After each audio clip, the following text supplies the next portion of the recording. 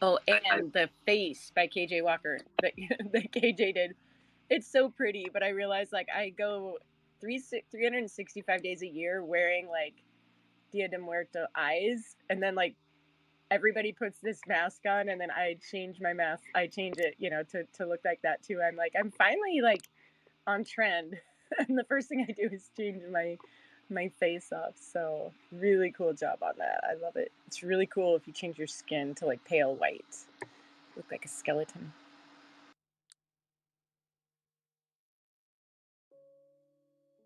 so I just popped back into your land, Canessa, and looks like we have a new user here. I'm confused. Oh no, they're confused. It's okay. We will we will help.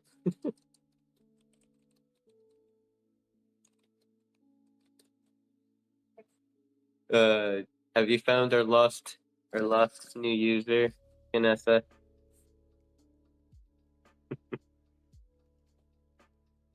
All right, what would be the best method here at this point to like not creep them out? Let's do some case study here. Um, Like, do we do we give them the approach of like, hey, are you on X? Come to our space. We're currently doing this space right now. let's go that route. Let's because otherwise we're gonna be like multitasking and slightly distracted and kind of giving them full attention, but it's pretty hard to do both. Yes, yes. When the deep, profound topics come about, you're right. You're right. You're right. I'm trying to see if the stream. Oh no, it's not. It's frozen here.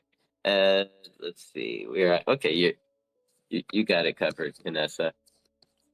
I'll do the I love. talking in world, or Mohadi's here. Maybe Mohadi can help. We're gonna be like It. the weird ladies at church. Like, would you like a casserole, honey? Would you like here? Bring cookies to Here, your house. uh, but but yeah, I mean, I love seeing new users coming in. It's definitely like refreshing, and I mean, I'm someone that like loves Decentraland because of I don't know, just the ability to be able to meet people just randomly popping into a platform and being like, I don't know what's happening. Yeah, yeah, that's a hard one. Let's see. We can answer quickly for you. Do you guys, when you're typing, is it easier for you to like say what you're typing, like out loud? I don't know. For me, it definitely is. Yes, I do that. I do the same exact thing. I'll be like in the CVD Discord chat, just typing out loud, and one exists is like, what? Ha, that's funny. Yeah. And good morning, Jim. Good morning, Toria. I see you. Um, and let's see. We're currently trying to make a new friend. We are we're currently studying the probabilities of friendship on the metaverse, and we will be presenting this data to the CBD Council of Treasury, Omega, because the word Omega is cool. And yeah,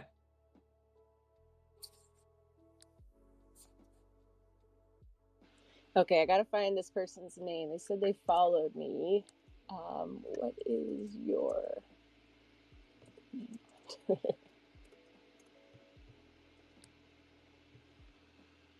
are we working here? Would this be considered work, Canessa? Like, I mean, this is my fun. I am. Yeah, I mean, I don't know. Sometimes it's like it I'm, I'm, is like if you're it's if, what if were you gonna if say? you're working, you have to be getting paid, I guess.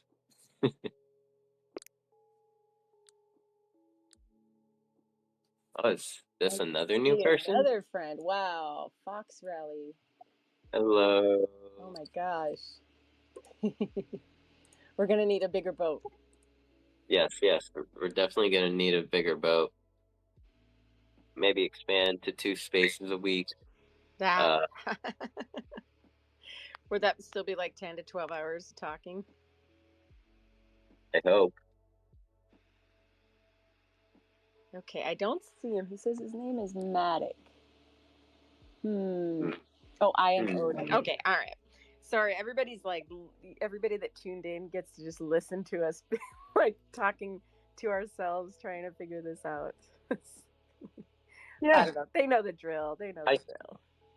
yeah, exactly. I feel like the title kind of like like kind of says it all. It's like, hey, we're trying to meet new people. Like, what's that?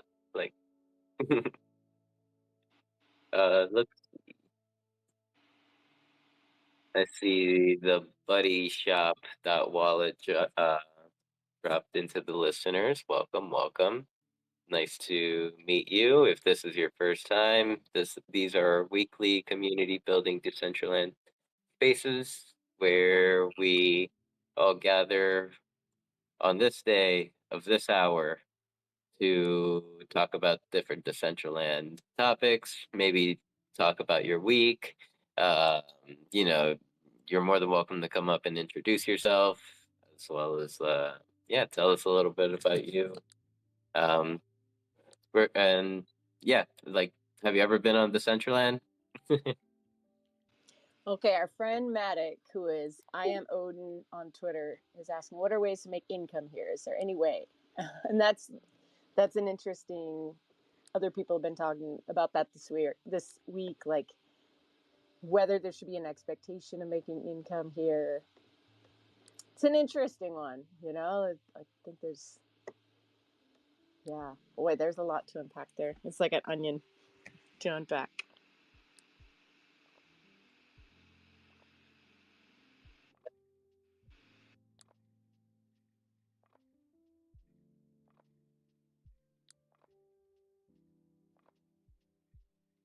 Ooh. Yeah. Definitely is like yeah, like back in the day, like you jump in to the Central End, you see someone new, and first question they ask is, "How do I make money?"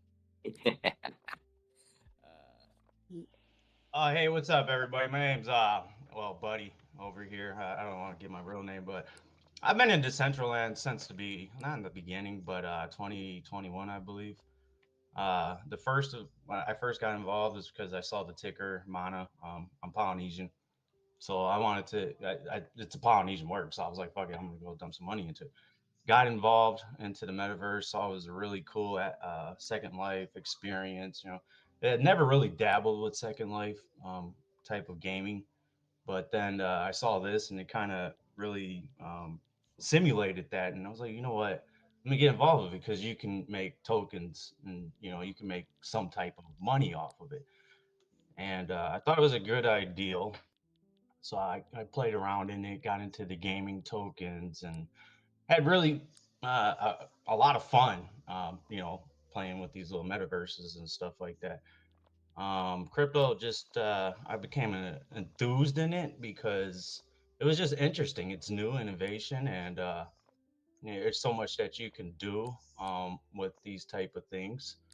And I just wanted to be a part of the community. That's all that is. Well, Listening to you you're. guys. Oh, go ahead. I was gonna say you're from Wisconsin, and that's like the best thing you can start off. You're starting off on the right foot, being from like the best place in the world. Yeah, it's the global hub of pretty much everything over here. It's like really cool, but then yeah, it's just I don't know, boring to me. So like getting involved into this shit right here, it's actually like you know better. I think, in my opinion, Yeah, it's giving me I'm an better expat ideas. from Is pretty much Wisconsin. what I'm saying. Yeah. Yeah, yeah. No, I'm living out west now, but I was born and raised in Wisconsin, so I just gotta like send out the love to Oh, a nice. fellow head. Yeah. But yeah, I'm just But yeah, listening to you guys. I'm not fucking farming you guys or anything because a lot of people think I'm here to farm them and shit like that. No, I just really analyze like stocks and stuff like that, and then I'll see something that might pop off, so I'll be like, "Fuck, let me throw some tokens in there so I can fucking make some money," and then maybe throw it into my protocol because I built a BOP token protocol that was supposed to be for e-waste and environmental type tokens. So basically, all I do, I'm a electronic repair center, and I just go around town picking up broken TVs and fixing them, or using recycling those items to pretty much use those funds and liquidate my company. That's all that is. Like, no, I'm not a farmer like the Chinese people. I got my own fucking money and all that other kind of good shit. So a lot of people think like, dude, who's this buddy dude? Not because I sit in your guys' realm. I've been doing this for since 2021, and I've never spoke to anybody about what I'm doing because I'm still learning. I'm still absorbing all this knowledge, and once I figure it out, once I feel it's 100% informative, then it's all go. That's so cool, and it's kind of like the space changes so much. Even if if we feel like, oh, we know the place, like with all the updates, there's more to see and more to discover. Like running around the map, there's like new builds or like old builds that have not been seen yet. So yeah, Yeah. I think that's a good way to do it and just see what you find. Well, I got involved with ice poker, and then when Atari was in there, I was playing when Dylan Francis had his little concert and stuff. It was cool. And I was hoping that you guys brought that stuff back, and but with our laws here, I don't think gambling and stuff allows us to do that. Or in our region, there's like limited things I can do on the metaverse with gambling and stuff like that, and sports betting. Yeah, for sure. And I think like Decentral Games, Yeah. they tried and I think they tried a lot of different ways, but ultimately, I think, maybe in part because of that, they have pivoted to their own, kind of like standalone version. So yeah, those were crazy days, the ice poker days and everything like that.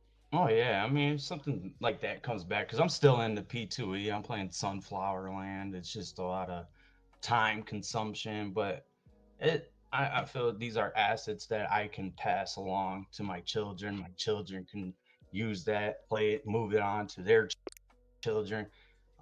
Is it generational wealth? No, it's just something that we built, and you can get some money off of it. That's all it is. You're just building, kind of like people who have avatars and what the fuck that game called, Dungeon and Dragons or some shit, and they sell their whole account.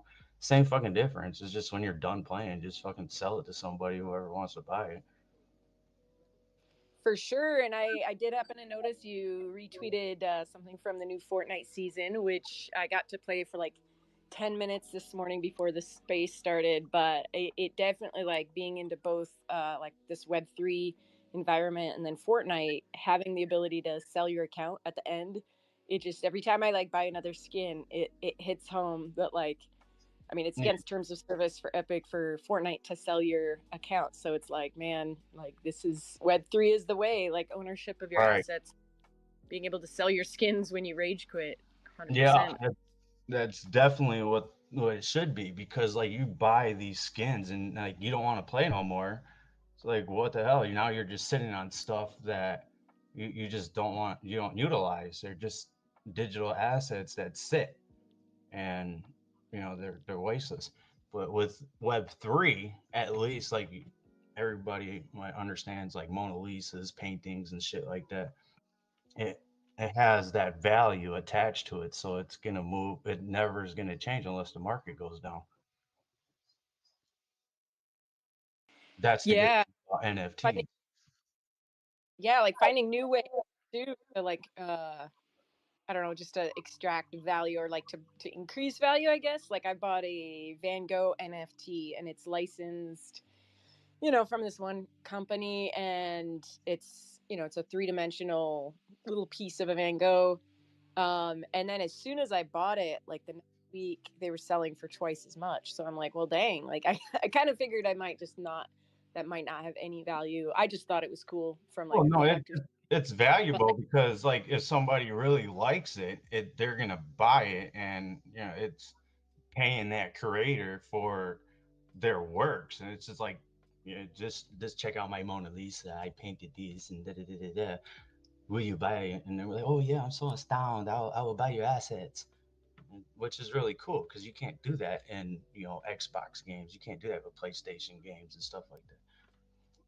So yeah, Web3 is the way. yeah, You know, that way people can get rewarded for gaming or for building content, whatever it is, building smart contracts and stuff like that. There's just so many innovations that it just not a lot of people understand at this point in time. It's just so early.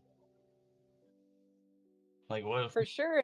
what if we The have to go person to space and live in spaceships? You know, how do we communicate with each other? So it's like you're building for that future. For sure. One of the ice poker wearables was supposed to be you could mint it. It was going to be minted from the space station. And it was really expensive and I don't think that they had enough people buy it. They never made it. Cuz Yeah. I asked them like a year ago. I was like, "Whatever happened to that?" And Sauce was like, I don't know." Like, but like that's some crazy stuff to think about somebody being in outer space minting on the blockchain Right. like a wearable.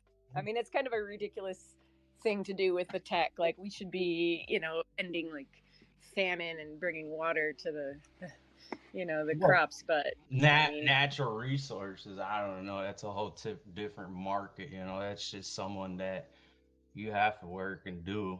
You know, it's just necessary.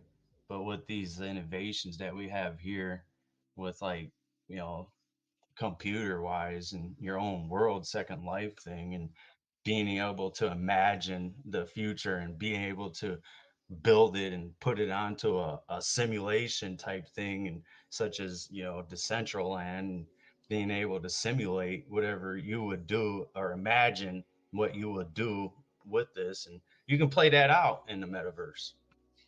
And maybe eventually in real life that dream, that ideal can become a tangible asset, and you know, a store or something, or be played out as a everyday life thing that started in a metaverse. yeah, totally. Or just even like, your own personal change. I know people that did not leave their house for a long time and then because of Decentraland got on a plane and flew to Buenos Aires, Argentina this year. So it's like you it is inspiring. I think it can be changing, life changing in different ways depending on, the person and where they are in life. So I think we The haven't yeah, people from we Argentina. don't know how this is all going to roll out and we don't know how it's all going to, where is it all going to where is it ending up? Like where is it all heading to? I don't know. I don't know. I'm just here for the ride. Right, right. Just same thing. I'll just sit back, listen to you guys. You know, just chill. Try to make some plays around here. Find a best crypto that's actually pumping right now.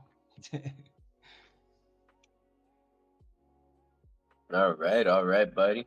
Well, thank you for coming up, introducing yourself. You know, you're always welcome to hang out and listen in space.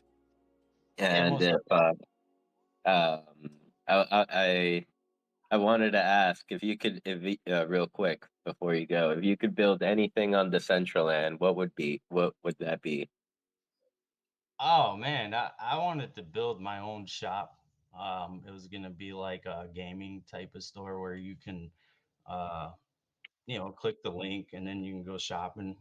If rather if it's GameStop, or rather if it's Toys R Us, rather if it's some other, but just being able to put that JPEG on the wall and click it, and it'll bring you directly to that page so that you can look for those items, and you know you can actually check out with whatever it is. I mean, for my company, I wanted to use my token to for services. So if somebody came to my shop, we're saying, hey, I need my TV fixed, my cell phone fixed, or whatever it is, electronic based, they can use this token to actually pay for that services. And also, like, let's say if I'm doing recycling, you know, a lot of people have to throw out their electronics to the curb. Well, the garbage man doesn't pick up these things. They'll actually fine you for leaving it out there, and they tell you, hey, call a responsible recycler to dismantle this or dispose of this item. For me, I kind of found this company a long time ago, like back in 2008. The guy, he had a TV repair center from the 60s, and he pretty much tapped out, and he was like, "You have it. This is yours now." And I was like, "Oh, cool." So I've been just working with the company, trying to build it and finding that niche that basically can flourish or prevail with the make this company prevail. Um, Other than that, it was just I based from an ideal, just building it from scratch.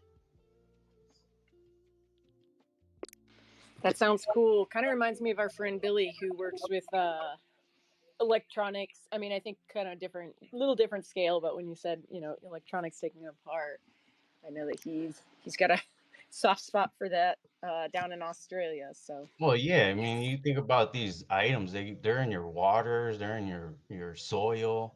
Over time, these things they corrode, and then they get into your dirt. You got to eat from that stuff. So you got a lithium ion battery that's just leaking inside the soil, and you're eating it. Then you're wondering why you got third fingers and eyes and shit, and you're like, dude, you just ate so much chemicals, you didn't even understand that. Another thing, it's like, dude, with our tractors and stuff, because I used to work at a plant called CNHI with tractors. We used to build fucking case tractors and shit like that. There's no way you can stop those axles from leaking. So you got oil and transmission fluid all in your dirt. And over hundreds of years of doing that, bro, that fucking soil's contaminated. You're eating fucking oil. It's like, dude, we gotta make a change, and not a lot of people are understanding that stuff and how we should. Um, it's very essential to pick up those wasteful items that contaminate our soils, and what the hell, Um, well, that gives us a lot to think about. Definitely, that well, I definitely just sounds great. yeah, I just took the initiative to just clean up. That's all that is. Is like, fuck it, I'll just do it myself because nobody else is. Kind of like going to school for aviation. It was like people, even though it's easy to fly a plane, it's like driving a car. So many people are freaking intimidated to jump in that plane and actually fly it because they don't want to die. Because 99.99% you're gonna die. The only thing that's keeping you up there is mathematic ingenuity. That's the only thing. Other than that, you're not supposed to be there. But For sure, for sure. So yeah, your dream build on Decentraland, if you could have one, a storefront, yeah, sort of like some sort of e-commerce store of your brand that where customers can shop directly from there. yeah, yeah. Well, it's just I gotta Perhaps. build it and stuff. I'm still in the making. A lot of it is because am I getting lazy? Yeah, I get lazy here and there. I'm like fuck this shit. But Mm-hmm. I definitely can Mm-hmm. build. I went to school for software development. I went to school for medical assistance. School for pilot training, macroeconomics. I've done it all, and it's like, all right, now it's time to build my business, and now it's time for me to do what I need to do.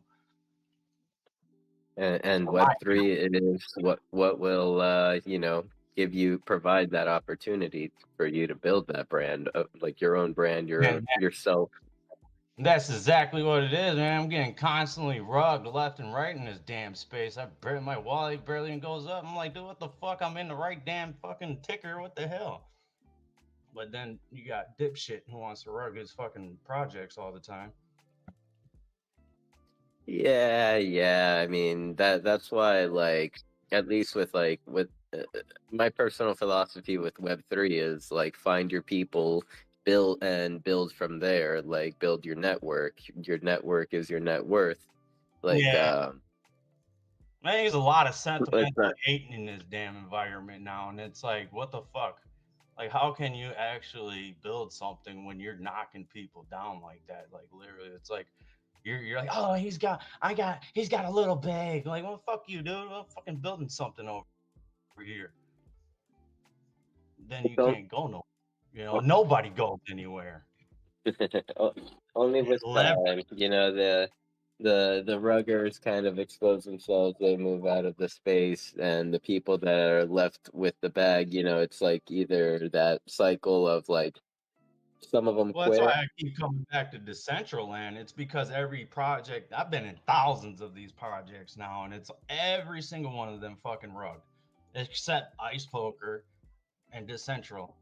That's what it is. Everybody's fucking rugged their project, fucked up the market. Now nobody can fucking do anything because of what's going on with this fucking hate shit and knocking people down. It's like, where the fuck is this gonna go? Seems nowhere.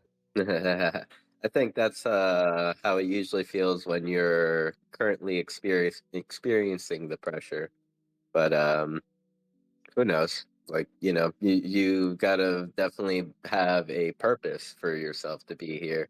You have to have a why. Like, why do you want to build your brand? What specific purpose is it for? Yeah. And then Yeah. you Well, you see JPEGs being pushed left and right. It's like, what the fuck is the utility base off of this? Like, what does it actually have to offer that's going to help people in the community thrive? Is it building jobs for anybody? Is it like this crypto stuff should not be used to push pictures only?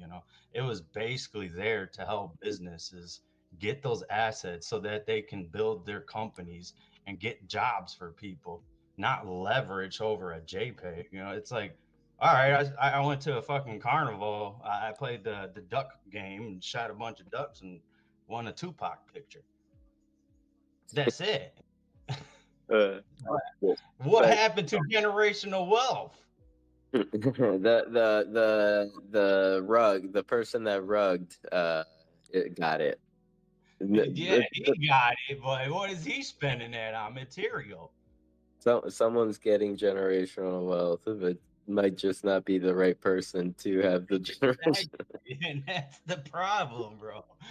When you get these fucking retards, dude, it's like, Uh, dude, you're insulting my fucking intelligence over here because now you got this fucking phenomenal JPEG that pretty much does nothing but fucking help you. yep. Well, buddy, it's been good, getting to know you, meeting you today. Thank you for coming up today, and but Oh yeah, for and sure.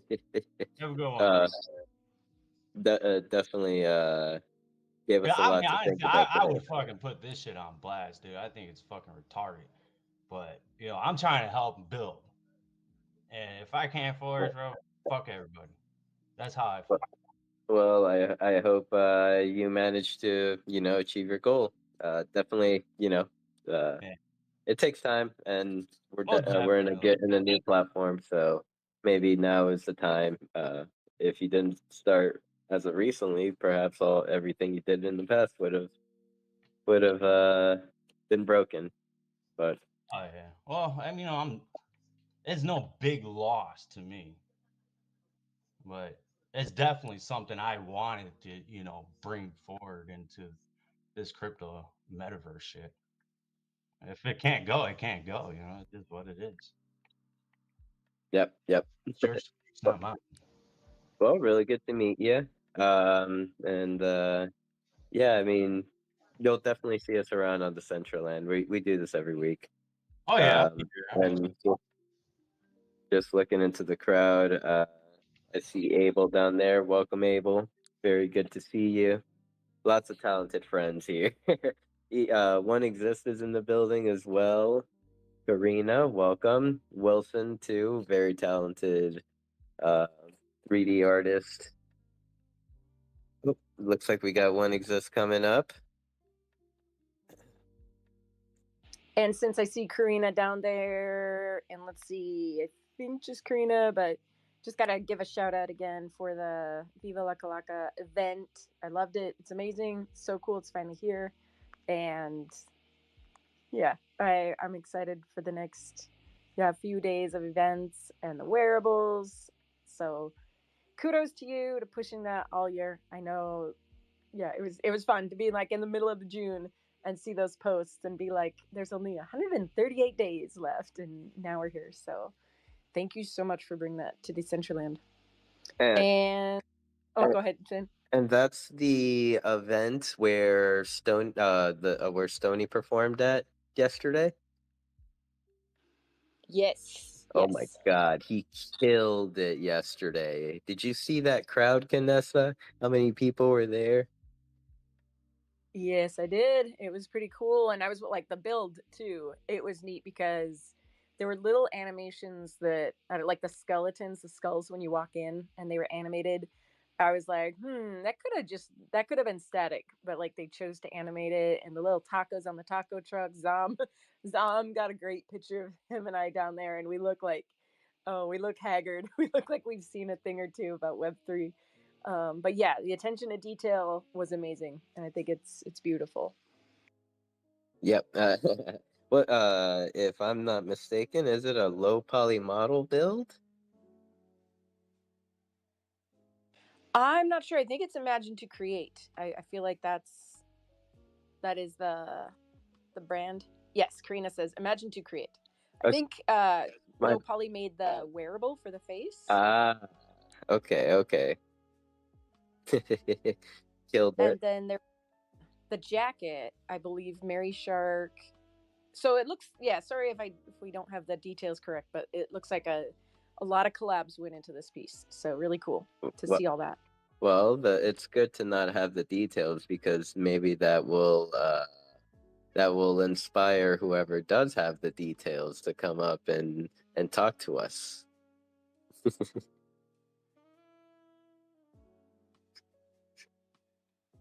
Yeah. Maybe. Until then, we've got One Exist. Do you have all the details? One exists. No, but I can tell you Stony killed it at the one I had in Hyperfy last week as well, along with Category 5. Tony. Yeah, that that dude's a legend. He kills it everywhere he goes. Last night was a huge, the biggest fucking night in Decentraland, I think, in a long time. We had uh, I don't know how to say La Calaca, uh, Camino al Mictlan, which is the one I was working with, and then the Beast Party as well. It was a busy freaking night. Yep, Rustan's party right Oh before shit! I either forgot that. about that. How could I do that? Like, Thank you, Sin. Again, congratulations, Rustan. oh my God, I was so happy. Like tears almost ran down my eyes when at like 4 p.m. my boss says, "All right, pack it up. We're all going home early today. It's Friday. Fuck it." And I'm like, I get to go to Rustan's party. Nice. I was expecting to miss it, or at least catch the very end of it.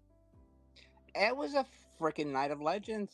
DJs, starting with Billy, Ability, then Stony, then we also had Steve Sai, Mr. Big Mhm. Mouth, Yoshiro Shiro Mar, DJ Tracks, and then over at the Beast with Make. So big, huge night. Had a Yep, lot of yep. fun. And in the middle of all of that, there was a live event in Fortnite, and I had to pick my kids up from school, and so I was like, "Dang it! Which one of these chips are gonna fall? At least my kids know their way home. They can walk." No, I'm kidding. I'm kidding. But I was driving kind of fast to get home for the Fortnite live event. So that's what we strive for. It's so many events at once that we're like, I can't make it. We're double booked. And instead of being like upset that like, hey, everybody's having a party, it's like, dang, everybody's having a party. Like that's bullish as hell. Exactly. Did I lose the last half of Canessa? I said it's bullish as hell. When exists? Oh, Can you hear Canessa? Did you not hear her say it's bullish as hell? No. Oh. Oh no. Okay, Okay, I'll okay. drop. Now I hear. I think now I hear you. Oh, Okay, say Sally sells seashells by the seashore. the eagle has left the nest. I repeat, the eagle has left the nest. Good enough. Okay. So here's one thing about the Fortnite live event, you guys. Freaking live events, that's where it's at. Man, I was in the metaverse, in the Fortnite metaverse, watching Snoop Dogg on a screen perform in New York City live. In like I could toggle back and forth and like see him like I would if I was in New York City. But I was at Rusty Reels, if anybody knows Fortnite, and watching it in the game. It was like we need that in Decentraland. We need live events like crazy. You can only see it once. Live events, they're so freaking powerful. I keep saying it, but man, if anybody hasn't experienced that, yeah, it's worth going and checking it out. I'll protect you with my chainsaw. What's funnest is when it's a live event and you interact with those of you in the metaverse like we did out here when Buffalo came to town. That was freaking amazing. Yeah, I mean, if we had more IRL events or like venues, I mean, I know there's people making bars that are Web3 based. Like it would be so cool if we found different ways to do that. Like have a button in world where you push a button and it like pours a shot, and then whoever's closest to it gets the shot in the real world. Like I would I would spend some Polygon to buy a stranger a shot in New York City, and you could have a message, a custom message. Like, what if you were getting free shots in New York City and they were like, come to Decentraland? You'd be like, fuck yeah, I'm going to check out Decentraland. What is this craziness? Maybe. Well, you know who to mention that to, don't you? I know. That's what I'm saying. All I mean, right. he's building, and so he builds. Have you seen the pictures Cowboy Tom's been posting of the bar? Yeah. I mean, it looks good. Freaking starry sky ceiling. Yeah. I figure, probably any kind of like new restaurant business is a little cutthroat, but maybe being in New York, maybe it's a little extra cutthroat. So I'm like, that, get your feet get your feet on the ground first, then start doing the crazy shit. But I don't know. That sounds like a daunting feat. So hopefully it sticks and we'll hear more from him. It'd be cool to have a bus, like does anybody have a bus they can donate to Decentraland, and like we can draw Decentraland on the side and just do a road trip.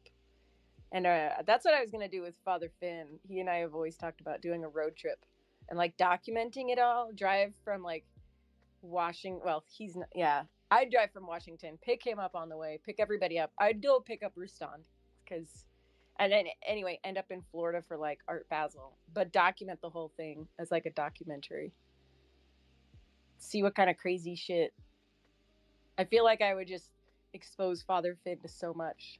Like I could take to a strip club and be like, okay, this is how it's done. Forget the bus. Go glamping. The proper technique of flinging these $1 bills is it's all in the wrist. Got to make it snap once it hits her. Oh no. I would drop my purse on the ground and I'd coach him. I'd drop my purse and have him pick it up in front of a beautiful lady and say, "Oh, I'm sorry, ma'am. Is this yours?" And I'd say, "Well, yes, thank you. You're honest. Wow." And then the person would be like, "Whoa, that guy." Real quick, Okay. if I can, I need to shout out Abel, who just popped in. He was one of the DJs at the Camino Al Mictlan event last night. Fantastic. Yes. I'm really happy to see Abel performing in Decentraland. Nice Abel. Good shit. Really happy to see you here today. And yeah, I was I was like, oh, I was at work all ready to go to like throw on your Twitter space yesterday, and then yeah, I saw that you took a break, and I was like, dang it. But Abel is one of the two hosts of the NFT Record Shop. They host a Twitter space every Friday at 2 p.m. Eastern. And yeah, you should check them out. They're Abel is actually like a music guru, and yeah, Nate is very very talented as well as knowledgeable. So they make a very good team over there. Uh, and yeah, Abel, if you're around, you're more than welcome to come up and chat with us. If not, uh, we love you. And I got to shout out my new favorite coffee brand is in the audience too. Degen's Coffee. If you look up here at the top, they just made a Kid Called Beast flavored coffee made with real beasts, and I'm drinking it this morning, and I love it. So support the beast, support the coffee. I also got a different flavor.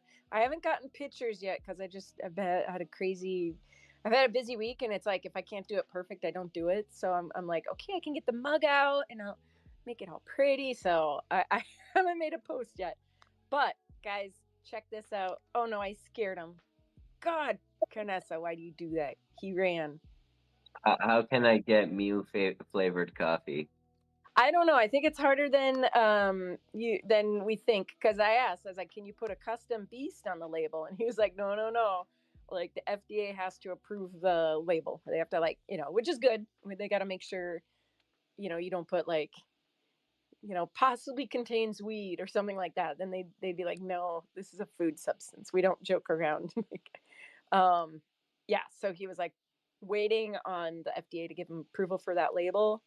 And yeah, like in your Fidgetal collection, some coffee, like so cool. I love it. It goes well with Roots chocolate So and in other old words, guy barbecue sauce.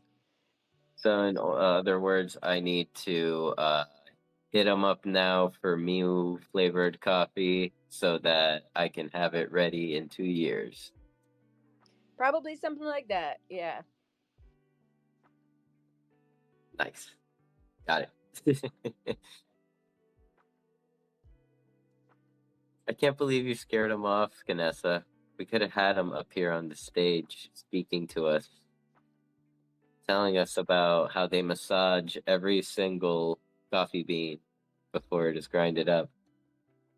I know, and you could have had him on Beyond the NFT, and we could have done a deep dive. But I think maybe he'll be back. So Who was the what's person that? in DCL? Who was the person in DCL that made the baked goods?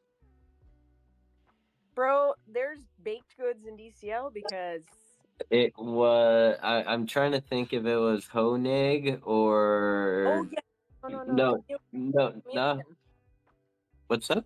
chameleon. Chameleon. Yes, yes. Yeah, chameleon left to be a pastry chef in Austria, and I haven't seen them since, except for a few delicious posts. Oh my God, those posts look amazing. But I mean, definitely, someone that's like striving to follow their dreams. Like they're obviously very passionate about it, about like, their pastries and the art that it comes with it. Uh, because yeah, those pictures. Wow.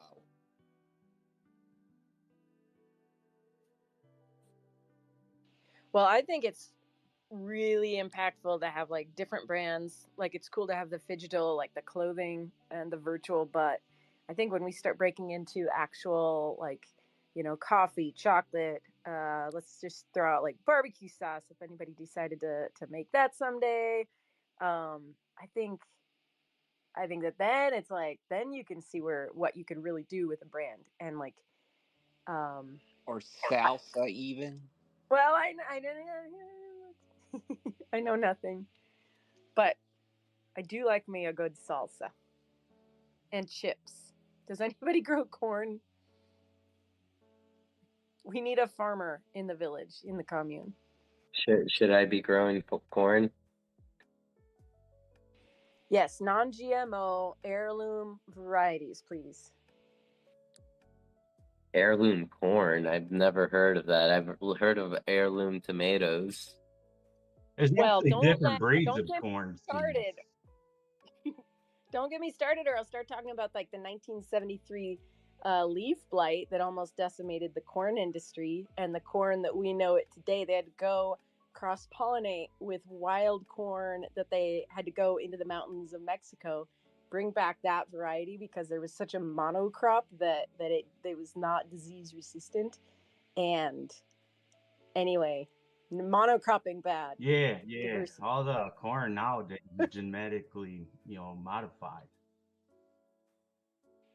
Yep, it is, and it's air pollinated. So, like, there's a lawsuit of Monsanto suing a farmer in Canada Aaron because Brockovich. Okay. because No. the pollen spread through the air Yeah. like 100 miles, got into his corn. So when they tested the genetics of it, it had like Monsanto genes in it, which was a patented gene, and so they sued him and took away his corn. So there's some So here, where I stay in Wisconsin, they're around Bill Gates' Microsoft land that he just recently purchased. They grow genetically modified corn that you cannot consume. A lot of that pollen gets into the air, then gets into the local farmer's corn.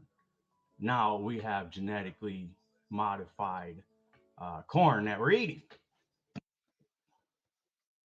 Yep, it's crazy. Corn, it's different than the others. I used to like try to pollinate like with squash. I was like trying to make a new variety of squash, but corn is like a wild beast. So anyway, Sin, did that answer your question? I don't even remember what the question was. Corn you. I learned so much about corn in the last like 5 minutes than like any teacher throughout all of my schooling has ever talked about corn. And I have to say that I'm appalled by these macentos and the cross pollinations of the corns. So, like, what's genetically modified corn look like? Does it have like two heads coming out? Like regular corn. No, it's the same. It's the same. It just, the only difference is it looks too good to be true, kind of like the banana. Bananas are supposed to have seeds, but with the genetic modified bananas we have now, there's little tiny seeds in the banana.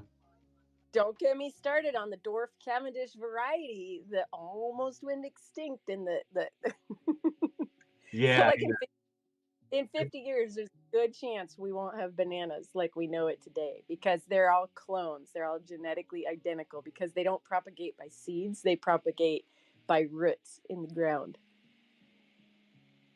What?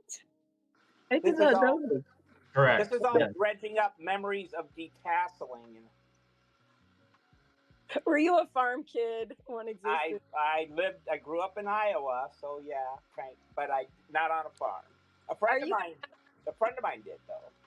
Oh, my whole family grew up on farms. We picked cabbage. My dad used to pick cabbage at 10 cents a fucking basket in the 50s.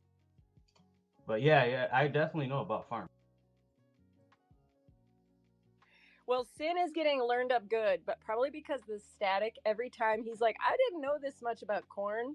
It probably sounds like he's saying porn. So he's like, what? I've learned so much today about the porn industry.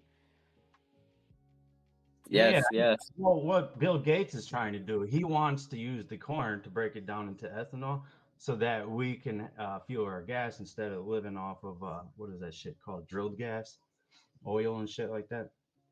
Yeah, I remember back in 2016 investing in a company that made ethanol out of cow shit and corn. Yeah. I mean, at least during that period of like a total of 3 weeks, that stock was like blowing the fuck up. Yeah. Yeah, that's because I made lots of money. That shit. But yeah, you're gonna lose a lot of money because it's not gonna work. It's not as powerful as drilled oil. The only thing powerful enough to do that is actually cannabis. It has so much ethanol, rich in ethanol, that it could power the whole world. Like 99.99% ethanol in fucking marijuana. Yeah. But with I government, knew. it cannot be regulated.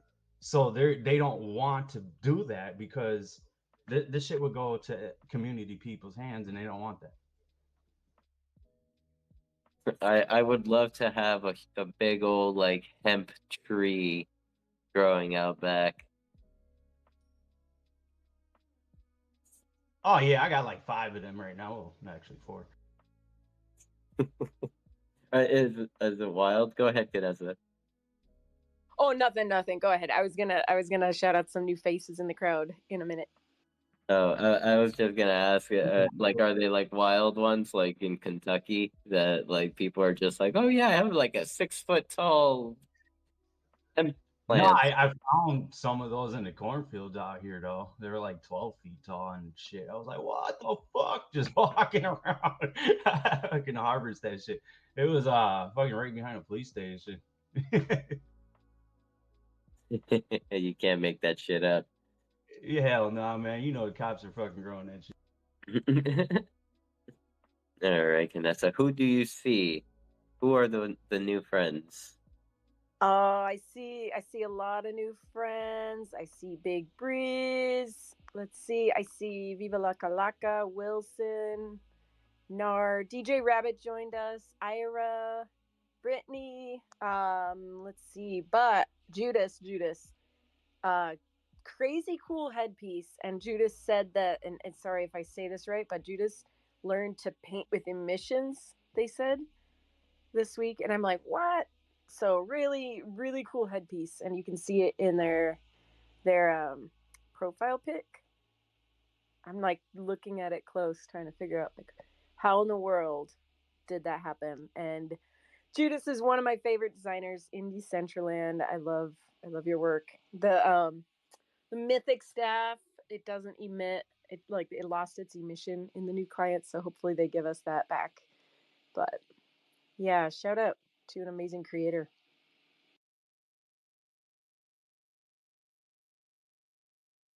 Yep. Big thanks to everyone here. Ira, you are a savage. But let's see. So yesterday was crazy. There on Thursday there was what was it? Henny Ween. Henny Ween was fun. Um, yeah, actually, I feel like this past week, like I've gotten home from work and there's been like something happening every day. Uh, but, yeah, so I feel like we're growing. We're people are coming back, or these are just very exciting times in the year. Yeah, I mean, I think a little bit of both. It's cool to see some old friends come back. It's cool to see what new friend or like what old friends are building. Really cool builds. Oney, I love what you got. It looks so good. Can't wait to show it off to the world. Let's see. There's That's all thanks to Old Guy, by the way. Well, Old Guy is pretty damn awesome. I think we should have holidays in Decentraland, and not like with the regular calendar year, because we need a few appreciation days. We need an Old Guy appreciation day. We need a Jim appreciation day, and maybe a Gary appreciation day. But we got to find Gary first. I think he finally got that apartment, and the lock got frozen, so I think he's trying to get out. But Old Guy is it's pretty amazing.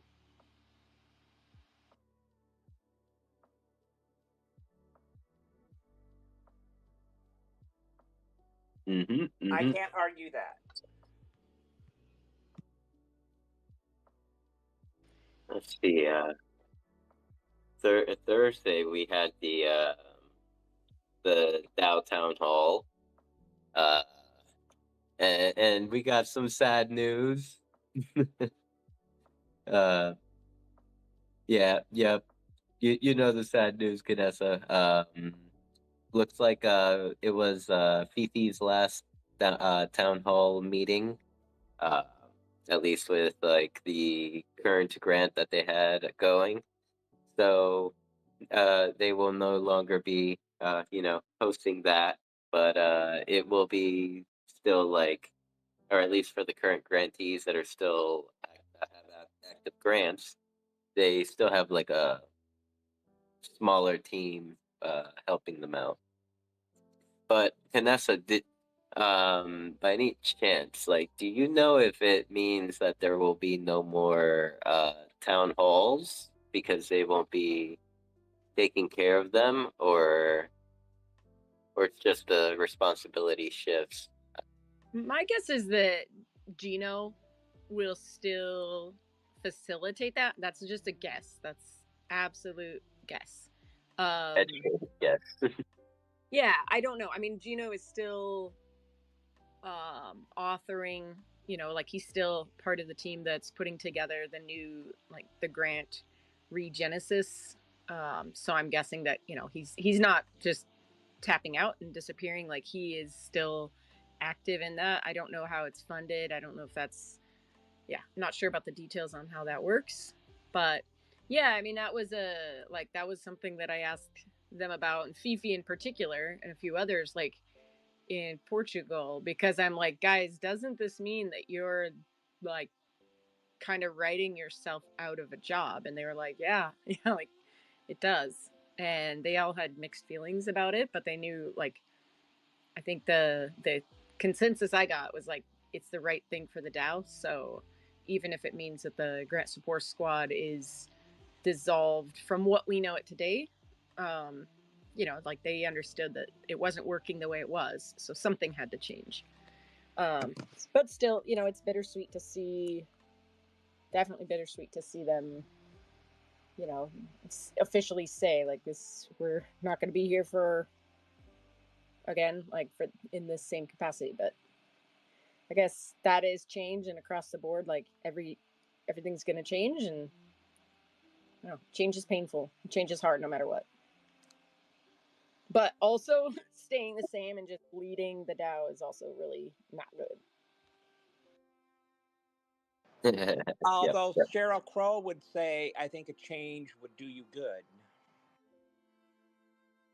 Well, I mean, anybody active in the DAO, for the past few years, like it was it's bad, like it was not working. I mean, I've just seen too many people leave Decentraland, not just leave the DAO, but like leave Decentraland because of what happens in the DAO. And so how many people are we willing to let like off board before we take a look at it and be like, okay, what's happening? Like, why is this happening?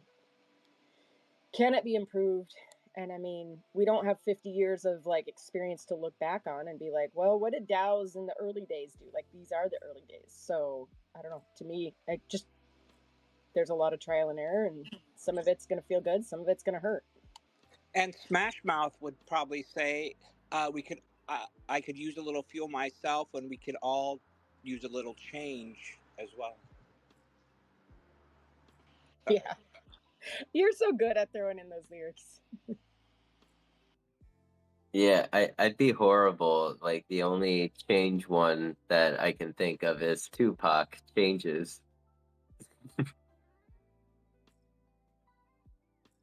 No, am I the only degenerate here listening to No, but West I Coast think of rap another. music? I think 90s. of another song that goes cha cha cha cha changes, and I can't think of who does that one though. I can think of one, Chain of Fools. That one works too. Chain, chain, chain, chain of fools. For the DAO. Oh my God, we digressed. uh, let's see. Oh, we have Toxic Waifu. Toxic Waifu had an event on Tuesday. You know, the loved Toxic TikTok Tuesdays. Oh my God, I love it. There's so many T's. um And yeah, good to see you, Toxic. Hope you're doing good today. Um, what has been your favorite event this week, Kanessa? Oh, I mean, I like the cove that Rustan has. Like, it was a build that he and I kind of collaborated with a long time ago. Like, he built the area in the sky with the steampunk gears for me, and then he built his idea down below, and then he deployed it to my land. And so that seeing that back in world and like seeing people at it is like amazingly nostalgic. I think seeing old friends come back and like getting active again, that like less of the venue experience and more of like just seeing old friends, and that that's the secret sauce. Um, but I don't know. I think the Viva La Calaca like venue was amazing. I really liked it. A lot of moving stuff, flashing lights. I hope that those are the kind of things we're going to see more of, in the future. I think that's what we need more of, like way more of. We need so much, but like those kind of builds, moving, beautiful. Um, SDK 7, so they work. Putting this little SOS in a bottle and throwing it out to the sea, and hope that somebody comes and builds those. I mean, let's see. I guess like my building question to you, from last week's hardships to this week's building hardships, have there been any improvements? Yeah, totally. Like, I should give a shout out to Lean and the protocol squad who have helped me. Like, I was pretty frustrated last week, and I was like I was camping out in the help threads and the alpha chat of like, okay, I'm not mad and like gonna leave because I'm not getting my build made. I'm gonna like sit here and like figure this out. And Lean was amazing. Like, I sent him my file. He checked it out. He was like, "This is what I see. I don't think this is it." And like, we went back and forth, and then it was working. Honestly, like what it was. So if anybody's having problems with their build, it was the boundary boxes going out of bounds. So I would make a perfect build in Blender, like it was all within the guidelines, like in the parameters of the scene size. And then I would put it in the editor tool, and suddenly it would tell me I was out of bounds, and I'm like, no, I'm not. Like, I went back and forth, measured it like probably 1,000 times, make sure that it wasn't like it was not out of bounds. um and then finally he's like, I published it and it worked, and I realized like I am such a rule follower. Like, when I got to that error message, it's like, oh no, it's not working. I didn't think I should just publish it anyway and see what happens. So as soon as I published it, it just worked. It worked all along. You just have to ignore that warning, just keep going. So I'm like, shit, like 2 weeks of fucking around, like hours and hours and hours of editing. I went back, I rebuilt from scratch, like my entire build piece by piece to try to find like what parts were giving it this message. And yeah, I could have just, deployed it, and I could be mad about it, or I could just be like, okay, done, next. Like, and so Lean was awesome. And then there was something else with the builder tool that um, you can kind of ignore. Oh, I gotta think, what was it? Oh, there's something. Okay, so if you're using the SDK builder, not the fancy, I'm not a coder, so just like the new, like the SD, not the Creators Hub, but just SDK 7 builder. If you put your scene in and you don't see anything, go out and come back in, or like wait. And so what I realized is I have to wait longer, and then I have to just publish and do shit anyway that looks like it's not going to work. Because then once you get to your land, it's not there, and it was really frustrating because I'm used to immediate results in the old builder. It just immediately would show up. So now if I wait 5 minutes, it's there. I mean, I could, yeah, I mean, that is, as long as I know there's a fix and I just run around for 5 minutes and then check it out, like, totally works. And it's beautiful. So yeah, trying to figure it out. one piece at a time. But I am making progress, so that's good. You got this. I believe in you. Yeah, they probably don't like me in the alpha channel because yesterday I posted every freaking little. I was annoyed as hell. Sorry, every little thing that went wrong yesterday. I mean, every little thing. I was terrible. But you know, I saw you posting. No, that's great.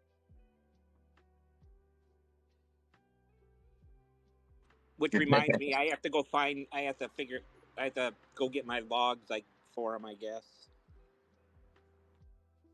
Have you gotten your screen to work yet?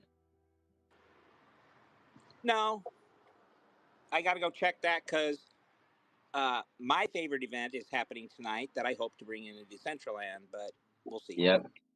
I guess maybe one way to test would be if you just jumped over to your land right now and saw if the stream, this stream was on it, because I'm live right now. It probably would, but I'm outside at the moment, and you can't see streams on mobile, which I attended some of the events yesterday, a little bit on mobile. Oh, nice. You're using the mobile client. How was it? Were you all alone? No, actually, I did it at the Camino Al Mictlan one over on Mr. Dingia's. There was Hugh Powell was there on the old client, along with some other people as well. So there were people there that some of these possibly that you might not have known were there, but they were not alone. So that's cool. Oh, that is very cool. I'm like over here thinking I should start logging into both clients whenever I'm partying. I want to hang out with you. You could. And you know what I'm reminded of is like Thanos when he's like run from it. It will catch you. I am inevitable. And I'm like, dang, Thanos, you're kind of like Client too. So then I can imagine a meme with like Thanos and it's like Client 2.0, run from it. But it will find you. My favorite parts of the event was Billy T Coin trying to say the name I had. How do you Oh, pronounce it? I bet it sounded extra good in Aussie. I knew you were gonna ask that. Fuck. I say Mixoplick. Mixoplick. And what And is that exactly? Mr. Mixoplick is a fifth dimensional character who likes to torment Superman. With his, in the fifth dimension, physics have no law. And he brings that power with him and does all kinds of crazy crap. And he's just in it to have some fun and entertainment.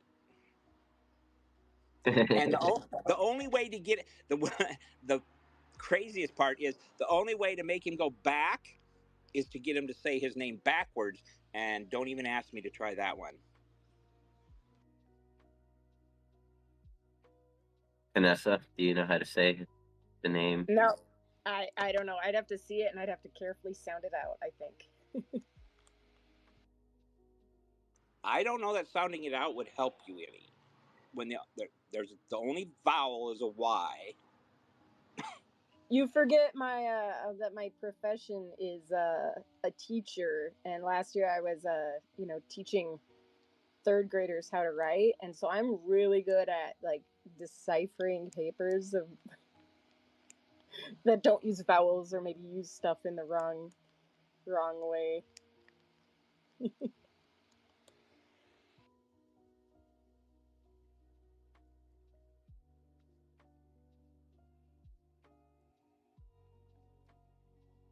Let's see. Ooh, I see a Vipe TFP down there. Shamanigo. Welcome. Good to see you here. Thank you for popping into the space. Yeah, we're I did see you on the Decentraland, and yeah, very sorry that the screen was not working over there, but as we go along, we will figure it out. I see Tom from MySpace over there trying to be slick with his fake mustache. We know it's you, Tom from MySpace. We know it's you. Welcome, DJ Rabbit. Very He nice was to my see first you. friend. Wait, He who was was your first friend Tom. from Tom MySpace? from MySpace. Yeah, I was like, who is this Tom? Like, I don't have a friend. This creep wants to be. No, I didn't think he was a creep. I was just like, who is this that wants to be my friend? Tom. Like, I'm gonna fall for that. But When I was on MySpace, I was like maybe 13 years old. Or maybe no, I think maybe 12, yeah, 13, and I would message Tom. He never wrote me back though. it's all a lie. Yeah, was Tom ever even real? When they sold MySpace, who'd it go to? Hey, wait a second. Why does that Tom have the same hat as you do? Then they must have come across the same entity that I did long ago before Are I. you the Tom? Are you the Tom?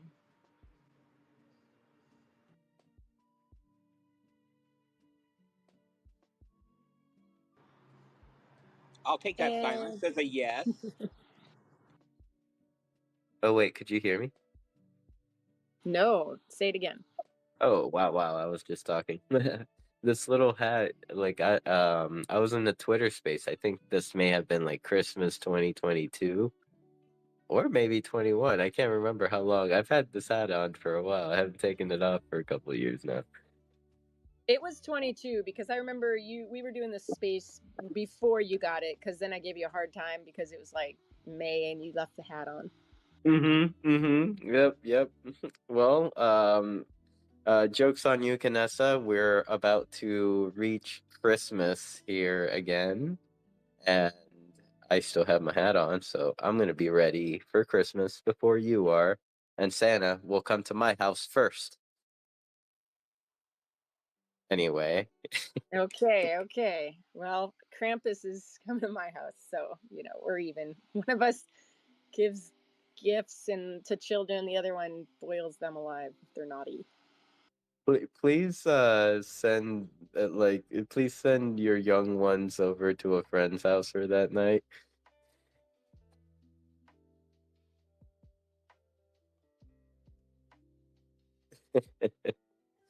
uh, but But yeah, it was just like a Twitter account. Silly. I can't remember her name, but I will definitely know her PFP if I looked in my followers. But they I don't know, they just gifted me this image, and I'm like, I will keep this forever. I put it as my PFP for Christmas, and then eventually I forgot to take it off. And also, I don't want to lose my check mark for like 3 days. I want to actually be like seen as cool on the Twitterverse. So yeah, that's another reason why I haven't changed my PFP.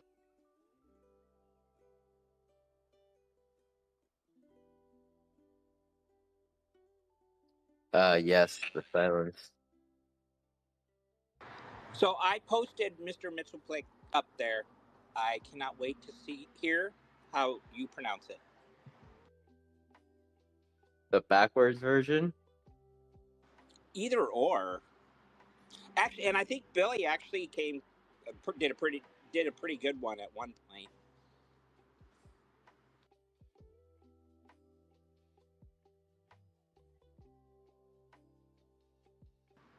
And then also, since he's not doing it and probably won't till their name is called, um, the Decentraland Trust Dharma Karma kicked in Oh the other shit! Am I night. rich? I I don't know, but you can now gift to others.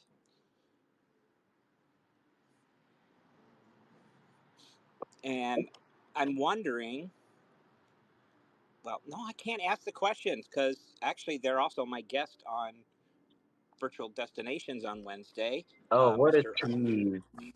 Mr. Unknower. Yes. What a tease! You had to tease us. You better save it though, because it's nice when you don't cross paths or like don't cross the neurons with like, did I talk about that already? Did we talk about that last week? Keep the juice. Keep the alpha.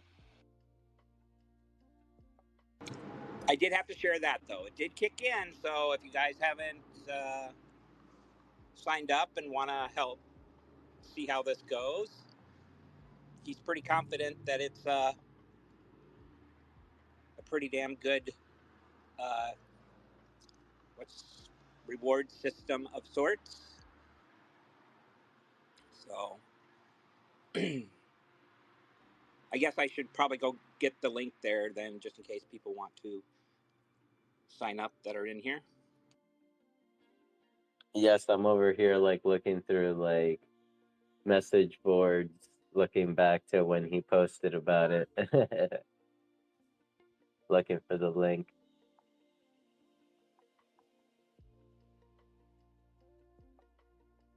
So, Canessa, how is your Tetris life going? Breaking any records lately? What's that?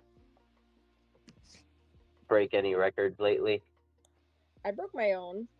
I got a little higher. What is the top score now? Let's see. It was 77,000. Now I think it's 140,000. Holy crap! What is second? Second is 70,000. So I'm like twice as high as the second person. Oh, I think it was like, old guy. I think it was old guy who told me there was like 1,000 people that were viewing the game thing Decentraland had the other day. Yeah, I think so. On Twitter, I just don't know how many are super active. I don't know if it's like. I always wonder how that number's so high. I guess. I may be able to speak on that. So Twitter, it's a little misleading, but like when someone is live on Twitter and you see like the number right next to them that says like 300, 400, whatever it may be, high ass number. And then it like when you click on it, it says viewership.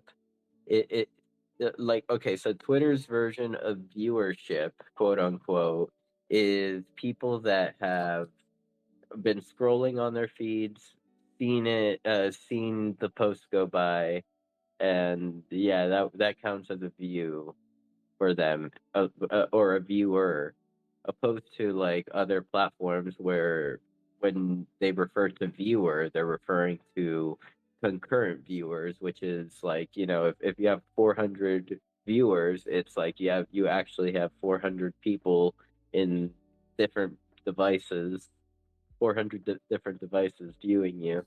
So it might not be willing viewers. It's more like collecting views and labeling it as viewers. So yeah,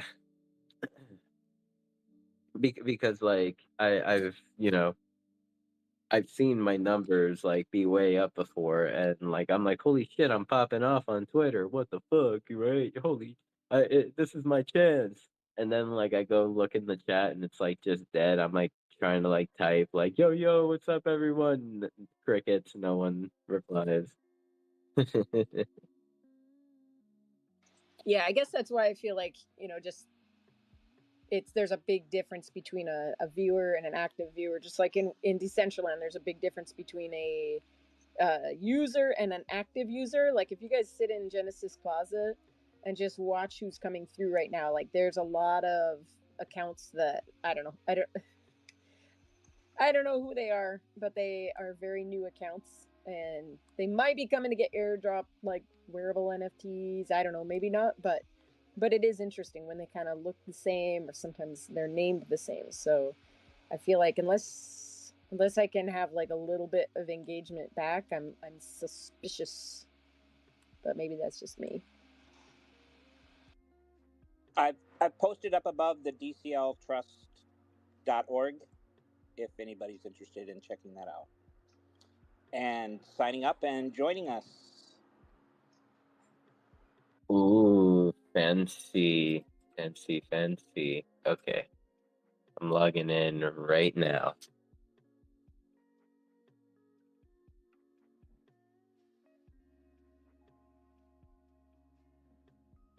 Just to see how much karma and dharma. And do you want to maybe explain it a little bit, Wani? Like, for people that have never heard of it, it might be good just to know, like, what is it that we're talking about? I'll give you a small one, but if you really, really want to know, you have to come Wednesday night.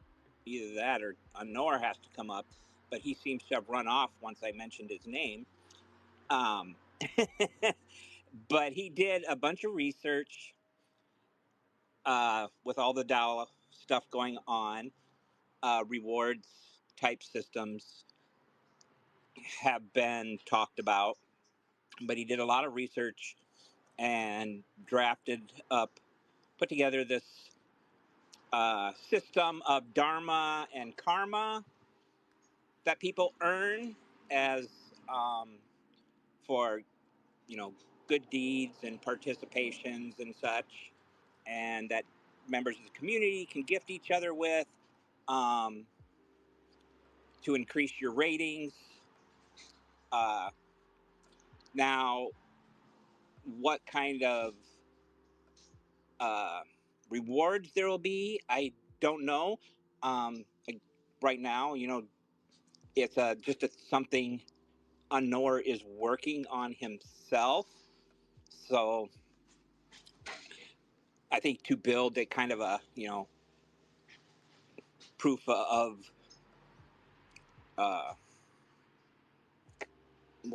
what's the word? Proof of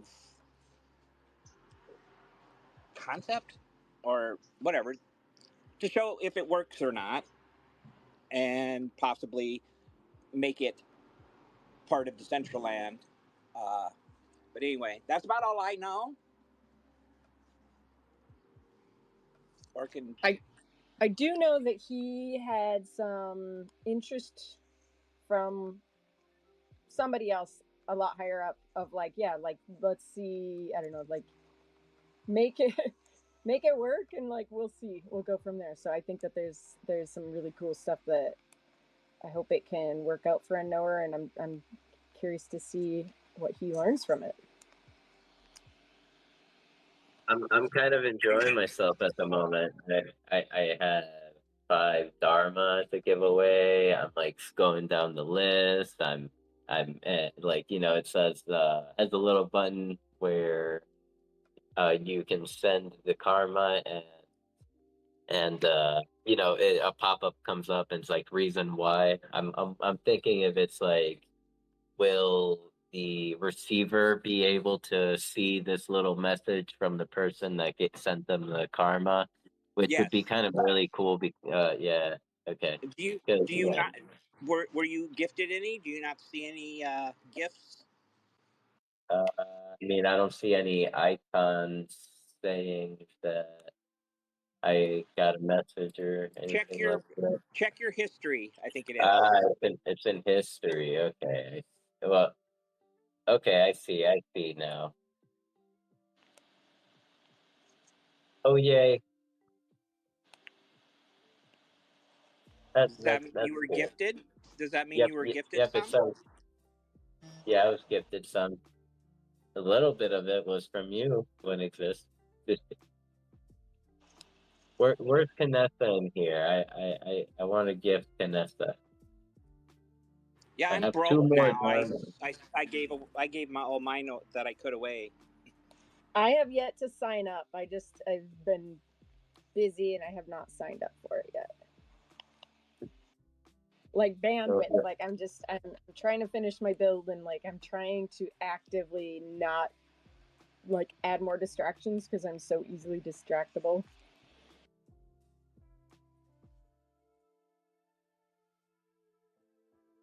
yeah. I mean, I totally get it. And let's see. Oh my bad. A little while back, Make came up here to the stage. Hello, Make. Good morning. How are you today? Good morning. It was so fun to dance with you and Kanessa last night. Let's go. That was really enjoyable. What a You week need in Decentraland, you need a family. handicap ramp. I need a handicap wrap. Yeah, well, my stairs in this current version of the build, I got two pairs of stairs, and one pair of stairs doesn't want to work nicely with me. I've tried everything to make it really comfortable to get up, but it's just an unhappy set of stairs. I don't know. It's all progress, right? What a friggin' week in Decentraland. I think that was probably one of the busiest weeks I've seen with different things going on. It's as far like for a long time, and it was pretty incredible. Some brilliant events going down, really incredible builds, old friends, new friends. It was really special.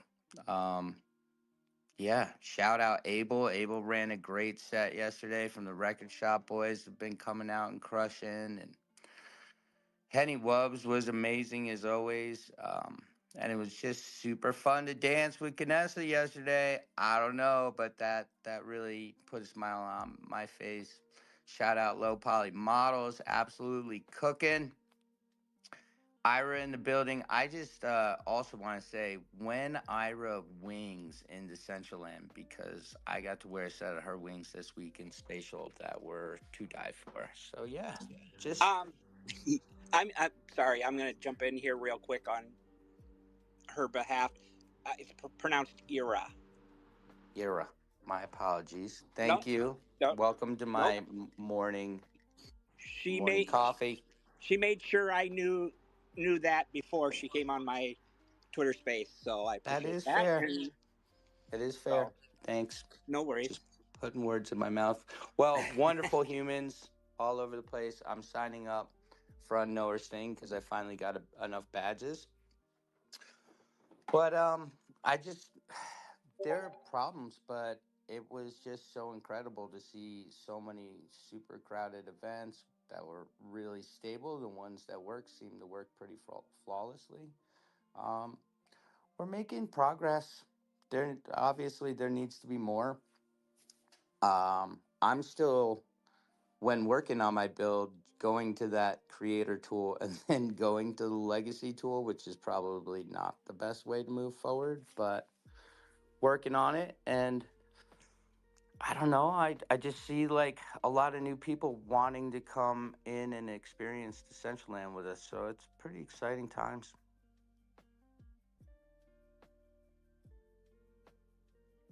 I was also going to touch on what Mew was saying about Twitter. You know, there's still like two views for it. There's like views when you pass through it on your timeline, and then like people who clicked on it. And I think the viewers are like people who clicked on Twitter, but it really does make a difference. Shout out Songs. Welcome to the fam. Yeah, we're moving. I think there still needs to be like groups within groups who are helping each other move forward so they can move.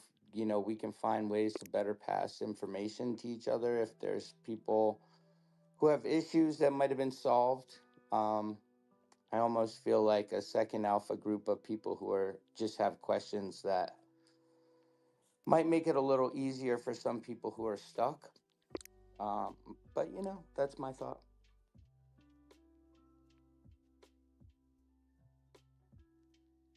I think just, don't be afraid to bug them Like, I kind of hate asking for help, but I realize, like, if I don't ask Foundation for help, like, I'm going to be stuck asking my friends for help. And while I appreciate the time that they take, I just don't want to be that friend that's always like, Rustan, hi, can you help me? Did I rug like, or is no one talking? Like, Rustan's awesome, but I don't want to overdo it. Like, and like, I just want to respect. Like, I just want to be his friend. I don't want him to be my personal help desk. That is why the help channels are there. And if, yeah, so I don't know. I'm just like, I'm gonna make that place my home. And they've been very very patient with me because I've been very very candid with them in private, that, like, with some of my frustrations. I must have rugged. Oh no, I can hear you. I just wasn't done talking. Yeah, but he can't hear you, evidently. Yeah, Oh no, he can't hear you. okay. I can hear One Existence just fine, so I guess I'll. Yeah, I'll step Canessa was down. talking, so. I was saying stuff about Jared. Let's make up a bunch of stuff. What was I saying? What can we say I was saying? I don't know. He's definitely not the Tetris king. That's what we got. Love me my Tetris. Yeah, Jared, do you even Tetris?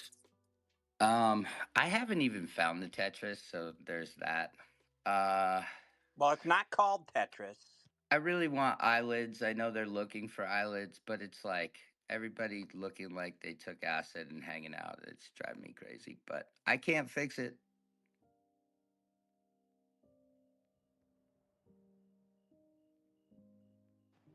How about the $100,000 raining at your party last night? Wait, what happened? Yeah, we need 100 grand in Twix. Oh, no, but Twix was there. Twix Cashew hanging out. You know, there was a lot going on last night, but the fam came. We had a wonderful group of fam that just come in from other places to come hang with us. It was a real W. And we have people on Twitch for the first time ever, which was so exciting.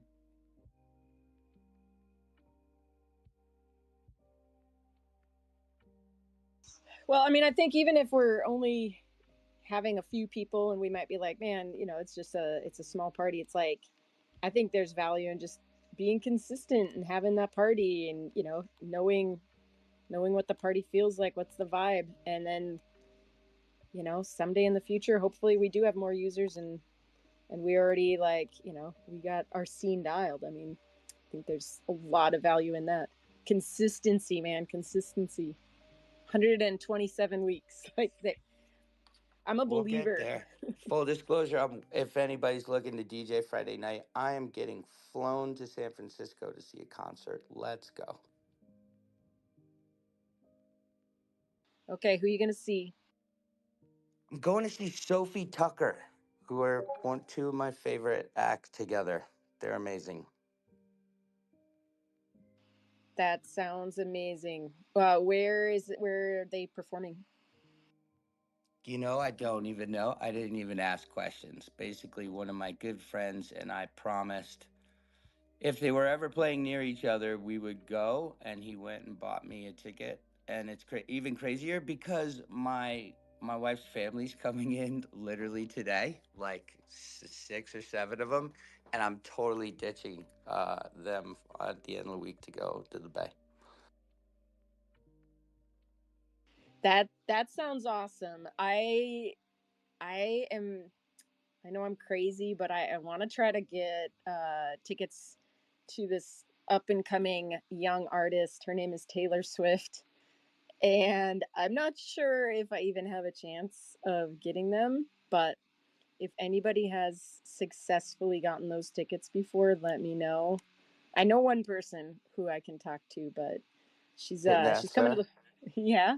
you got to take my daughter then, because she's ready to. I mean, my daughter is full on Swifty. Oh yeah. Yeah, I Um, mean, I'm not going by myself. Let's just be clear. I'm we're not out of the woods Yeah, yet. you're gonna take my daughter with you. This is gonna go great. We're working on Irish, whatever. I'm doing great with names today. I'm having a day. Anyway, yeah, I'm escaping my family and we're gonna party. That sounds fun. Are you going to meet up with DCL fam, or maybe it's too confidential to say? I don't know how it's all going to shake out. I think it's all going to be kind of tight. The wraparound's pretty quick. I was supposed to play 2 rounds of golf too with 2 of my best friends, but we didn't realize my wife also has to go to the Bay, so we are going to do sliding doors on Monday to pick up kids.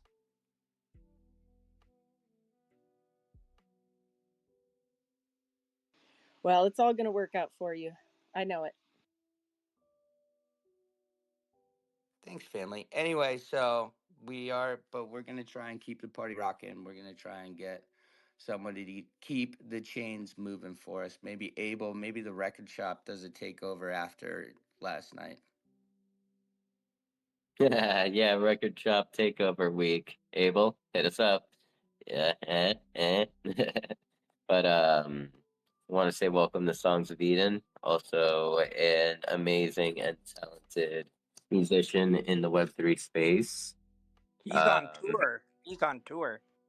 What? My dog is on tour. Let's go. Well, thank you for popping in from from being on tour and stuff. Welcome, Madamus. I just sent you I just finished sending you some karma. Yeah, you're cool. You get karma. Uh, KJ got karma. I I got Rustan got karma. KJ must have just signed up because I didn't see them on there when I was doling mine out. Tisk I think tisk. they should give their dharma to KJ, right? I might give KJ my children. And She Rustan. deserves to have whatever she wants. This is true. They are potty trained. I didn't get to give everybody I wanted to because I ran out. So I'm karma broke. Yeah, when's the re-up?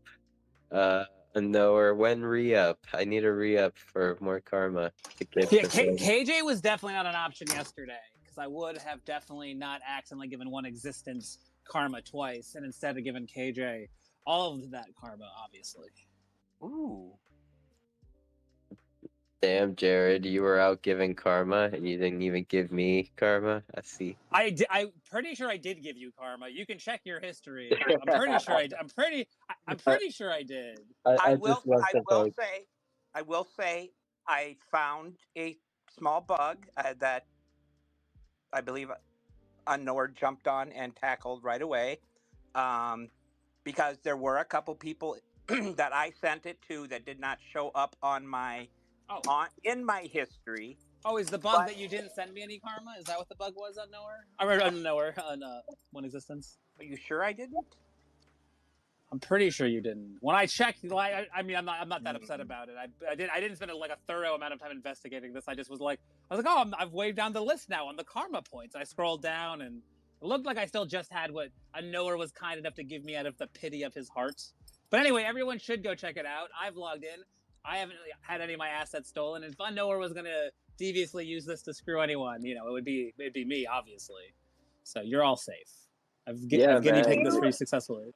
You are kind of canary in the canary in the coal mine, Jared. Wow. What if this is like the long game, and then Nowhere's like. Wait a minute. I'm so confused, Noah. I only needed 1 badge. I went and got more badges, and now I need 2 more badges. What is going on? Well, it seems I sent Rustan twice, but I'm pretty sure I only sent 1. So maybe that got. I can't remember 100%, but I don't recall sending him twice. Especially when the reasoning is the exact same thing as the first one I sent.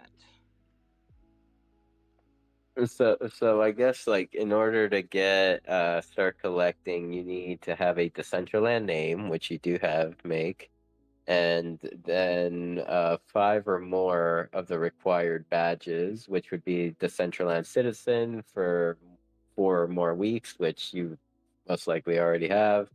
Land Architect, I'm sure you have that one. Fashionista, buy 25 wearables. That's maybe. Buy 10 wearables for Emotionista. Um, I think I'm attend. getting penalized for having 2 accounts because, like, where we made the wearables, it's in the other, on my other wallet and different things like that. I split my time between my wallets. Yes, yes. Perhaps maybe that's the issue.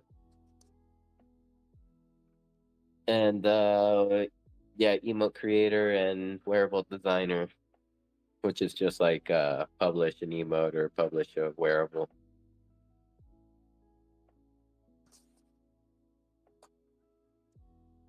When multiple wallet signatures in Decentraland, we need I that. don't know, but We let need it. Fancy and I know.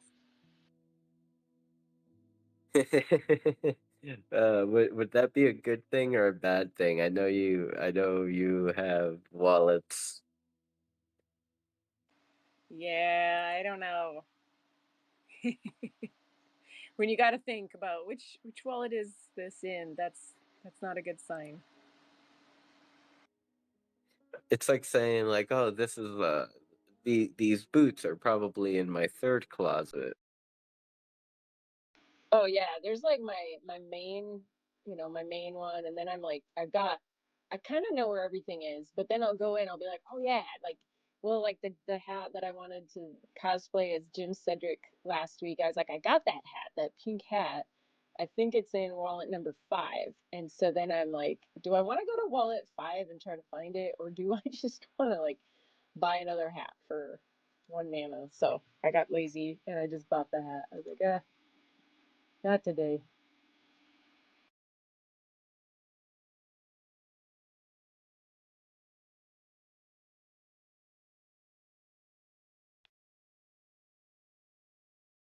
Tell you this much, what's been fun Oh, is bringing in the dead Utes to the fam. They're coming and hanging out, man. Let's go.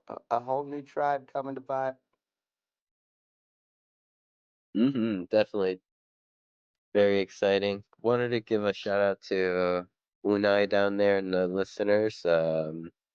He is also part of Imagine to Create, and we'll be hosting that event later today. I believe 6 p.m. Eastern is when it starts, so should be fun.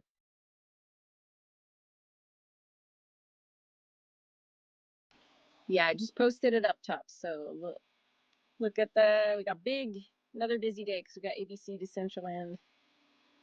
Viva la Calaca. Let's go. LFG, LFG. I Am I mean, the only person that had technical issues with the client yesterday? No, the new client's great. Got No. Decentraland loves us. I love Decentraland. But I did like you saw that crazy bug where I became a toxic waifu. Like, there was some weirdness. The streams never died. I will say that in all of the chaos of whatever bugs I did encounter, the streaming never stopped, which I think is probably the key to at least continuing to enjoy yourself through some bugs. Maybe the devs have a sense of humor. They're like, here, who are you going to be? You can be toxic, or she's going to be Jared.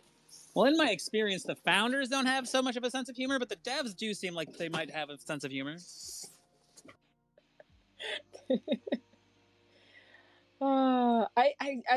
not that I'm laughing at devs. They just seem like they have a different way of thinking, and like my sense of humor is probably totally different than theirs. But I guess we'll have to put it to the test and find out. Someday we'll put like cockroaches in their stuff and be like, "Bah ha ha! Are you laughing or are you like judging me?" Find out then. are they plotting revenge? Oh yeah, yeah. Actually, yeah, good thought. Maybe I don't want to upset them. They'll be like, I know this thing that you love. It's called Decentraland. What if they put like cockroaches in your Decentraland coffee? Now that would only mess up Ruston. Everybody, I think the rest of us are okay, but yeah, that would really ruin Ruston's day. Cockroaches are disgusting, and I will never forget the stream I was on where I discovered Nikki made that horrific cockroach for Roach Kill 'em. So I was there talking about how it's the most disgusting, horrific thing ever, and then Nikki's just like, I made that. I'm like, oh, well, I mean, it's a good thing about how awful and disgusting it is. Like, it's, you know, it's impressively disgusting, you know? Which it is, but it is gross. But anyway, Nikki made that cockroach in case anyone was curious.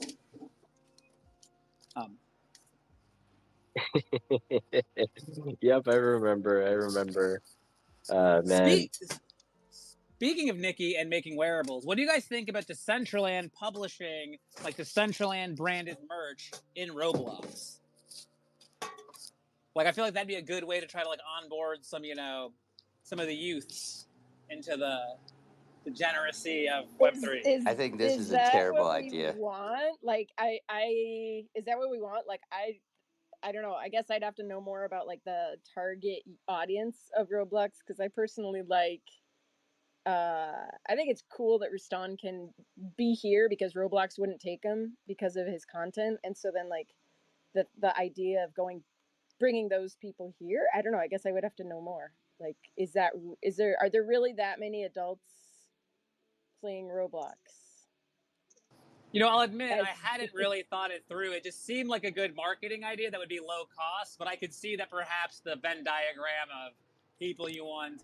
Because I do feel like Roblox has been around since like, you know, a long time. Like, there's surely like, you know, there have to be, you know, early 20-year-old users at this point, right? I don't know though. I don't know that for sure. Or have they gone on to Call of Duty? I mean, I don't know. I know like I play with my kids in different places so that I know who they're talking with. And I'll tell you what, when I go to Roblox and play what is it? I mean, even the fashion game, like the chat there is pretty disgusting. Like, period. So I don't know. I just like I'm just disgusting how. Also, I didn't realize my mic was on. I'm sorry for the beeping in the driving. Just like what they're saying to kids, you know, and it's highly marketed as like a kids game, and they're, you know, oh, I see, talking about doing things that, you know, this is not the conversation that needs to be had. So yeah, I don't know. Like I had to make a decision many years ago. Like, am I gonna let my kids run around Decentraland? And, you know, that just was a really quick and hell no. You know,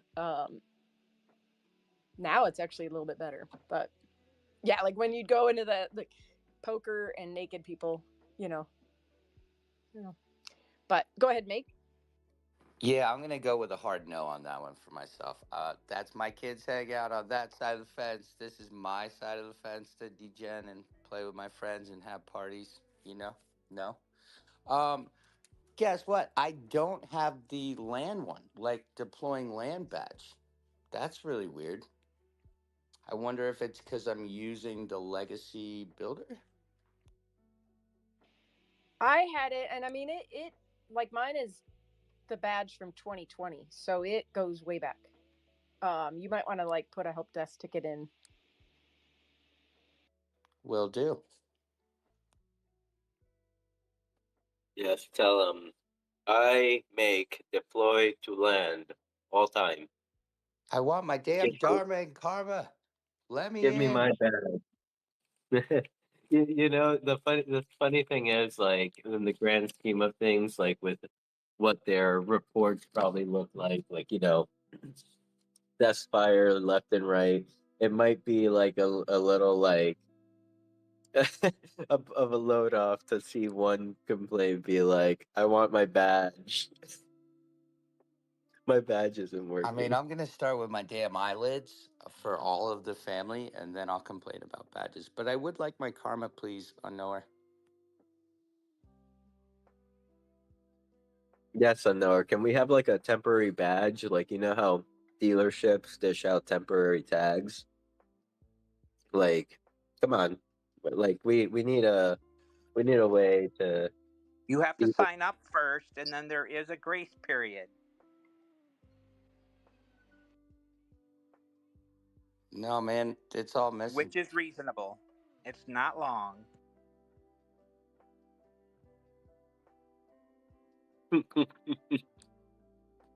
So yeah, Anor, there's an idea. And Temporary bag. Mariana, go check your DCL trust. You can gift stuff now. Get in there. AJ, I see you're in there as well. And I did notice KJ did just sign up today, so awesome. Welcome aboard. I don't know what your excuse the rest of y'all have, but and shout out Hexadized. Sorry. Shout out to Hexadized in the space. He does a lot with AR and over the reality. Oh, welcome. Good to see you here. We are degenning on our weekly space. Currently week 127. Happy you are here, and happy that you made it. And I'm over here running over to the DCL Trust to like give Mariana karma. Or Dharma. I didn't know that she was on.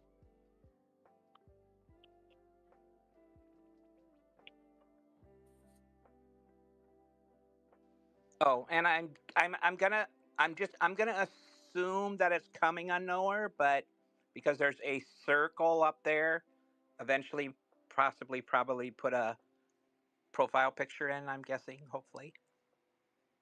I'm gonna go check my other wallet to see if the deployment one is coming from there, because it could be that same issue that's going on with Last Slice, where it's crediting the other wallet.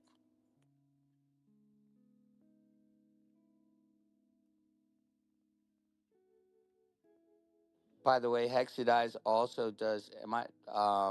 He on Thursdays with our boy It's Crypto Cam. He does the Metaverse Report shout out.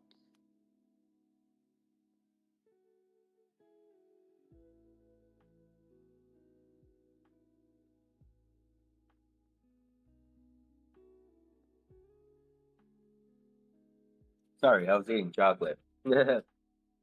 Yeah, I'm definitely checking out Hexadize right now. Oh, I'll see if I could ever drop into the space. Mad love to Crypto Cam. He might be a good guest. You're a good guest.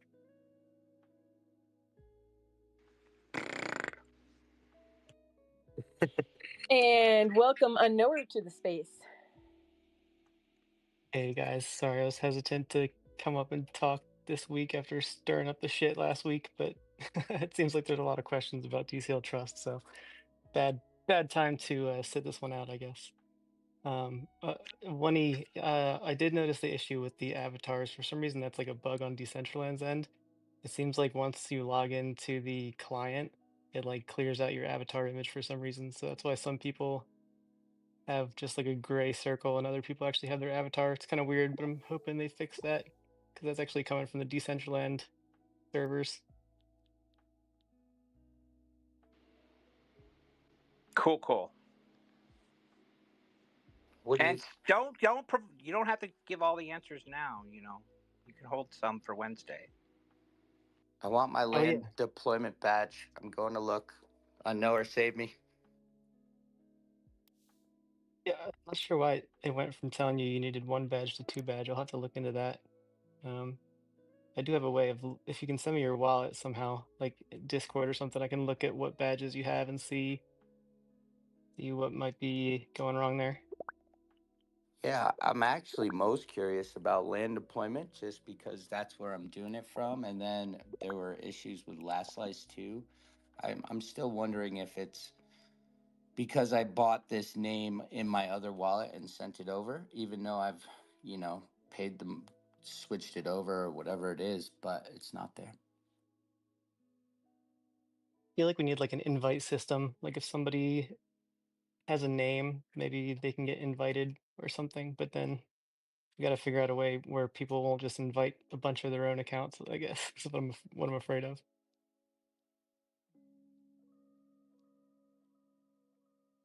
maybe we could add a voting system where like if 5 people agree, then you get added or something. I don't know. I'll have to figure that one out.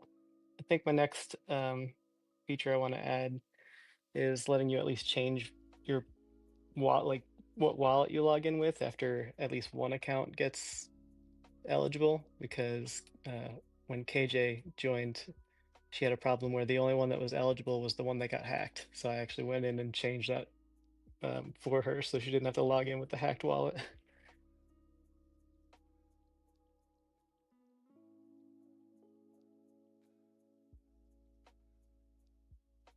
But if that happens, If sorry, go ahead. KJ is not eligible, then no one is eligible. That's the end of that That's story. what I thought too. Yeah, I was like, there's no way I'm gonna let KJ not. Obviously, one account was eligible, so she should be able to log in with whatever she wants. We all agree that she deserves to be part of this.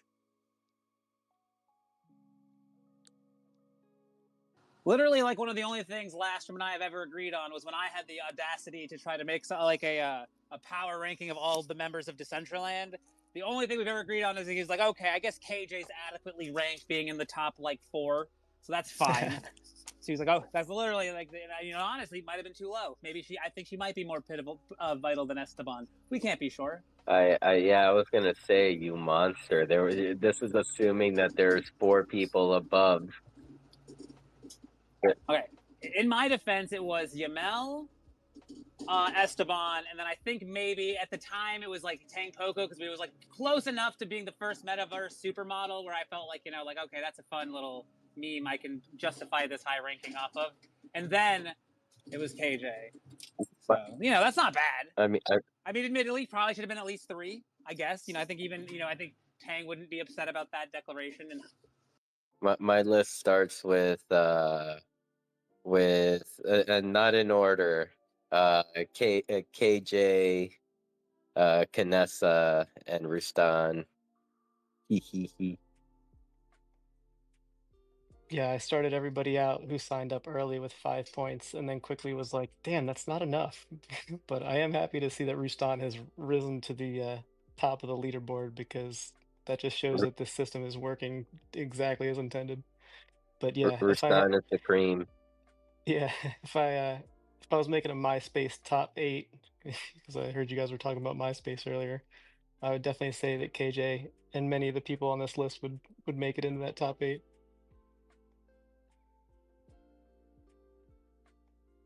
KJ would probably be on the top I will row. say excellent choice. From personal experience, I would say trying to rank your friends in Decentraland, not the best way to keep your friends happy or live a mentally healthy existence. I'd say avoid it. I think that's healthy. We got a new boss this week, and the first thing they say is like, I'm not big on titles. And I'm like, in my head, anytime somebody says they're not big on titles, that means they're probably taking your job or your title. So update, it's my other wallet is the one that's getting credit for deploying. That's bizarre.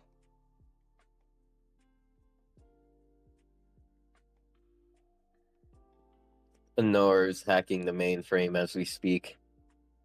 I have 0 hacking capabilities. Only defensive setup. That's what all the best hackers say. I have no idea how to do that. I guess to some degree, if you know how to defend, you could figure out how to attack, but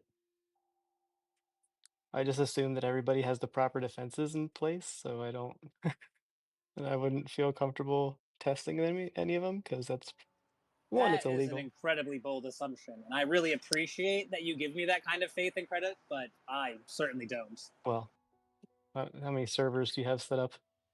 I don't even know if I could hack into somebody's like personal PC. I assume that the routers have more technology built into them than I would know how to get around, but I feel like public-facing servers are probably easier to get into. I know what some of the words in those sentences mean. Speaking of getting hacked, if you happen to be in Vegas during hackathon, like everything gets hacked. Yeah, we're coming up on election day. I think Black Hat or DEF CON, I forget what the name of those might be two different conventions. This is how much I know about hacking. But I know one of those big hacker conventions has like a whole section dedicated to hacking election machines. Like electronic voting machines, I mean. Yeah. Which I don't know, not to get political or anything, but it makes me wonder why that would even, like, what benefit is there really to having an electronic voting machine? That just seems way too easy to hack. Or Well, it would be nice if we could all just vote from our phones, but I do agree with you that, you know, the hacking potential. Also, though, I feel like the juice versus the like squeeze. Like, why try to hack a voting machine when you could, like, your average guy, you, like, most of us aren't in a position to leverage that into great wealth and reward. Surely hacking a bank is a better use of your hacking time. absolutely. I think voting from phones could make sense as long as we put it on the blockchain. Like, I don't know why that's not a thing yet. Of course, here I am with like sort of kind of a voting system, and it's centralized, so I can mess with it. Well, not mess with it, but you know, like award points to the people that signed up early and fix bugs in the early process. Eventually, once I get all the logic nailed down, it seems to be working fairly well now, but eventually it'd be cool to put it all on the blockchain somehow. But then it's like, would people have to pay a transaction fee to make that happen? I don't know. Weird. Maybe it would all be one giant NFT. Speaking of things on the blockchain, I just learned how to use Base yesterday, and naturally the first thing I did with it was mint Rustan NFTs. But I guess I'm probably the only person that was selfishly minted more than one, so I need to give two away. So if you know, I was thinking I'd give Odd Job one because I know he's on Base and collects Rustan art, but I need to figure out like another person to give one to. Also, Odd Job, I see you in the audience. If you would DM me the wallet you use on Base, I would. But no That'd be cool. SRJH minting. I mean, I just got on Base yesterday, and it was specifically to Rustan NFT. I don't know where anything else is Had there. you been in my space on Wednesday, you would have known that SRJH has art on Base as well. Just saying. But I guess Survivor, you know, you got to survive. Yeah. You got to survive. Survivor is the only television show I watch live, so I apologize about that. I'm just giving you crap, Jared. Have you explored the other NFTs on Base yet, Jared? No, I almost DM'd Rustan to ask him where I would even go about doing that, but then I felt like I would have to confess to him that I'd over-minted his project, and then I'd have to own up to my selfishness, even though I'm sure he's already looked at the blockchain and knows that I did that. I minted 10 of them. Yesterday? Yes, sir. Oh my, okay. First of all, thank you, Oddjob, for validating my existence. And now, thank you, Knessa, for costing me 7. Knessa, what's up with that? If Oddjob's doing it, that means it's a perfectly fine thing to do. He's on the Mount Rushmore of DC's nicest people. I'm putting all of this in my report of the social experiment. So thank you. This is quantitative data I needed. Okay, well, excellent choice, Oddjob, to mint 10 of them. I agree. And thank you for absolving me of any guilt. And you know what? I'm keeping all 3 of them. Okay, hold on. If he's going to allow us to mint 10, then I'm going to mint 10 because... I agree. I agree. But when I asked at the party, Knessa said no. To be fair, I did say, would I be a jerk if? And that's an easy one to lay up. But then I even got a skull face for a Masto when I said I was going to do 3, and I couldn't tell if that was I wasn't sure what that meant. This will give you a sense of just how much of an asshole I was about it. I couldn't make it to the party even, so I snuck in 2 hours after the party was over, minted 10. Well, I had noticed you couldn't make it to the party, which is why I was like, okay, I gotta be, I got these for in case you couldn't make it. But he did have a 9-hour window. I don't think, party attendance wasn't necessarily required. It cost me 1/1000th of a cent per NFT to mint on Base. Really? I feel like they charged me $1 a pop. No. Which I was still prepared to pay $10. Go back and look at your transaction. Do you ever get like errors though if you try to mint more than one? Like I get so many errors on base, and I find like if I mint 2 at a time or 1, it's okay. But if I try to get crazy and mint 4 of something, it's like, whoa, stop. It really depends on, I mean, a number of factors, just like anything else that's on the web, that we're transacting, with the blockchain. Um, I've minted a lot of stuff on Base over the last, I would say, 6 months, and there's there's MetaMask, which most of us in Decentraland I think are used to using. There's Coinbase Wallet. There's Rainbow Wallet. And when I first signed up for Farcaster, they created a custodial wallet for the sign up on Rainbow Wallet, and I'd never used that before. I'm just like, well, okay, whatever the fuck. And then eventually, you can add multiple wallets in Farcaster.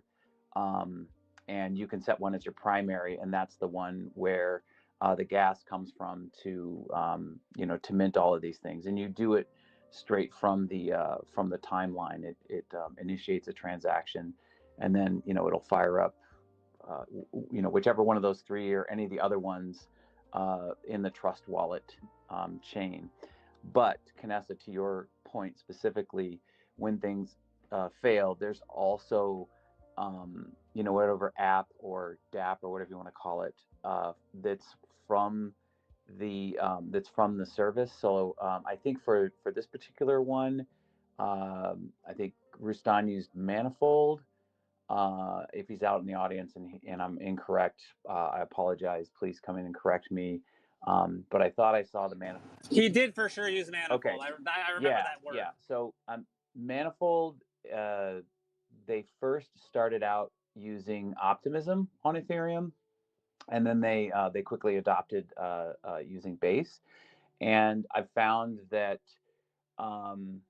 there's a couple ways to do it. Like as an artist, a lot of people in the Wayward Artist Collective, or WAC, which is the channel that I helped co-found, people will pay the gas themselves. So all you have to do is like follow and recast their stuff in order to mint, and they just specify a certain amount, and then the application figures out how much gas that's going to cost about. And then when they post it up there, then it's like it's free for the next 12 people or whatever. But a lot of times when you are minting something, you may have to initiate in the browser that comes with the wallet, right? So I don't know if you guys noticed this, but if you're on a mobile device, which a lot of people in Farcaster and Warpcast will interact with the blockchain, you will initiate it from the timeline, and then it will start up Rainbow Wallet or MetaMask. And when that happens, a lot of times it fails because you have to go back and forth between, whatever DApp, like say the Manifold DApp, or there's Super Rare. There's what's the other one? Rodeo is another one. Anyway, then it has to go back to the Rodeo DApp, then it has to go back to the wallet, and then it has to go back to it goes back and forth like at least twice. And sometimes things just catch up in there. And in talking to some of the devs who have created some other applications that work directly from Farcaster, they recommend that you try going to the web page where the DApp might be. So like going to the Manifold DApp inside the wallet, or sorry, inside the browser from the wallet application. So inside Rainbow or inside MetaMask. It's usually in the center. It's usually like a globe, and that'll pull up a web page, and then you just type in the URL, and then you mint it from there. But then if you try to navigate to it from a desktop, it's a completely different experience. Since Base was started by Coinbase, naturally their wallet will work more flawlessly. And I've mentioned this before. It happens to do with this. It's like a multimodal something or other. I really should go back and find out what the fuck it is so I can talk about it more intelligently. But um, Coinbase started out having it, and then Rainbow Wallet added that feature set. And as far as I know, MetaMask doesn't have it. So yeah, that's. I hope I provided some clarity and did not make anybody more confused.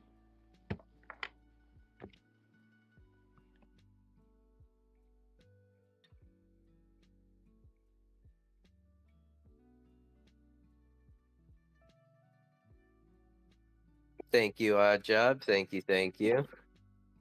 He left this. I had to get back to the page on my phone. I was struggling over here. Vanessa, go ahead. No, he just left us speechless.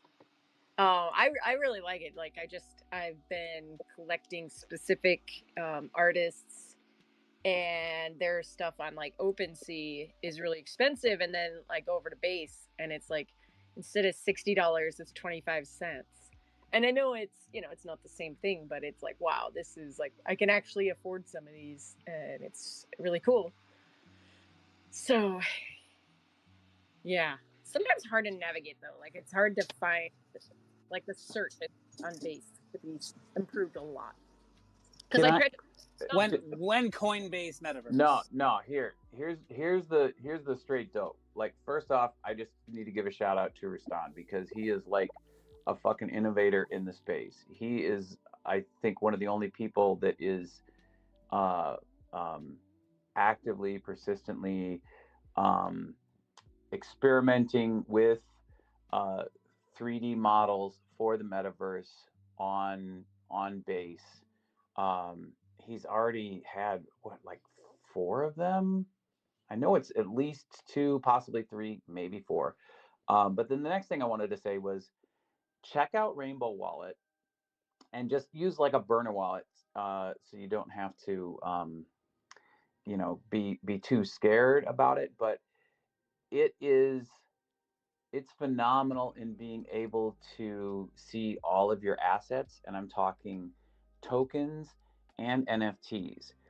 If you've noticed, if you go into MetaMask and you want to see your NFTs, you have to import them one by one. And since we in Decentraland have multiple NFTs that are on different collections, every time I release a wearable or an emote, it's a totally separate collection because once you release it, you can't add to the collection, right? So you either have to pony up all those publication fees all at once and have everything, all your ducks in a row, or do like Doki did, or some other people do, which is like release something that's sort of like a placeholder and then update it later. It's really impossible to not have all these different collections with different names. But every single thing that I've got in my wallet, from shit tokens to actual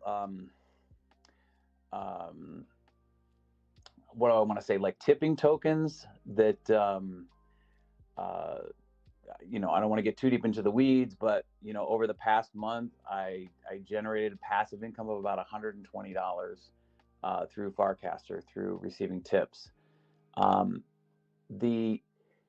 It's all there, so definitely check it out so you can see all of that. I'm not saying Rainbow Wallet is better than MetaMask, but it's nice to try something else out and see, oh, this is how they do something differently. I'm glad you're talking about that, because I tried the Rainbow Wallet a while back as well, but I knew no one that was using it. So thanks for sharing that. Yeah, and I don't know like what kind of development team they've got, but I think since Base has been going more mainstream, more people have adopted it. They've added, they being the team for Rainbow Wallet have added more feature sets and made it more extensible, made it more useful. And yeah, there's just a lot of development in that space, in the base space. If you guys have heard of On Chain Summer, it started. I think the first one was last summer. That's the first one that I remember hearing about. It was even bigger this summer, and it's, there are incentives for people to build and just try out new stuff. Um, so yeah, I don't want to turn this into that whole thing. If anybody's interested, you can contact me offline. But yeah, if you have any questions, come talk to me. See the video I posted like 2 weeks ago. I was like in my grocery store in the coffee, water, liquid aisle, and then I see something. I'm like, On Chain Summer. I'm like, oh, that's cool. Like On Chain, like nice. And I was like, wait a second, like, no, I'm not on my computer. Like, I shouldn't be seeing that here in the grocery store. What the hell is that? And I go over and look, and it's advertising on the back of a Liquid Death water box. And it's like, base On Chain Summer. I'm like, what? Like, guys, we're mainstream. It was the craziest thing. So now when I go through the grocery store, I'm like looking at every brand. Like, okay, am I gonna find some secret crypto subtle advertisement? I feel like, especially with the alcohol aisle, I feel like I'm gonna see that, like NFT or some kind of stuff, because I did not expect that. Like, I that is, yeah, so crazy. Shout out to Salty, who's been working on Dragverse. She actually created a song last summer called On Chain Summer. That was one of the promos that they had. Um, and when Degen started to pop up, and I had been away from Farcaster for a couple of months, and I'm like, what the fuck is Degen? And I totally missed the Gold Rush era, or at least the first wave of the mega tipping. It's now in season 2 or whatever, but there's people that made some serious bank back in I'd say like February, March, April. So anyway, there are people among us that like know even more than I do. If you just know where to look. But to your point, Canessa, with the with it showing up in the booze aisle or in the liquor aisle or liquids aisle, yeah, it's definitely breaking through. It's there's a lot of people that are working hard. Shout out to Mariana and I Stand with Crypto group that are trying to create more mainstream normie acceptance.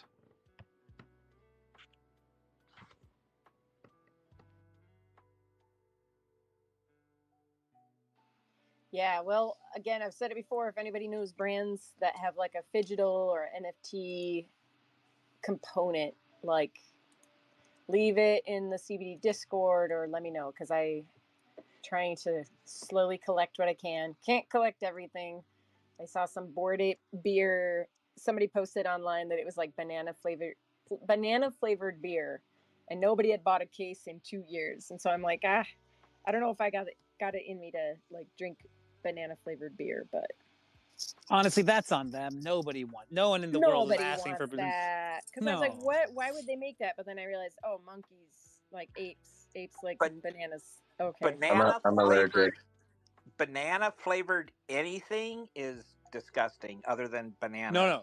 No. Banana cheesecake is delicious, but otherwise, you're like peanut butter. Peanut butter banana is a delicious flavor. Let's not be wrong. But you're not wrong. You can go too far. Have you ever had a banana moon pie? I've had a banana moon pie. Yeah, a banana moon pie. No. But our champagne and caviar is RC Cola and a moon pie.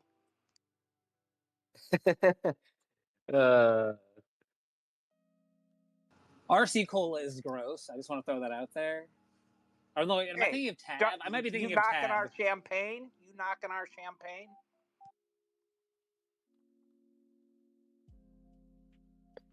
RC I Cola guess is so. what you get when there is no other option. I think it's still a pass. Yeah, just like Dasani water. Like my favorite thing here in Florida to see every year is when a hurricane is on its way. And like here in Florida, we have 2020 supermarket and gas line conditions just about every year because of the hurricanes. So like by 2020 we were all trained and ready for it. But like yeah, every year you see like the fucking water aisles all just like ripped apart, everything except for the pallets of Dasani water. The Dasani water is what's left behind. I'd rather dehydrate than drink that shit. Oh man, no one. Where did this hate for Dasani water originate from? Besides the You just fact don't that it like tastes like chlorine. Well, that's you, Coca Cola's water, and I just always kind of imagined it was the water not good enough for the soda. I think it's worse. I think it's like the byproduct of creating Coca-Cola somehow. It's probably like collected from evaporation that comes off of the tanks or something. Oh, it's so gross. It's like chemically tasting. I don't know. I don't know. Am I the only one that tastes these chemicals? Is it just in my head? No, Dasani definitely has a distinct, disgusting taste. Water should be Okay. tasteless, but Dasani is like, ugh. It definitely has a weird like chemical taste to me at least. Okay, so it's funny you say that water has a distinct taste, like different brands and shit like that. Because then there's like Zephyr Hills, which comes from like pond, a river here in Florida, I believe, or some shit.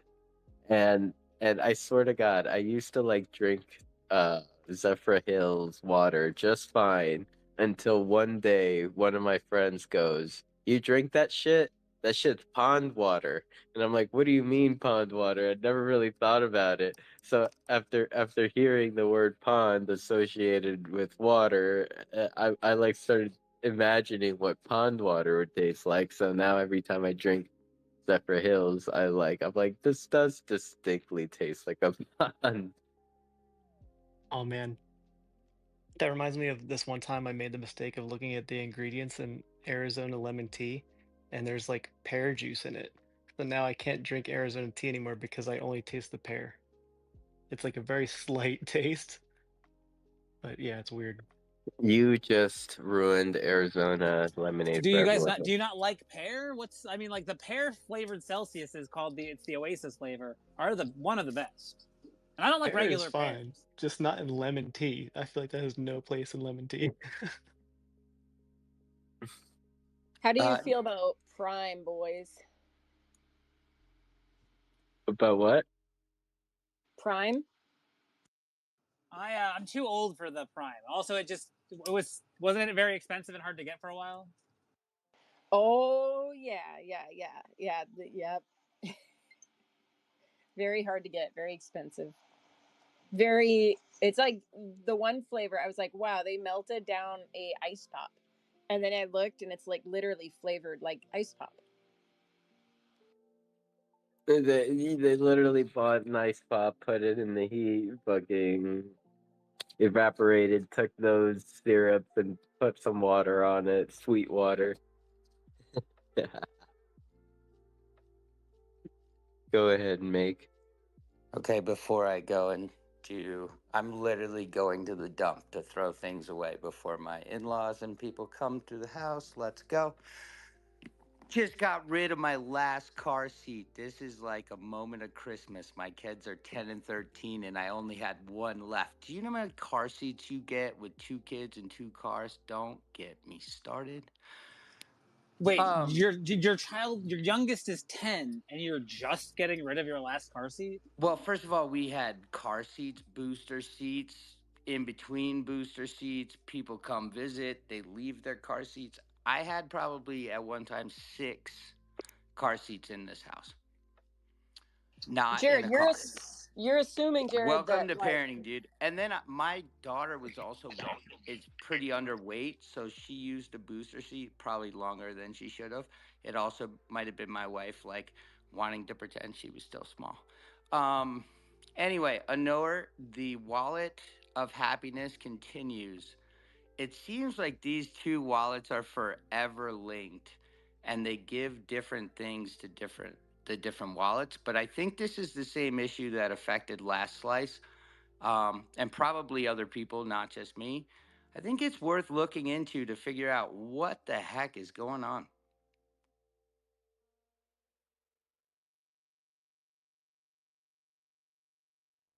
I think I purchased my name through wallet A, transferred it to wallet B, did the step in the, I don't know if it's the builder or on platform where you almost redelegate the name to the other wallet. I don't know if that's the proper term, but it doesn't recognize it. And like I said, it shows one wallet deploying stuff. It doesn't show either with wearables, which is really interesting. So the plot thickens.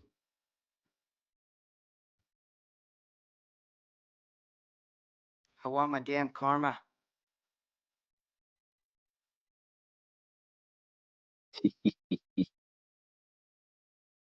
I don't I don't know if Unknower is here. Like on my screen he is connecting as well as a speaker at the same time. I see him as a speaker. I do as well. Either way, this is incredibly frustrating that this little process is continuing outside of Last Slice.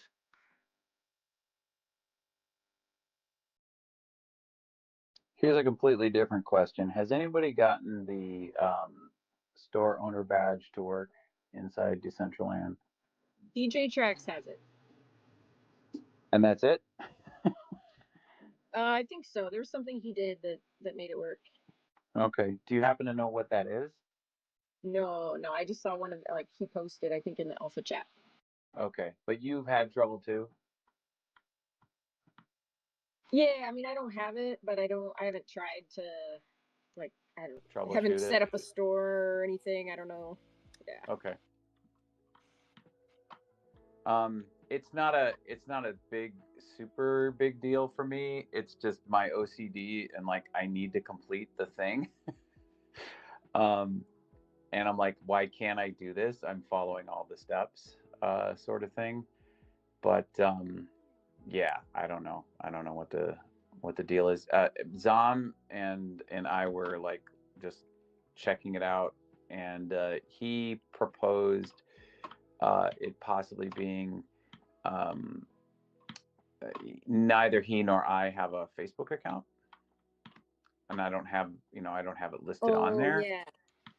But certainly they wouldn't require a Facebook account to have a legit, you know, criteria You would in think. Decentraland. Like that would be like, okay, wow. No, But I don't and know. it, I, Strange I, things I'm happen. not proposing that they did that on I purpose, love you. but it could just be any sort of little mistake in the code, like one tiny little switch got turned on and they forgot to turn it off, or I don't know, but it's like that's the only thing that we appear to be missing, right? Because I've published both emotes and wearables, and um, I don't have a whole bunch, but I've got a few, and I've had them there for a while. But it's just, yeah, it doesn't make sense that it wouldn't be recognized. Um, I do know that they are working on it, but like there's so many other things for them to work on. It's not a big deal.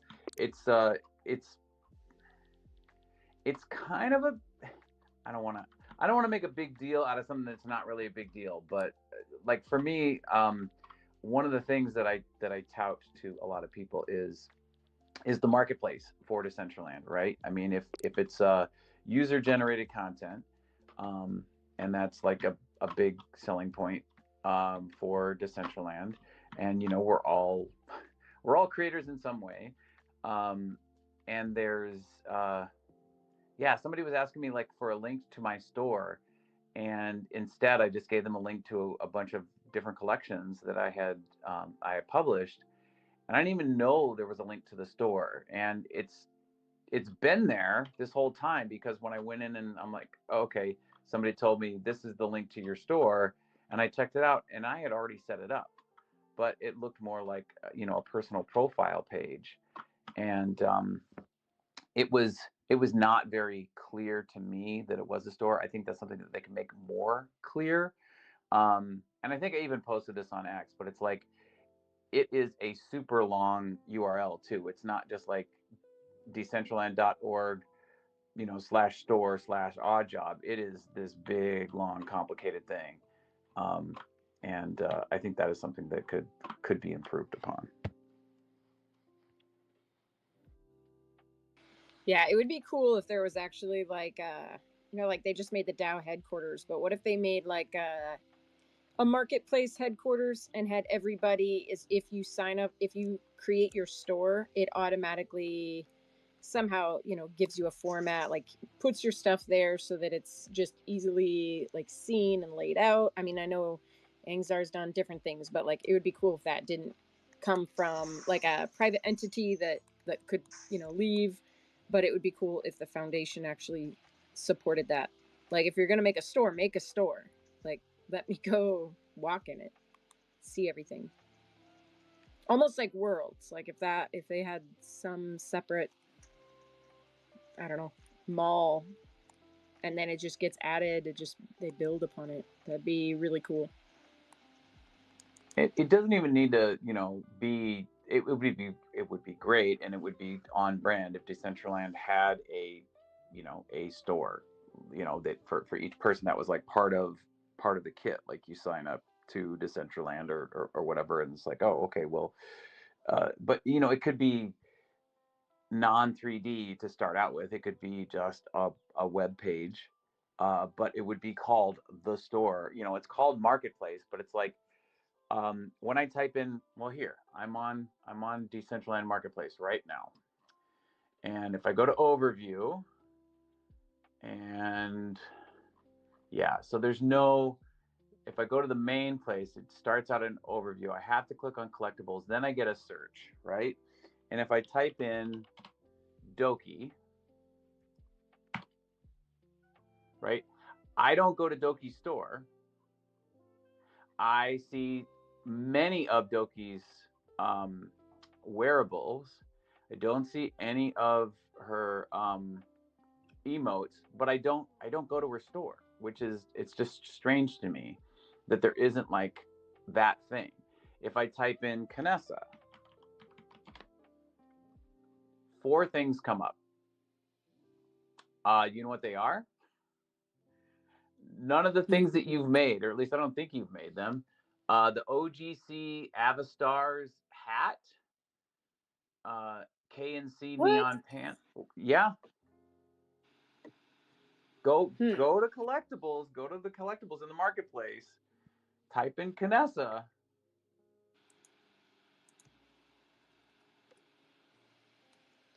Here.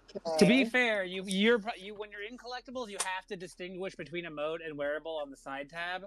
I bet if you were in emotes, it might show or something. But I also think that's silly, and it shouldn't do that. If I hit enter, nothing comes up. But if I don't, and I just type it in, and then I kind of put my cursor over it, and it goes to wearables, I do see stuff that I've made. What is this?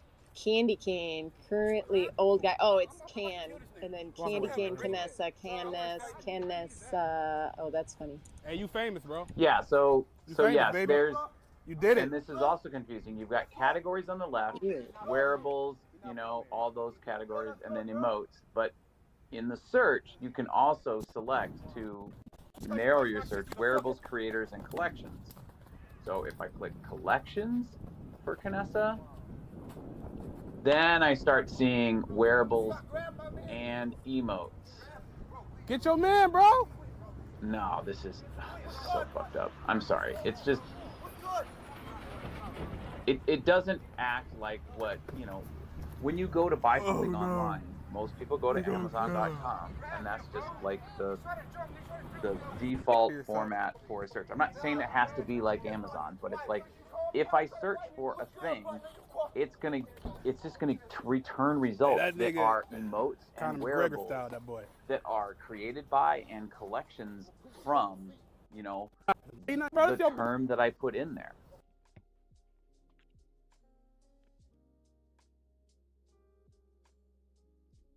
Yeah, I mean that's been a complaint of mine for a long time. However, it is also it's like a blessing and a curse, because if I can't shop for wearables, I can't shop for wearables. So it's kind of been nice. Like you could probably look at like when the marketplace went down and like why has nobody been purchasing? Because it's like Canessa couldn't figure out how to use the search function.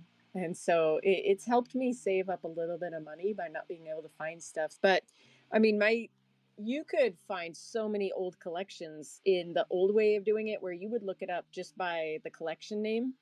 So you could find, really cool old treasures. Now, if you don't know how to look it up, you're not going to find it on accident. I don't even know if I could find stuff. I guess if I looked up, if you went to the search bar and you look up letter A, and then is it going to bring up everything that has the letter A in it? I mean, you could just go through that systematically and go look up letter B, letter C, but ain't nobody got time for that. Oh, this is a cool wearable, actually. Wow. So I was really excited when Drawfo came out, because Yeah. that's what they had. I mean, that's how they started it from the very beginning. So, like when Mana Daiquiri, when she had something new coming out, I would just go to her store. I would go to her page. Or if Doki had something coming out, I would go there. And just look for the release, look for the drop. And that seems to be more centered on the users that are creating things. Like, yes, it's there are many things that need to be improved, but I still contend that like the superpower for Decentraland is how they decided to make the wearable, so you don't have to get an entire new skin, where you can combine things and you get a huge amount of personalization and customization and individual expression. You also have people like, it's right now. I don't know anybody that's making wearables and emotes, and that's their main gig, and they're making bank in Decentraland or any, definitely Roblox. But it's like, I think some point it's going to be like that, or it could be like that. In order for it to be like that, I think there needs to be more of a focus on just being able to like a designer label like Louis Vuitton. What are you wearing to the Decentraland Music Festival? Oh, I'm wearing a Mana Daiquiri top and a Doki doll face, and I've got all half of the 10 emotes in my backpack are emotes by Canessa. It's like, that's the sort of thing, right? Where it's Only name half? brand That recognition. disrespect. The absolute disrespect of the emote queen. All of the emotes are Canessa. Besides, or an odd job dance. Or a crip walk. I really love the crip walk. I hope it's okay to crip walk in the metaverse. No, is it? I just... Not when you're as pale as I am. I'm confident that Ice Cube would still beat my ass regardless of wherever he caught me doing it. There's no way it's approved. They just added a boogie bomb to Fortnite that makes your character do the crip walk if you throw it at them. But it's interesting. We need to make that for Decentraland, because like 4 years ago, Snoop Dogg sued Fortnite for using his emote, and now he's a boss in Fortnite. So I mean, this could go badly, but if we could get his attention, and he'll wanna join us or sue us. I don't know. People aren't as brave as I am. Sauce didn't want to go that route either. He didn't want Yeezy to be mad at us. Well, I thought the foundation made them change the Yeezys. That was what I thought happened. Was that a DG decision? No, I think you're right. I think it was foundation probably. I still think we should have played with fire. I do wonder if I can get that original file and see if I can publish this, because those are such better shoes. Anyway, let me deliver this package to this child.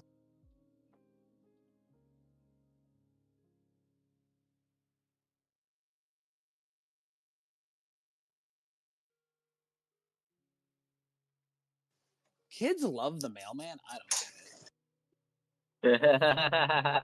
Wait a second, Jared. Kids love you? I mean, when I'm bringing them things. When I'm in a mail truck, they're big fans. Outside of that, I think that I look very like someone their mother told them they should stay away from in parks. Okay. So the holidays are coming. If you ever had someone leave a sign out that said, "Hey, it's my kid's birthday, but I'm at work. Can you put on this suit and dance around? Here's $300. Would you do it?" I think I've seen that video, and yes, but technically, I'm not. I don't think I'm supposed to just go into people's houses. I think that is frowned upon. Frowned upon, aka illegal. And not if they're inviting you in with a sign and a sign that literally anyone could have put there and made up. Yeah, that yeah, sounds but like the start of a really bad porno, Jared. Don't do it. Don't do it. Oh my god. You just like walk in and see the To Catch a Predator guy who like come out. I forget his name. By bad, do you mean good? I don't know. I don't even want to put that. I don't want to put any more thought into it, honestly.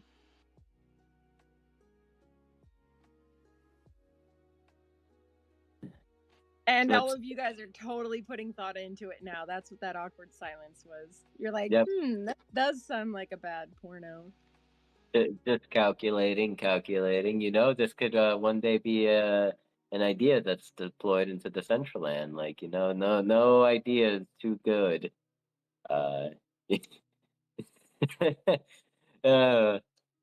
mean, you could tell we're definitely about almost 3 hours into the space. That has been a nice space. Lots of friends have popped in. We've been holding at like 25 listeners this entire time. With your new job symbol, are you saving up to buy some nice parcels from Decentraland? They're basically or from Decentral Games. They're basically giving them away.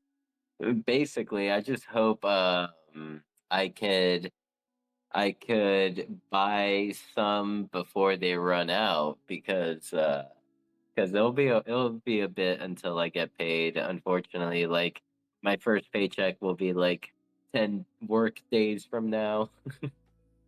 And then 2 weeks after, and so on and so forth. Because Rustan and I, we're right there on the corner across from Lobsteropolis. Then there's one little parcel on my right, and on the other side of that, Manzier. Some of you may know Manzier from he used to own other property in DCL. I don't know if he still has that or not, but lovely gent. But we need to make the new Stars District really thrive. Odd job, you don't own land yet, do you? Come on, this is your time to shine. Judas, we'd love to see what you can do in the neighborhood. I mean, I have a parcel that I got when I got like second place in the emote contest about a year ago. I've had it for about a year, and that's at -136.36. And then Billy and Am I I bragging? Is someone talking right now? Yeah, I'm talking. Scott is talking. Okay, my bad. Billy and I went in together, and we purchased the -37, -27 from CK. It was their parcel. It's in Billy's wallet. He paid a majority of it, so it's in his wallet. And I could possibly, in the not too distant future, be getting a 4 parcel estate over by the ocean.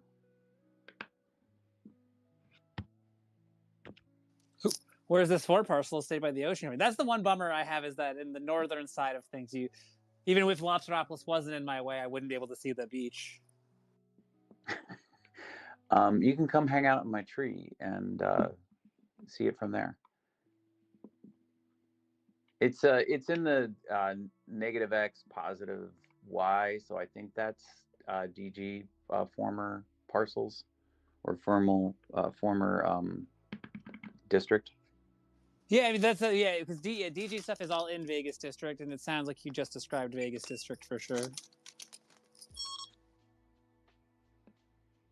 I love that you're working and talking to us. That's great.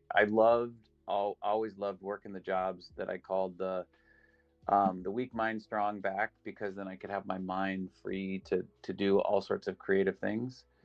So yeah, cheers to you. Dude, putting numbered pieces of paper in numbered boxes is much more difficult than I had anticipated, at least until you get the run of the route down and all that. But yeah, it's gotten the hang of things. That said, it was a pretty light day. On the heavy days, I couldn't. And also, I'm lucky that this route doesn't go anywhere through. Like, there's only one small section of no service, which today I got to listen like a dream, so that was lovely. Christmas is gonna kick your ass, though, right? Yeah. No, basically, from what I understand, basically, like this first week of November is like kind of a lull, and then after this, it's just like all just pure suffering until January. Like until like literally, like in the whole week before Christmas is just a nightmare. Apparently, like the dude whose route I'm covering today, he worked until like midnight Christmas Eve because he's a crazy person who like wants to make sure everyone's happy and not ruin their Christmas. Like technically, he could have just tapped out after 12 hours and not gotten in trouble, but he's like, no, I had to get everything done, which is admirable and respectable. But can you imagine working till midnight Christmas Eve? Naturally, he does not have a family. That is crazy. You'll have to get a Santa hat or something. But then that takes us back to the role play. So maybe not. That said, the most enjoyable thing ever. Like was having like the worst day. I'd like missed this package, and I was like, oh, I don't want to go bring this to them. But I'm like, no, I'm gonna do it. And I like bring it. And I'm like applauded by like this mother and her child. She's like, oh, thank God, the birthday's tomorrow, and we're just so excited. And like it was just the nicest, most warm welcome I've never been applauded by. And like, and the children were just so genuinely kind. I was like, okay, well, it was worth it. I'm glad that this was the last thing I did, and that I did do it instead of decided to be a bum about it. You should get like a Captain America suit, like cosplay, or Spider-Man, and they'll be like, oh my gosh, you really are a hero, and you can just soak and bask in that hero energy.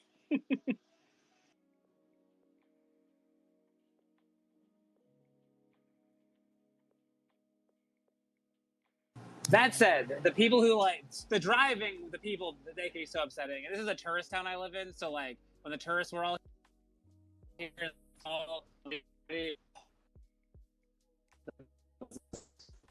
Uh-oh. Now you're getting ruggy for me. Oh, well, that's fine. I gotta finish working anyway. Which I'm almost done. Actually, that was going so fast. So anyway, I will let you guys get back to talking about Decentraland. You guys can discuss all the client problems. I'm sure Hugh Powell would love us to just eviscerate the client for all of its flaws. I believe so. Go ahead, Sin. Oh no, I had nothing profound to say. Just wanted to say bye to Jared. Hope he has a good day.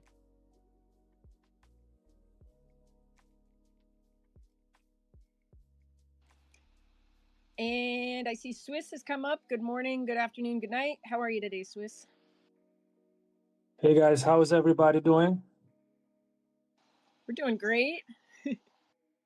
It's been a busy week here in Decentraland, and I have rediscovered some of the passion for it, like every other week. And I appreciate that you guys touched on the topic of virtual land here today.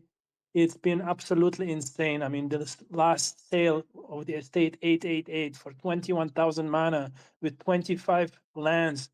That is between 800 and 900 mana per land. This is an amazing price. Somebody has picked up this gem. Do you guys know who this is? What are the chords to it? 1 second. Minus 126, 107. Was Minus it sold through the Decentraland marketplace or on OpenSea? Decentraland marketplace probably yesterday or today for $5,800. Incredible. 25 pieces of land. I've never seen a deal like this. Let's see. Makes me wish I had free funds. Oh my god. Bro, you know, like when I started in 2020, it felt like a fortune to spend 2,000 or 3,000 on land like that. I can't hear And anything he's people, when I saying. What told them, made you wish you had free funds? Oh, Swiss is talking about land. Can you not hear him? Sadly, I cannot hear the sweet, sweet Swiss accent.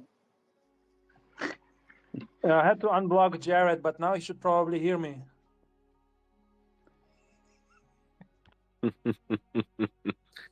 Maybe not. So yeah, Jared, just drop down to the listeners and come back up if you want to fix the issue. Swiss, I'm not seeing it. Seeing land. Yeah, I'm not seeing it in sales. Yeah, I'm not finding it either. Are you sure it's minus for both 126 and 107, Swiss? No, the second value is a positive one. So minus 126 and then 107. Okay, thanks. Minus one. I'm going to say it out loud. Helps me remember. Minus 126. So minus 126 and then 107. Oh, okay. That is probably just right offhand. That's like DG. It's in the area of DG, so DG probably gave him a screaming deal. But let's see. I'm still looking for it. 107s. Because I did pick up a 9-piece property in the same neighborhood, and I faced an incredible issue. I don't know if you guys heard about this, but it's with a ticket with the Decentraland Foundation team because they have these private roads all over the place. Are you guys all familiar with this district? Like there is this weird dark private roads, and what happened to me is that like from these 9 lands, 3 of them are covered by the road, and I cannot remove it, and it's just stuck there. Cannot unpublish it, cannot publish over it. So I had to split them off from the estate, and we were trying to fix it. But the problem is now the question is those guys picking up those nice estates.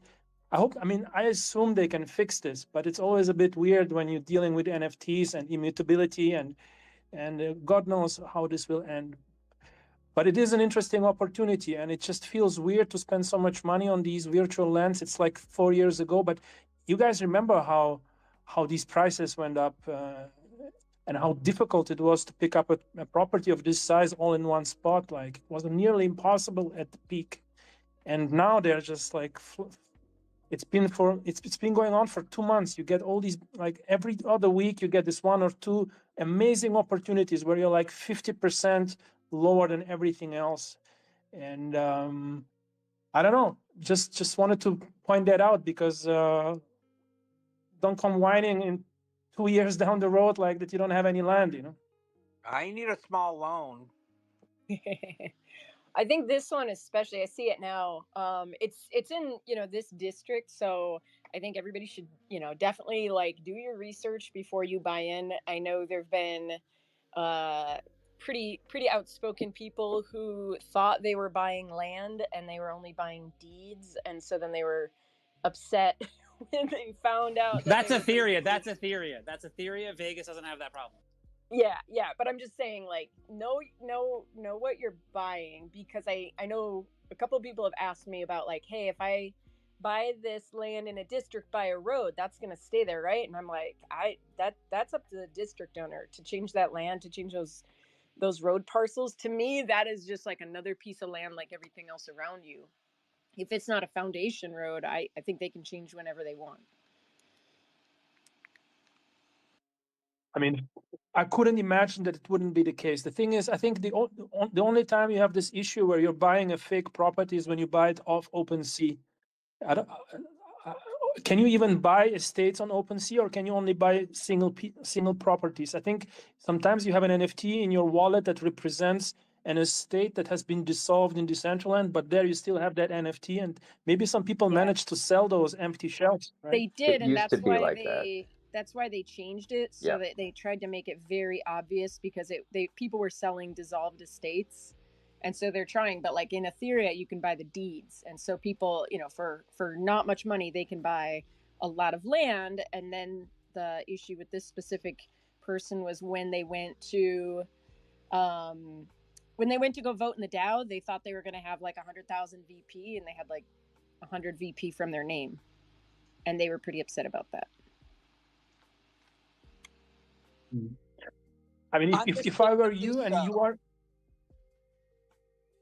Sorry, Swiss, go Just ahead. one last comment. If anyone is in the market for land, I would hit with offers at this point, because people have seen the recent sales. Everybody is like, those who want to dump now, they all smell the blood in the water. Now it's the opportunity. There is some liquidity, there is some attention. If anybody has some money, I would just go with lowball offers on some of those 3 pieces Definitely. or 4 pieces in that district.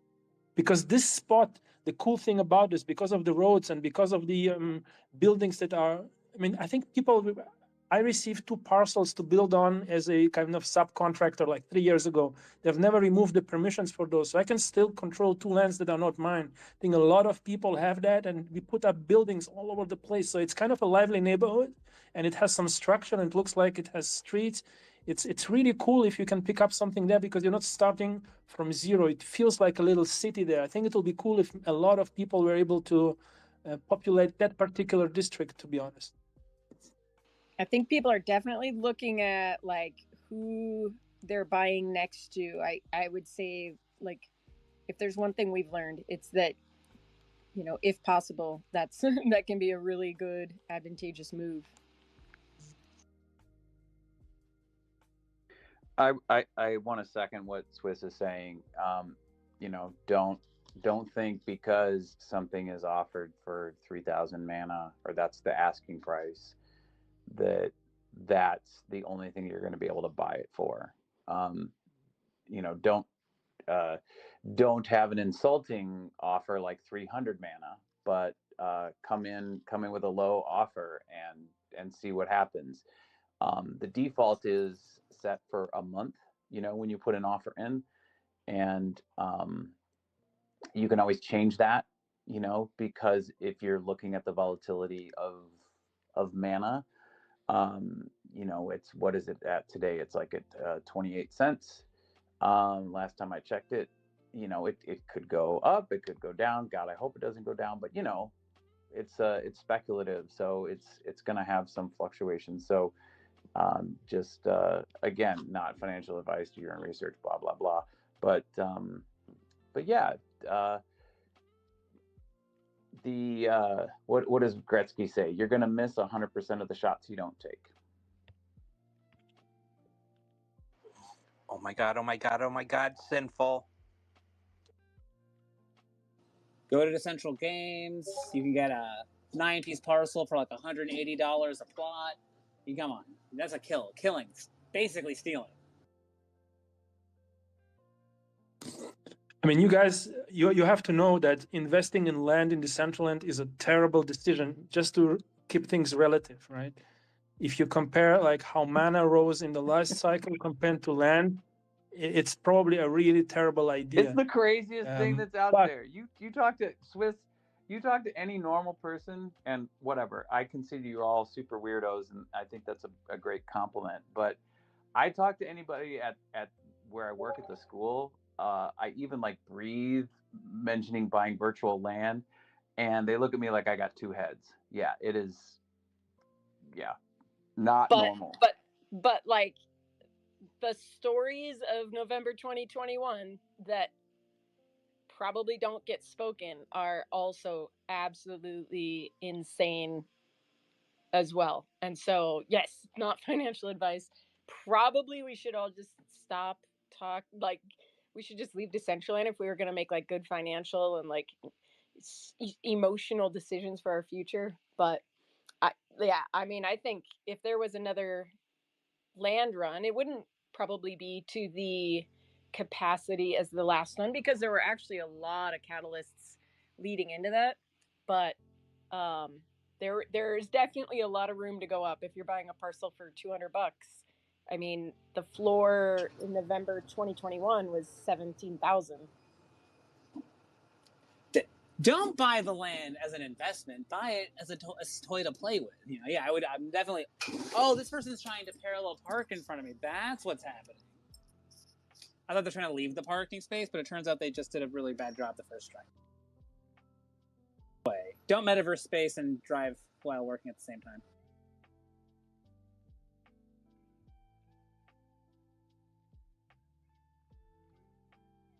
Okay, I can't tell if Make. Are you putting your hand up, Make? I am. Okay. First of all, I'm so excited. I don't have any more friggin' car seats in my house. It took forever. It took more than a decade. 0 car seats. Look at me, and guess what? I paid to get rid of the car seats. So there's that. Swissy, I believe we're kind of neighbors-ish. I think I heard those right. So welcome to the neighborhood if that's the case. And it's funny about the roads because I thought those roads myself were like something to build on, and I only was like a parcel or 2 off them. But now I'm like worried about how to build if everybody builds around me. Man, personally, I bought this property because there is a road. I think this is the coolest feature you can imagine because you can actually influence the infrastructure. So you can build a tunnel or you can build a vendors on the street. Usually you don't have that liberty. So for me, I love it, but I just need to have access to it. And just one more last point on the other issue that we raised before. When I said land is the worst investment in Decentraland, I meant compared to Mana. People who bought Mana last cycle, they had a unicorn on their hands. People, when they know that you started off in Decentraland, those people who know about crypto, they understand that you had the unicorn. There's only 5 or 6 projects that were able to perform like Decentraland. Now, most of us who are here, we probably didn't get a lot of that upside because most of us don't care about the Mana. We are here mostly for other reasons. I say mostly, but land performed well, really well, but not nowhere close to Mana. So if you believe that things repeat, and if you think that some of those catalysts, as Canessa said, might come back, maybe Mana is the better choice. Me personally, I cannot hold on to Mana. I start spending it. I start buying stuff with it.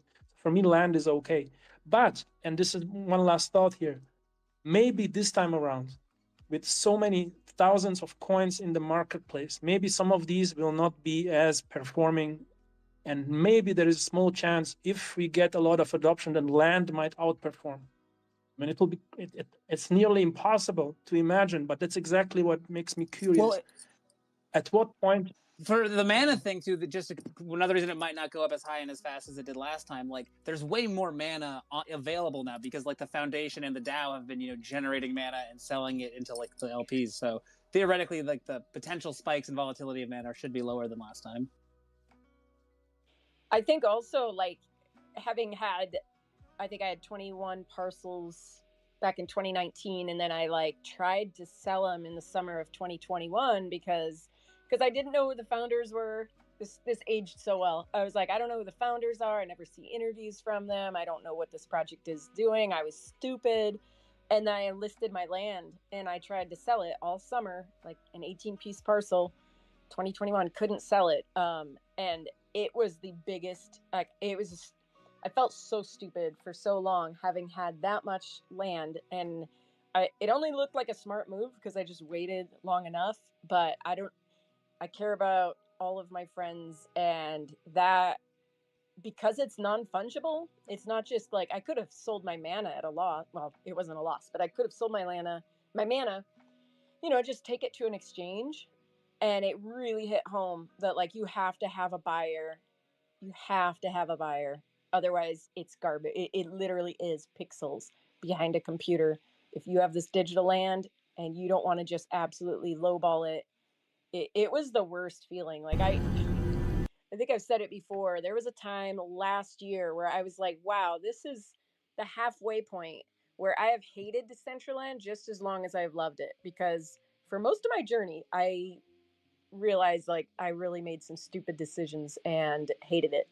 Um, so just don't spend more than you can afford to lose, and land, you just have to have a buyer. So anything that happens, if this place rugs, if there's a breach, I know for a while there was a problem with the land contracts, a bug that they found that luckily they were able to fix. But, you know, yeah, there is some safety in owning a coin that at least you can sell on an exchange.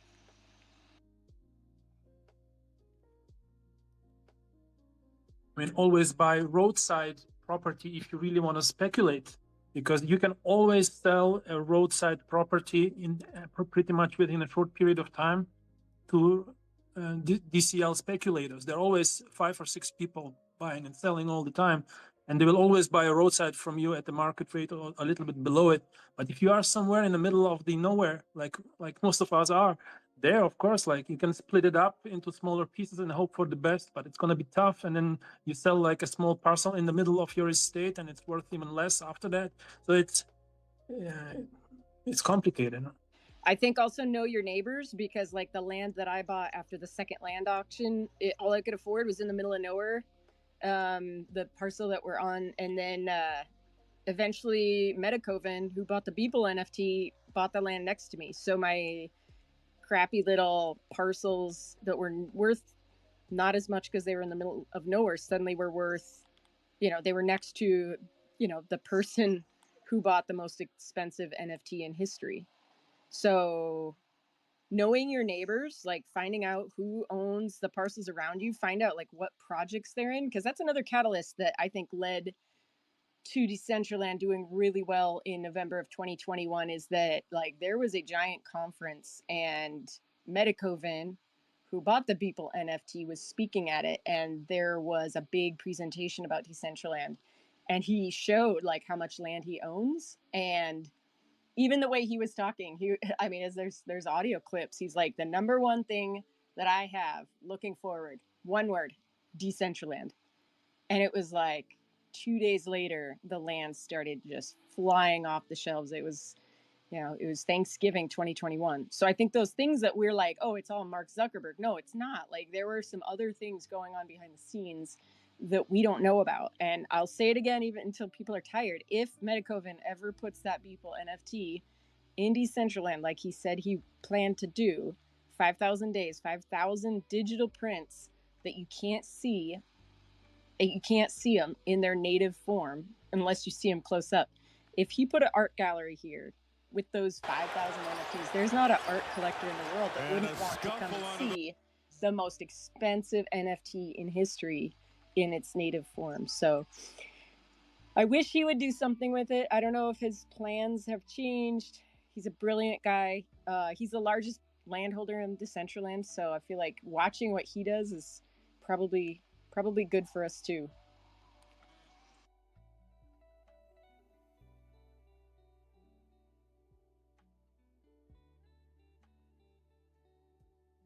How are you going to follow up this one, guys? Who's going to go next? I would just add in, I think I need a land consultant because I already effed up. Like, I was really excited about the road thing, and now I'm like, okay, which way do I build out to protect my entrances? Building on land is so hard. Like, I am so scared to build the wrong thing.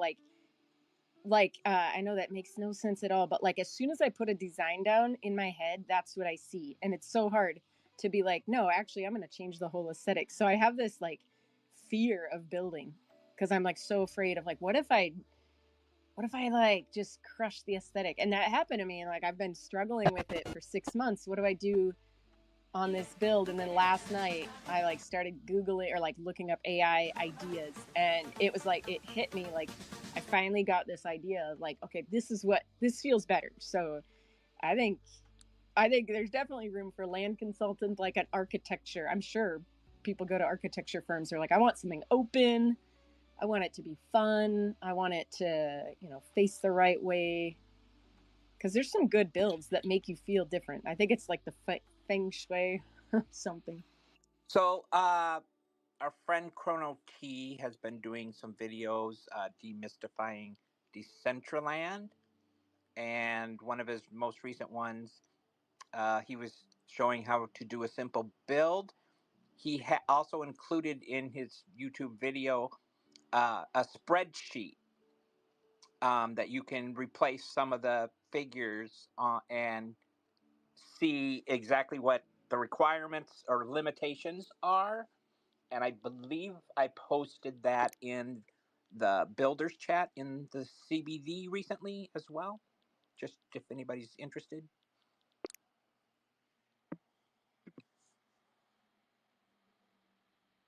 And might find it helpful.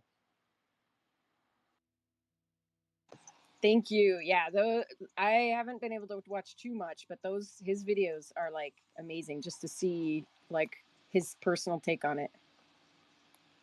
I have to see, he's such a dork, it's adorable.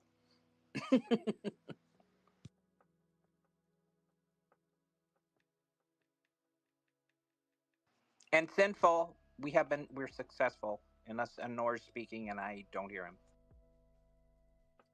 Oh, are we successful? Did we get our karma up or No, the bigger thing. um It works. It works. your land? Yes. Did AJ leave? Crap. Did he happen to mention if there's a ABC today? He did not. Okay. Yeah, I do know that there is that Halloween event happening that Imagine to Creators, Viva la Galacia, and but yeah, I'm not sure. There's probably ABC happening still. Because You I know, might have a pop up then, but I didn't. It's a maybe. Hey, I got a DJ. It costs 50 mana. This will be completely different. No DJ That was required. a total freaking joke. I love you. Well, but still, it would be completely different.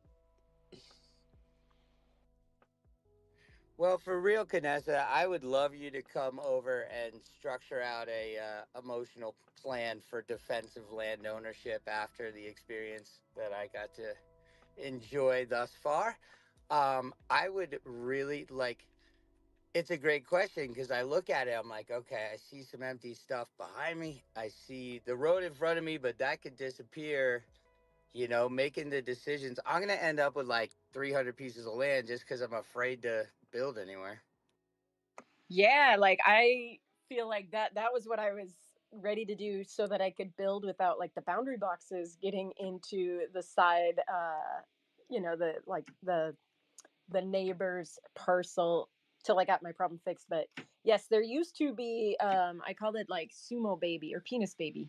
And my neighbors had a giant sumo wrestler baby with like a diaper, and it was an NFT, and then every 5 seconds a penis would like slip out of the diaper. And I was like, and that back then somebody wanted to get married. They're gonna have the first metaverse wedding. And they're gonna get married on my land. And I'm like, how do I get rid of penis babies? So I understand the struggle is real when your neighbors, post stuff. It's always interesting. Like you build with neighbors in mind, and like now I'm trying to not cockblock my neighbors, and so one exists. Whatever I have there, it's not gonna stay. I just want you to know. I'm like, okay, I need to write a disclaimer. Like this is not staying. This is just me testing shit out. No more stuck in the cave fun. Maybe I'll do that. That was pretty fun. That was a true testament of friendship. Like we get stuck in my colliders and we're calling for help, but instead of helping ourselves, we just stay there for an hour talking, calling for help. I don't know why that happened though. That was weird, but I know it was me. It wasn't DCL, it was me.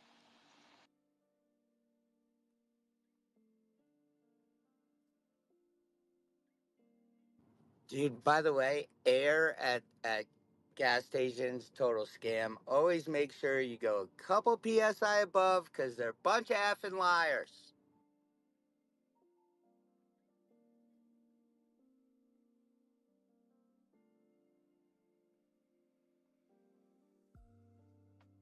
Yeah, buying air, purchasing air. That's fun.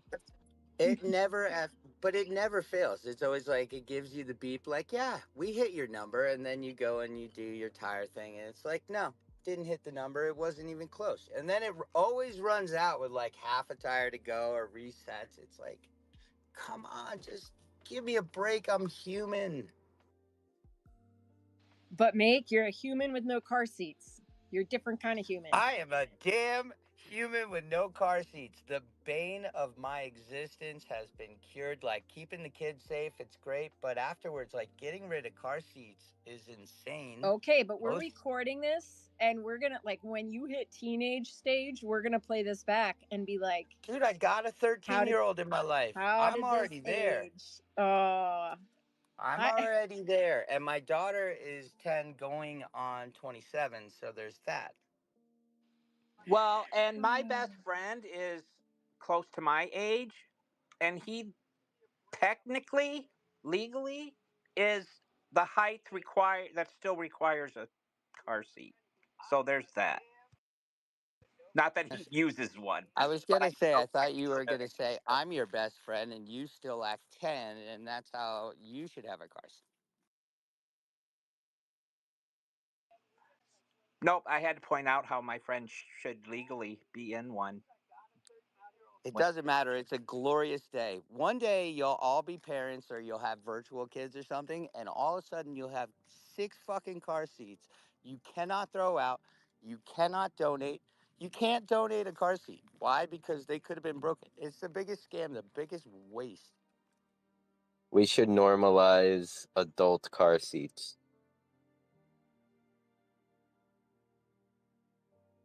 I mean, they did start making pacifiers in the form of vapes. Yeah, but I mean, eventually, like when the rave scene got big, I'm sure pacifier sales rocketed because there were freaking young adults in their 20s sucking on pacifiers while rolling nuts. And glitter, there's still a glitter shortage that probably started by the rave scene. Do you get, speaking of shortage, do any of you ever like come across any articles that are like, oh, the world's chocolate is running out, there's a serious shortage of the cacao bean and blah blah blah blah blah? Because like this sounds like a really big issue, like I mean even bigger than World War III, like in my opinion. No, but maybe you should talk to Roots. Yeah, well, like, I mean, if there really is a shortage of cacao in the world, like, I would think his farm would get raided. I don't know, but all I can think of when you say cacao is Portlandia, so. Why, did I, like, say it funny, or is it because... Okay. No. You gotta watch Portland. Does anybody know what I'm talking about? I most definitely know what you're talking about. And the craziest thing is, like, from, like, multiple people that have, like, lived in Portlandia, like, I've heard that it's kind of accurate. Oh, it's totally accurate. Yeah. As a West Coaster, yeah, it is. I mean, now it's changed a little bit. Now it's a very, very, very interesting place to go. But yeah, Portlandia's Portlandia.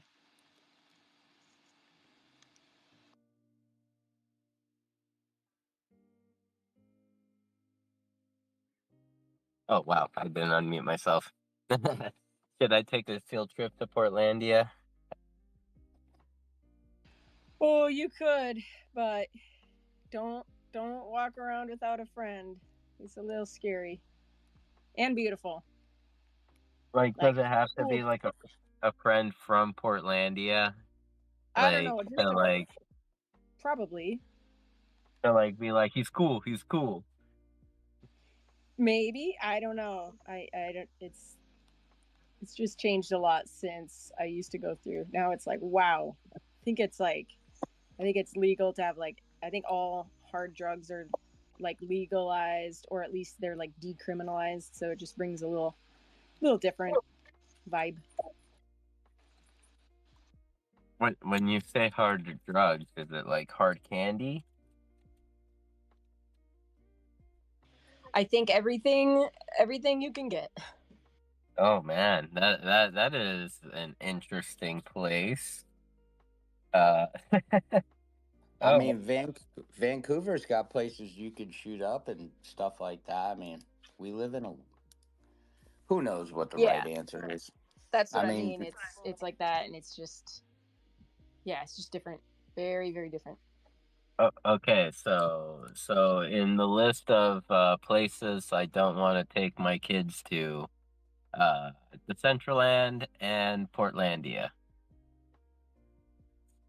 I mean, I think there's really pretty places in Portlandia, like really cool spots. But Everything's prettier on heroin. That's just true.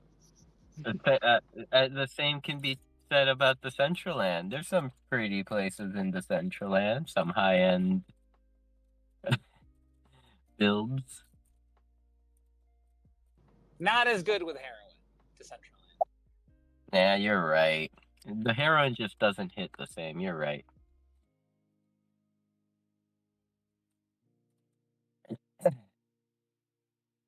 So, do we think the new client is ready for Music Fest? Because whatever the difference between, like, because I didn't have any connection problems at Rustan's house. I did not get booted from, or needed to restart my client. I didn't technically ever get booted from the client, but I did have to, like, restart at the event that I think there are more people there than at Rustan's. But, like, I don't know. Mm-hmm. Wherever that, like, gap is between the 38 of us at Rustan's to however many were celebrating the event yesterday, that apparently is the tipping point for where my experience became impacted by that many people existing. well, was it the people or was it the build? I mean, because those are also two very different builds. Both of them like heavy animations, a lot going on, totally different, Admittedly, experiences. could have been the build. That's true. I don't know. I because of the fact, because like my hypothesis is that somehow that, like, because when I was trying to change my outfit, that's when later on Toxic reported appearing as me on her screen, and it was like right as I like had on my own screen, it had finally updated and changed my clothes. So I felt like it might have just been something, but like so many people were pinging the server that's what was like resulting in some of the bugs and freezingness that I was experiencing. But technically, that's just a thing I imagined on my own, and there's no basis in code other than just my instincts as former QA. I think there's definitely something to that. Like, I crash if I go into backpacks. Like if I go into my backpack or somebody else's, I'm definitely gonna like crash quicker than if I don't. And it, like having to make that like API call. I mean, yeah, that's the rabbit hole I'd hunt down, because there's obviously something there. Oh yeah, no. And another thing I noticed was while at the event, like I had some new wearables, like I hadn't even actually looked at in my backpack yet. And when I opened my backpack at the event, those wearables would just never load. Like my old tops I had older than that would load, but like the jacket from the True event the night before that I'd gotten because Tang Poco insisted I go. That like just I was gonna put it on, but I couldn't get it to load. But like all my togas, not togas. What were they? Kimonos. All my kimonos would load. It's like all my older things would load, but like it was weird. It was like a weird little bug. And don't get me wrong, I don't envy Decentraland's attempt at giving us these ability to interact and engage and have all the sameness while also being able to be individuals pinging 1,000 different collections. And I'm sure your backpack is probably a much heavier server call than many. Not even than my own, which is a pretty heavy server call. I know that they have said like, hey, Fancy and Canessa we're gonna use you guys as like the test guinea pigs. So we're like, okay, thanks. We feel both seen, validated, and targeted, but it's okay. Yeah, I know there's certain things that work differently. I'm trying to think. Oh, like the ones that don't show up right away, but yeah, you know. I mean, I guess like to answer your question, which I don't know, like I think at its current state, it's gonna be tough with Music Festival. Like at least like if they don't set the Decentraland spawn point, general spawn point to the Music Fest, there's gonna be a lot of people that are stuck in Genesis Plaza. Um, I think like the Explore page, if that comes out before the Music Fest, then maybe yeah, there'll be, I don't know. I feel like people will be confused. Well, we should just make a list. Let's just make a list of things that like we would consider like this is kind of like a deal breaker, like a like super vital, and then we'll just ask them, and they'll be like, you know, like yes, we'll have a page, or no, we're not having a page. So I'll start that list. You guys keep talking. I mean one thing that would like definitely solve a lot of it would be like, and they've done this in the past, just change the spawn point, the Music Fest. Yeah, I think that's And a good then idea, and I think that they should definitely just do that. They should do that anyway, honestly, like whether or not there's an events page at Genesis Plaza or not. there is an events page, but I mean sometimes it does get cluttered, or like the event that is happening now will be like further down the list from like events that started um like way before it. Like I don't know if that's a bug or a feature. Like for Like example, the Exodus event like seems to be in the front of a lot of things. Sorry, Canessa, go ahead. like Rustan's yesterday. I couldn't find that, so I knew where the land was, but it didn't show up on crowds, even though we had a ton of people there, and it wasn't showing up on events. So it was like you kind of had to know from Twitter, like an external source, that was happening. Otherwise, you wouldn't have just found it on accident. Yeah.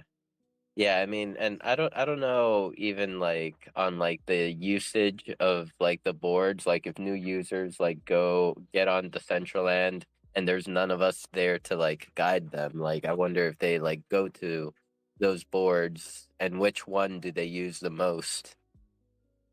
Well, and considering that like one of the top scenes is Buffalo's build, and we know that Buffalo no longer, is active in Decentraland, it's like why are we promoting and sending people to a scene that hasn't had an event in 8 months, 9 months?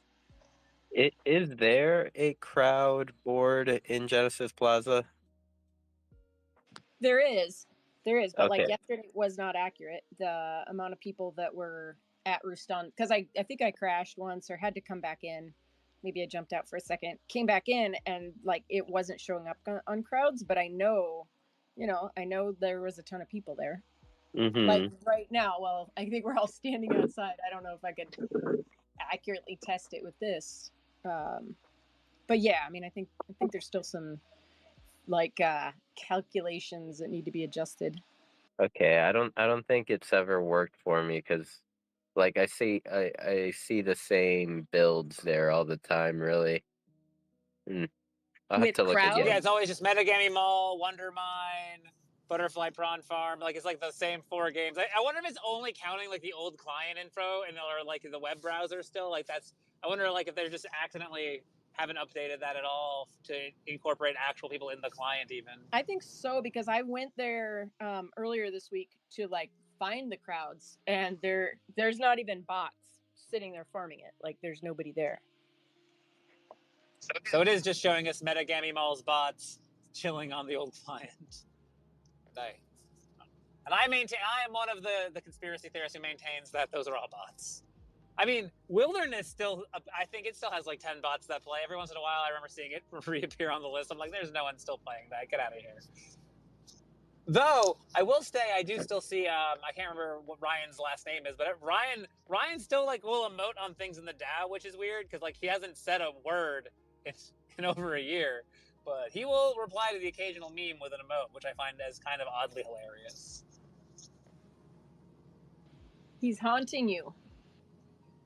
Earlier when we were talking, you guys were talking about Old Guy and how great he is. I think I heard him speak in a space for the first time like earlier this year. And honestly, until that moment, if someone had been like, I have definitive proof that this is just an absolute made up person, like Nay and Ryan take turns controlling in chat and Decentraland, I'd have believed you. Because like I'd only ever seen him in Wilderness forever.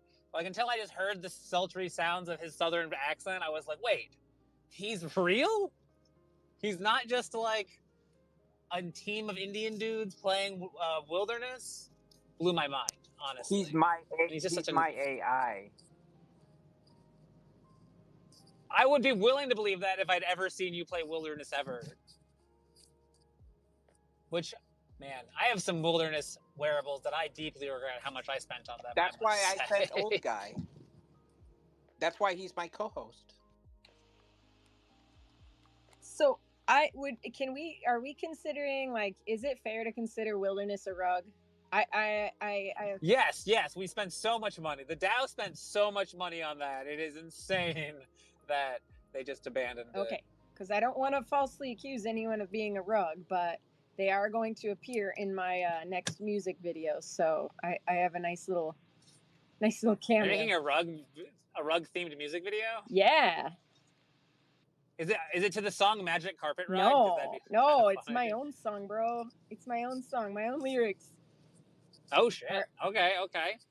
There might be a little small appearance by DG, you never know.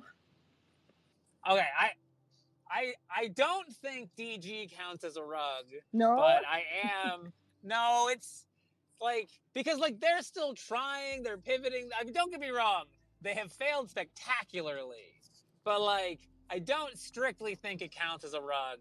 It's just, but again, I also think I'm just trying to convince myself of that so that I can be happy and not hate people I consider friends. Yeah, I think that's it, Jared. I think if we actually look at like the numbers, like invested versus down, I think, and I'm not blaming them. Because I think a rug and a failure are different. Like a rug is like intentionally just saying, I'm going to take your money and I'm not giving you shit. Like DG tried to give us shit. They did. So like I think like a rug is, there's like a certain amount of intention to it.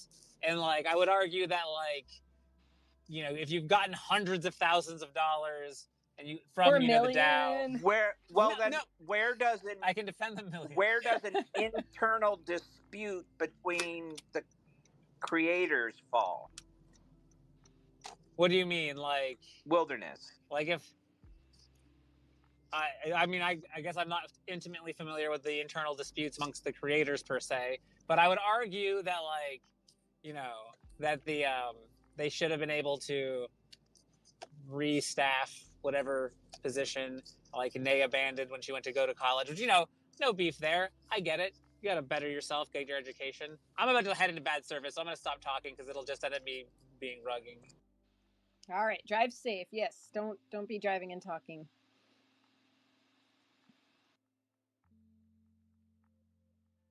Yeah, right. I don't know how to define a rug necessarily, because like I'm out here buying like NFT projects that I find like for dirt cheap, and I'll find it and I'll buy it, and then I do the research. I should probably do it the other way around, and I'm like, oh, okay, like I found a really cool one, like really cool, and I loved it, and that's why I bought it. I don't care.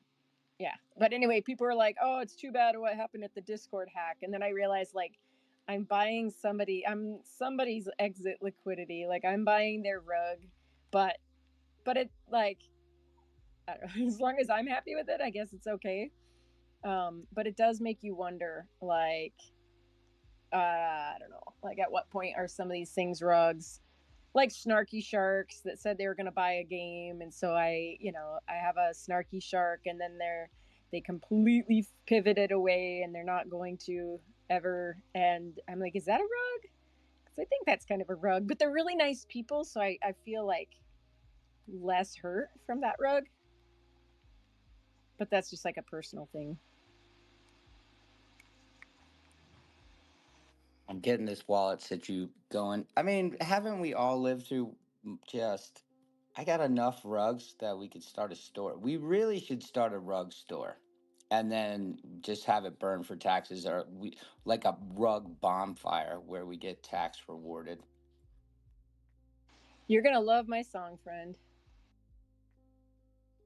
I love everything about you. You're my favorite donut holder. You're a great looking beast. You dance great. My hula hoop is awesome. Still waiting for that unicycle, but you know. There's an Ooh. RGB unicycle. Oh man, I'll have to do some product research to get there, guys. I mean, I feel like if you could combo the unicycle, the new juggling app, and, you know, a hula hoop, we would just be like, we could be our own effing circus. That's perfect because I think we already are. My wife would concur. As I'm going to, when I was doing car seats in like absolute ludicrous joy, she's like, "You're still talking to your internet friends."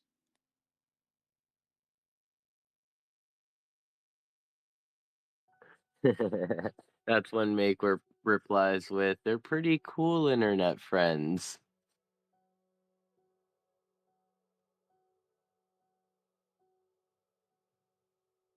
We are pretty cool. I think so. I uh I mean, like in my last week, my first week of work, first week of meeting people, like of course I wasn't like, going out there to talk about my internet friends, but like from them asking me questions about myself, like I ended up like, talking about my internet friends because my internet friends tie into like what I am, who I do, what I do, or who I am, what I do, and yeah, like activities and hobbies. And I mean, they think you're pretty cool.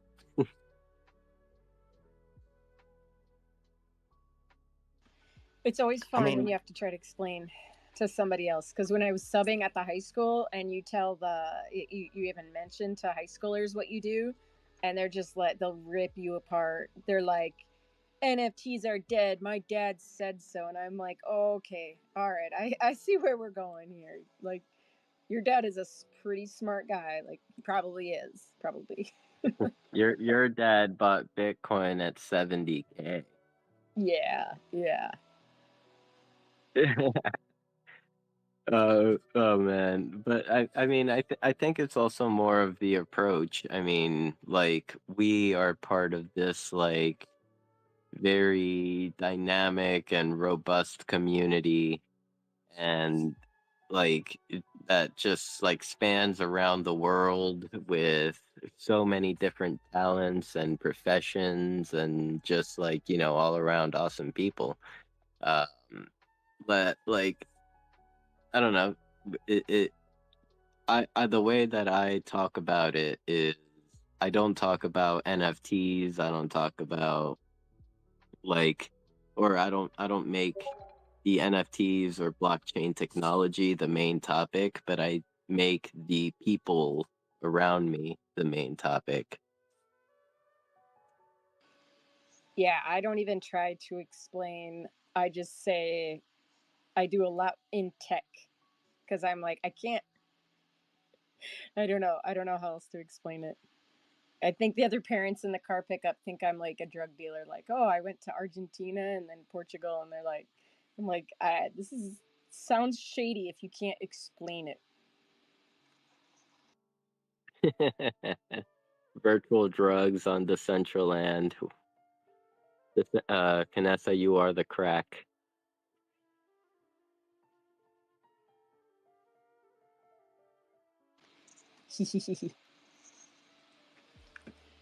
Yep. Well, Yeah, you yeah. guys, yeah.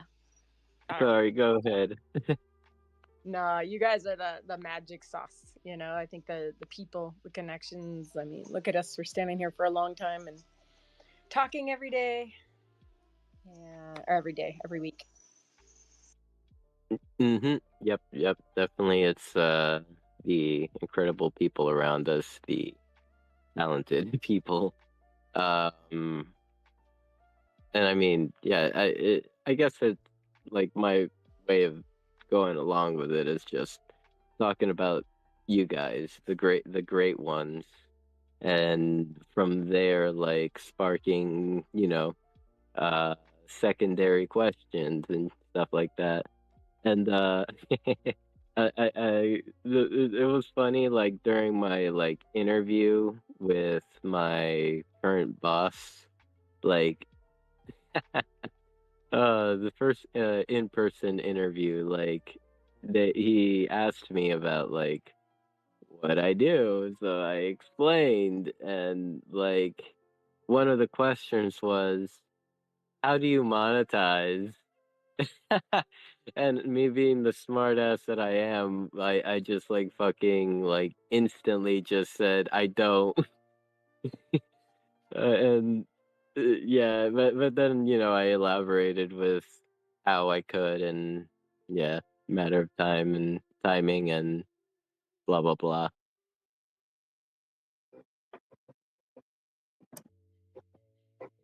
Yeah, that's a hard one.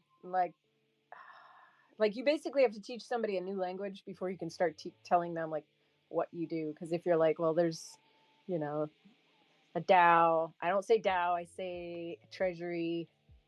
I don't say Web3 blockchain. I say tech because it's like I'm just not gonna go there.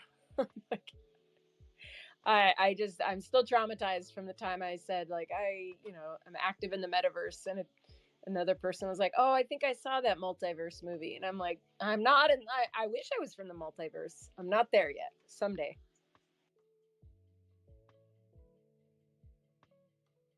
Yeah. You know, the recovery has been, I now get to say, oh, I DJ on the internet and I have virtual environments that I DJ in and online. And that it really does take a little edge off. There's some sort of acceptance there. Then it changes. Do you get paid for this? And I'm like, no, I pay shit tons of money to do it, but it's fucking great. And last night was fucking awesome, by the way. You can ask Sin. It was the first time I might call myself an actual DJ because I didn't fuck up anywhere. Not severely anyway. Yep. Big congratulations to make as a like producer. Like I know what it's like to like do a show, and like like everyone that was there thought it was a great show, and but like only you yourself know the flaws of it and where you fucked up, and like how and blah blah blah and why, and like like there's nothing better than to like end the show and be like, I feel good about this one. Like yeah. I mean, there's just a thing. Like, I have my own checks and balances. By no means do I think I'm going to turn around and be Buffalo today or tomorrow.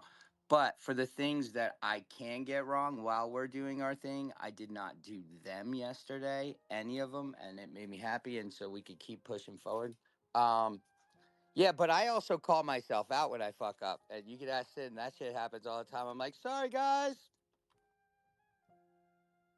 Yep. I don't want people to think it's Decentraland's fault or the streaming's fault if it's not, you know? I'm like, nope, that was 100% me turning off the wrong deck. Swiss, did you wanna say something? Yeah, for sure. I don't know, you guys went in a slightly different direction, but I just wanted to get back at the digital creation kind of activities and the whole professional question and what people think. To be honest, like I always thought you guys were like much more further along that journey where the people around you are all accepting this, and it's like, do you guys remember those days when you had to show people what YouTube is and how to use it? I don't know if you ever were in this situation, but I was, and I remember how weird this was.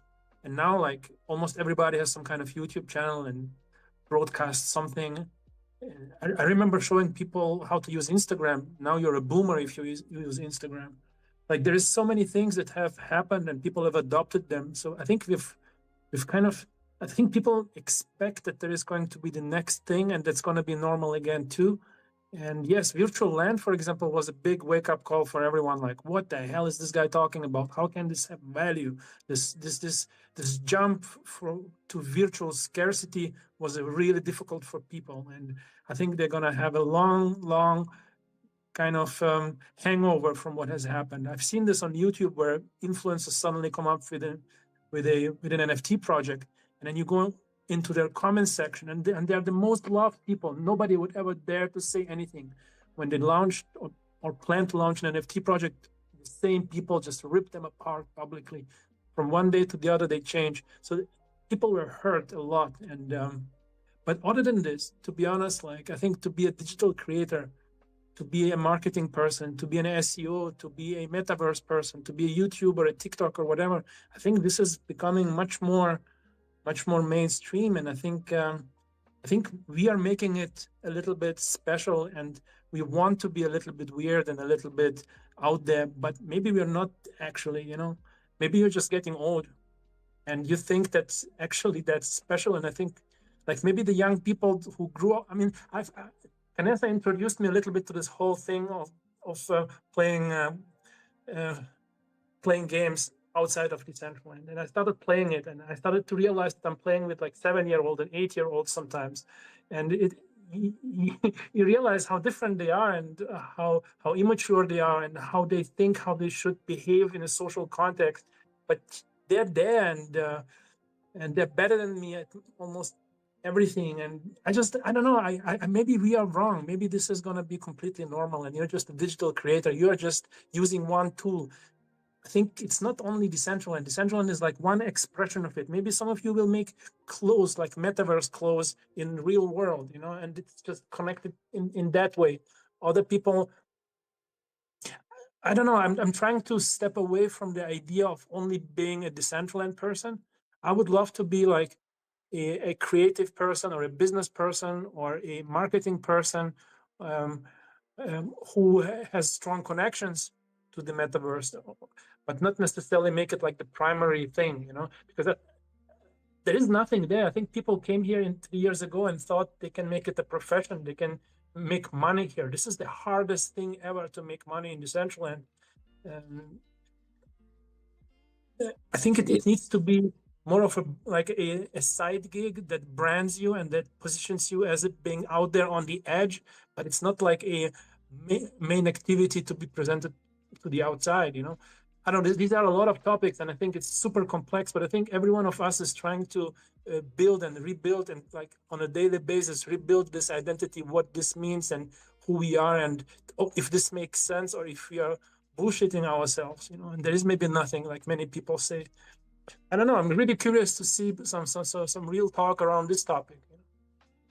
I think you're absolutely right. I think that like I think we would be really misaligned, or like I think we would be really fooling ourselves if we came here expecting to go full time, supporting ourselves, paying a mortgage, paying car insurance, paying gas, groceries, all on Decentraland. I think there are some people who can do it because of the DAO, or because maybe they found other ways. I'm just thinking some of the bigger games, but I think that would be like expecting to make a living off of YouTube in the first year. Like now we all know that the people that stuck with their channels for a long time, they're millionaires, billionaires like Mr. Beast.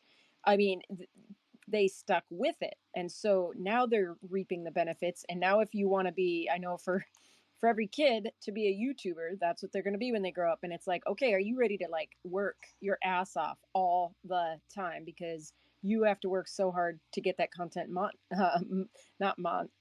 monetized.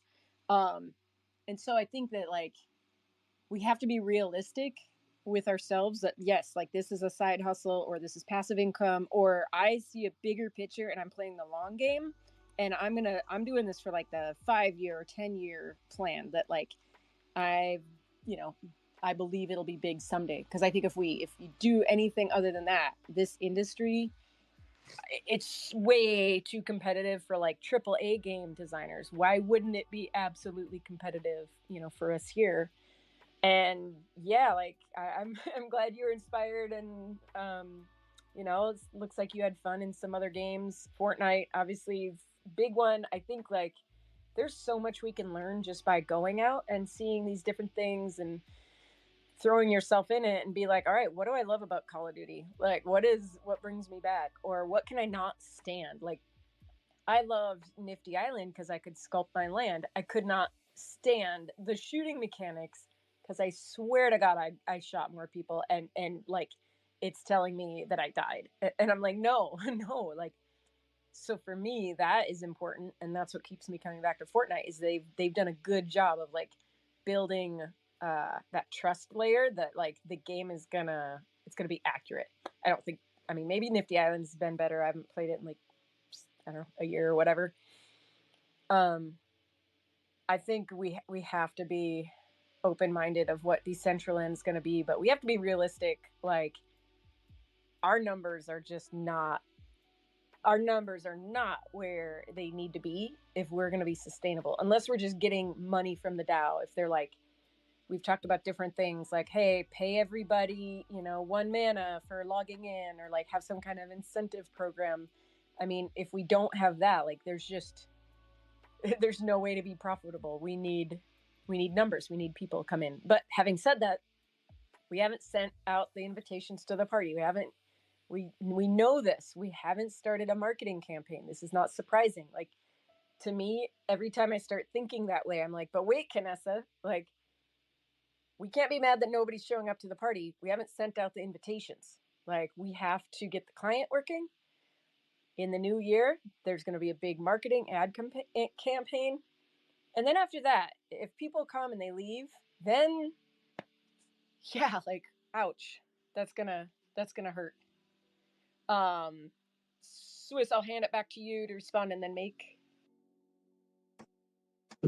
Just real quick, I mean, of course, one thing is that this cannot be the main thing for now, but the other thing is, I don't think it has to. I think it would be really important for those guys who really want to make this something out that is part of their life, is to focus also on other areas. If you're a web developer, if you have websites, if you have YouTube, if you have any other channels that you are interested in, I think you should focus on those, and the central one should be like 10%. That should give you the edge. It should give you the brand. That should give you the flavor, the taste, the extra weirdness that sets you apart. I think it could be a complementary piece, but it shouldn't be, and it cannot be the main piece right now, because it just doesn't serve any purpose, unfortunately, at this point in time. You cannot invite people quickly to your house to have a quick presentation or anything like this. These basic functionalities are not working. As soon as they are, whatever you do anywhere else, you can just shift it over. Hey, let's go do it in Decentraland once a month. Like, when this is possible, then we can talk about it. But right now, I think it's more of a brand and edge of just being out there trying new shit, and I think that's what it's good for now. Yeah, absolutely. I think I've thought about, like, if a streamer were to come in, like a gaming streamer that streams their content, have a build, have their content streamed somewhere else, but they're watching it on their land with their people. Like, we have a strong community. If somebody, it would behoove people if they realize that and got to know our community. I'm careful because I also don't want them to come in and use the community. But there are so many passionate people here. Like, if I see my friends buying some kind of digital thing, I'm like, guess what I'm going to buy? I'm going to buy that same thing. Or like, well, a kid called Beast. My friends bought it. So guess what? I bought it. Make, over to you, bud. Man, could I use my lids back in my life? I think the reality is, Swiss, like, there are always those outside liar people who are hit the right place, right time, right energy, have the right moxie and background to integrate what they do into Central Land and make it a profitable existence for us. I mean, we have You know, again, Rustan's got 400,000 YouTube subscribers that are about his body painting. So this is exterior growth. I mean, that doesn't mean these skill sets don't apply. And we don't know that it becomes Decentraland. I mean, I like to, just like, you know, existence, I think it applies to multiple platforms, right? So the work you put in and work you do can carry over and you could keep growing. And like for myself, like when I found myself saying, okay, I want to do stuff, I want to invite more people in, how do I do that? And we usually get 1 to 3 new people who are checking out Decentraland bare minimum every week, if not, you know, depending on what we're doing, up to like 10 or 20. But I also said, okay, well, what's a skill I could grab that would make me really happy and also benefit what's going on in Decentraland? And that's why I started learning to DJ, right? And I said, this is something that can be great for both worlds, and it can carry on, you know. And as much as people come hang out in Decentraland, there are people watching on Twitch or Twitter, or you know, they're listening after to the experiences if they go to Mixcloud, you know. So I just think there are ways to incorporate what you do in all directions, right? If you're a builder and you're dope at making scenes, and that doesn't have to stop at Decentraland, right? Like, I mean, Wilson's super dope in Hyperfy, and I know he could do stuff in Spatial, and I have no question if I've seen him build into Decentraland. So that doesn't mean people aren't coming forward and brands aren't coming to build, and making yourself available for those efforts, I think, is more useful than trying to sell to your friends. Like, that's the one thing I never try and do. I never try and like sell a thing to the people in here and say, hey, you need to own this so you could be cool with me. Hey, Mick, I appreciate your points. I think they're spot on. And I just want to add, you know, like right now, this whole meme coin conversation going on where coins don't need to have utility, they just need to have the brand and the awareness and adoption. Like this whole idea of moving away from utility towards uh, networks and towards brand value. I feel like Popularity. exactly all those terms, like I think it's very much what we are experiencing with this whole metaverse thing, where it doesn't actually have to work that well. It just it has this flavor, it has this touch. If you position yourself as a metaverse person, you say something to the world about who you are and how you want to be perceived. It's a very clear spot. Not everybody is gonna put something like this on their CV or onto their LinkedIn or whatever. It's quite particular. But if you have the balls, if you enjoy that feeling, you are a specific type of person. And I think it's a tool for you to position yourself in the world. And hopefully utility will follow. But I could imagine that in 5, 6 years, we are going to come to some Lisbon meetup after all, and people are going to feel comfortable doxing themselves and they're going to feel proud about what they have maybe achieved in terms of community, and they're gonna dress in some weird clothes like we dress inside the Decentraland. You know, maybe there's going to be a whole fashion line, a style, a lifestyle to be like that, and it's gonna mean something. It sounds maybe weird right now, right? But I think it's totally gonna come. There's going to be this movement of metaverse people, and unfortunately, I'll be probably too old to use it. People are gonna laugh at me, but I'm still gonna do it. I don't care. But it doesn't necessarily have to perfectly work. It just has to have the meme that you can adopt, if this makes sense. You know?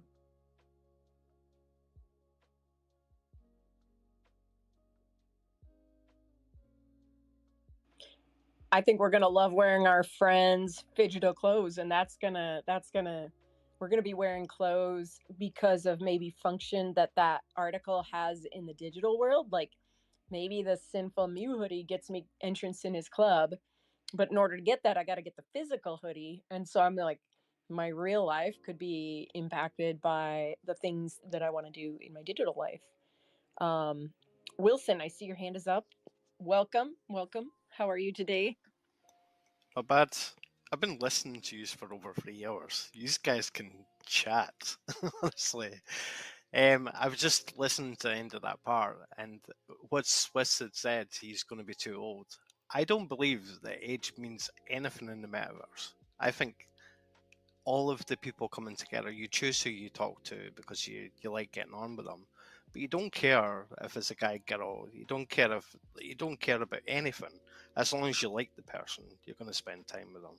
And the idea about having the digital stuff like the Decentraland wearable in the real world, I had like an imagination of like a low poly kind of looking pair of trousers, and I was like, that's just funny in my head. I just wanted to say hi. Oh my gosh, next conference that we have in real life, we should all wear the like overall onesies, like they're like a baby onesie. I know they're not, but they're like overalls. We should all find like default or have somebody custom make the yellow granny sweater.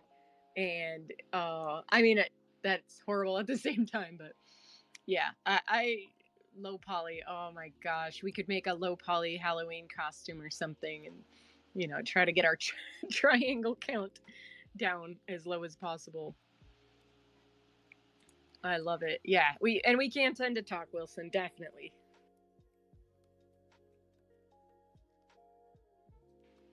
And also, one thing that I was thinking about with that is I saw an article a few months ago about, they called it like the silver era of the metaverse, and how they actually saw like an uptick of people of like 60 years and older, and they called it like the silver. I don't know what they called it exactly, but basically like older people who their life is different. Like they might be less ambulatory. They might not be able to leave their house. Their children are grown, moved away. Like, so they're, he was talking about this lonely population of older people who are finding like companionship in the metaverse. And I know like in Webkin's world, when I was really active on there, a lot of the people, they were older, and they were doing that specifically because they're grandchildren. But I think that is one thing that we have, is like, age does not stop you from coming in necessarily. Maybe your understanding of the tech, like, and that some people of the older era, like they did not grow up with computers. They didn't grow up with like the internet era where tech changes every 5 minutes. But I think that there's a whole population that could enjoy coming online, and yeah, like the older population, also just like people with physical limitations. I'd love to see. I have a friend who uses a wheelchair. She's cerebral palsy, and I'm like, oh my gosh, I would love to get her here, because she also makes art and she sells like the physical art, and I'm like, oh girl, let me tell you about NFTs. Like, if we put your art in NFT form and you're running around the metaverse, like, wow. Let's see. Go ahead. I see 3 hands. So Wilson. Yeah, talking about stuff online, a few years back, obviously I've been kicking about metaverse places for a while, but the concept of line dancing came to mind one time, and I thought that would be fun for people all over the world to come together and do line dancing themselves. Then I actually thought about it as a concept. You'd be standing on your own with a VR headset on in your own house, shouting at people saying you're out of time, and everybody's in different time zones. I just thought it was a funny concept. That would be amazing if we coordinated like an event like that around the world, and see if we could get, like, I don't even know if we could get somebody in every time zone. Maybe we'd have to get somebody out in like St. Helena Island in the middle of the Atlantic Ocean. But like, what if we tried to get every time zone on Earth to come in and do one collective dance together? That would be really cool. Call it Rocking the World. Love it. Oh my gosh, you better go mint that before somebody. See, is Alpha still here? You got 24 hours, bro. Go mint that.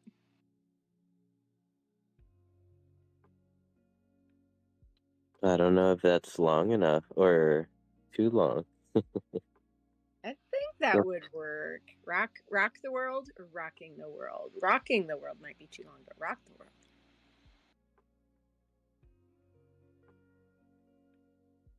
You right. All right, who's the next hand?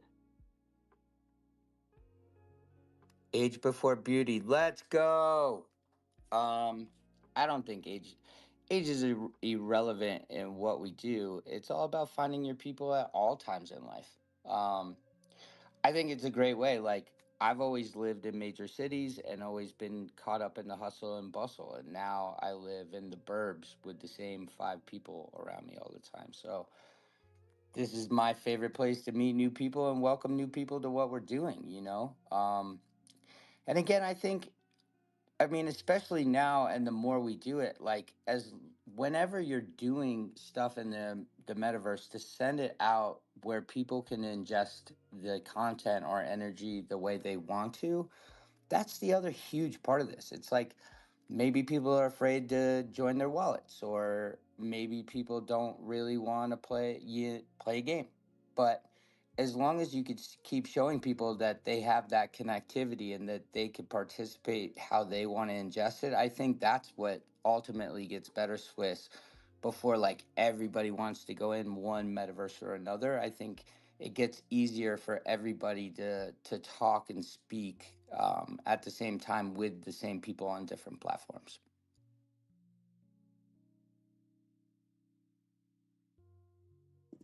I'm going to say something to this, but it's going to pivot in a slightly different direction. Thank you, Meg, for always adding some interesting angle on things.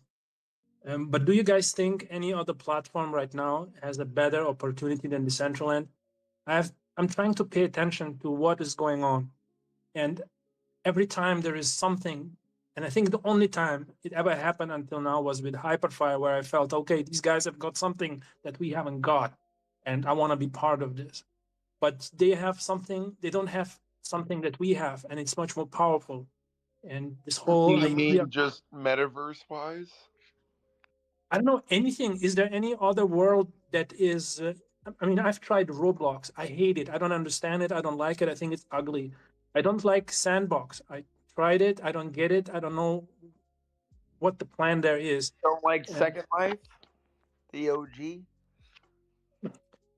I mean, I was aware of the existence of Second Life, but I never got into it. I felt I don't know what it was. Maybe it was too People complex. to Had too this many options.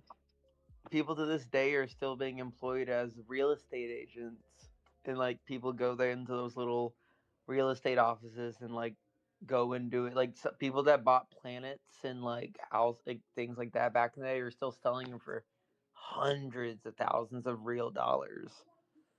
It is the only and truly established metaverse. Like Decentraland's great. All these things are great. Roblox obviously trumps everything because they give you free education. Like kids in Africa are getting real teachers teaching them on Roblox and all that stuff. That's besides the point. We want money, right? Blah blah blah blah. um, but there really isn't a at all a competitor. Like, but the thing is, just wait till Google, Sony, not God forbid, but when Microsoft stepped in, if anyone remembers in like 2013, 15, they showed the whole like building Minecraft on the little table where you can like do it with your fingers and stuff, and it's like you wear the glasses and it's a hologram. All of that's still real. It just is anyone gonna just have that actively in their houses and yada yada yada yada yada. I see your hands up, Make. The only reason I came is actually I realize now the only reason I joined is because I follow Make. So I'll stop talking now. No, Hey, we're hey, glad to Um, hey, have you up family. here. Good to see you. Yeah, And it's been a. I mean, I'm always around. It's just been a fucking weird. I mean, I feel like everyone's had a weird year, no matter what, whether it's here or in real life. And I got a good fistful of both. well, we're glad to have you. Welcome to the chaos that is the CBD and growing the future of Decentraland with our friends. I'm sure you will really like a lot of these people. These are some of the dopest creators that I know. And we come to vent and build together in this wonderful space that is usually a marathon. Um, I wanted to also say two things on the subjects of metaverses. One, The one I think that is developing that'll be very curious without question is Grand Theft Auto 6. The way that they already have an extremely stable, extremely lucrative thing with private servers, people making tons of money, and they have 4 billion with a You mean B GTA 5, dollars. right? Like the private servers for the current ones? Yeah, the current one is already a thriving ecosystem, but 6 has $4 billion If you invested in. produce money out of it, you can be sued by Rockstar. And and that's today. We'll see what happens They will next. never give up proprietary rights because, I mean, let's just be fucking real. I mean, it's Grand Theft Auto. It is one of. If you're gonna throw on a game, I can literally just drive in circles playing music while still talking to my friends in the room, type thing. There's not a lot of that in the world, and you know what I mean. It's like they're gonna lock that shit down, and it's great to have private servers interact, but we gotta hope and pray one day that like Ubisoft talked about doing stuff, but then they backed out. We need real game designers, otherwise it's gonna always be the janky jank that we work with, and it's still good, you know. But even Second Life from 2002, 2004 is still just doing just laps around Decentraland in the sense of, like I said, there are employees who wake up every day, get on their computer from 9 to 5, and just sit in their virtual office for $15 an hour. It's crazy. The other one I would jump in and say, you can't count out, even though it doesn't really go down to Web 3 reality, but they still have at least 40,000 plus active users, and they're running private servers, which is a big part of the kind of fudge numbers. But I mean, VR chat is got its own thing going on, and it's a whole Three different D. group of Is it people. called VR chat or is it 3D something? I can't remember. It's VR chat, at least I know it is VR chat.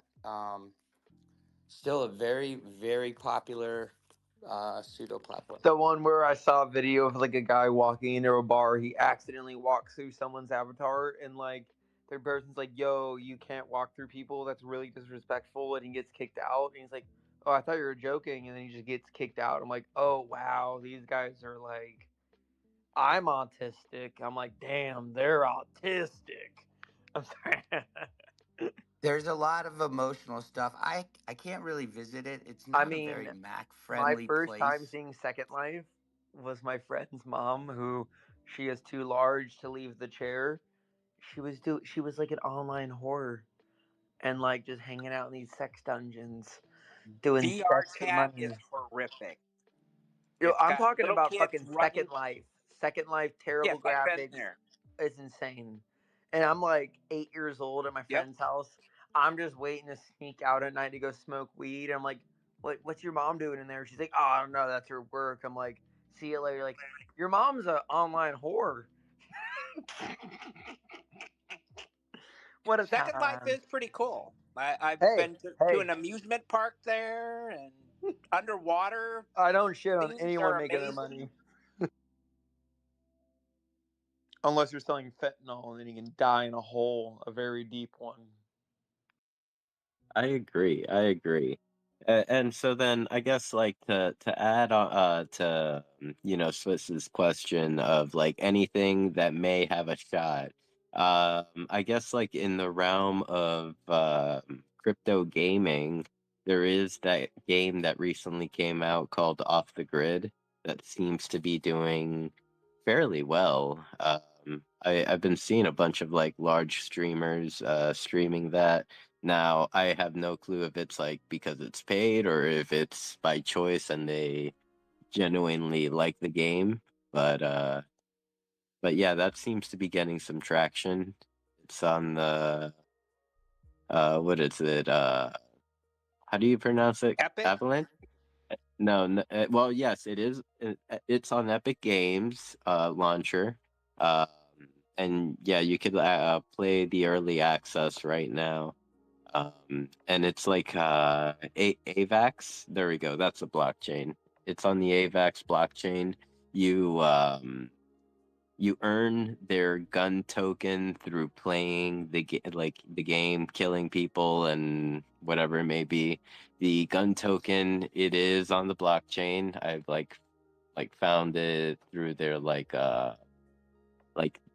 AVAX's Ether scan version or whatever, and like my 25 gun token was worth 13 cents and shit like that. And like it seems like the assets that like the cosmetics for guns and stuff like that are NFTs, and they are of limited quantity. So I mean, any thoughts on that? Well, we all know like Steam with Counter Strike has their skins and those things that sell. But if we all remember Diablo 3 coming out with the real world marketplace, ooh wee, that was a wild little moment they tried their best at. It's just, the second you add money to anything and it's a game, someone like me and other people are going to find a way to fuck that shit over. There's no ifs, ands, or buts. But also, Wilson's hand is up, so I'm going to stop. Go ahead, Wilson. Yeah, the Avalanche chain, they've kind of done it. They've done it right, in my opinion. They've onboarded people without them knowing that they're using blockchain technology in the background.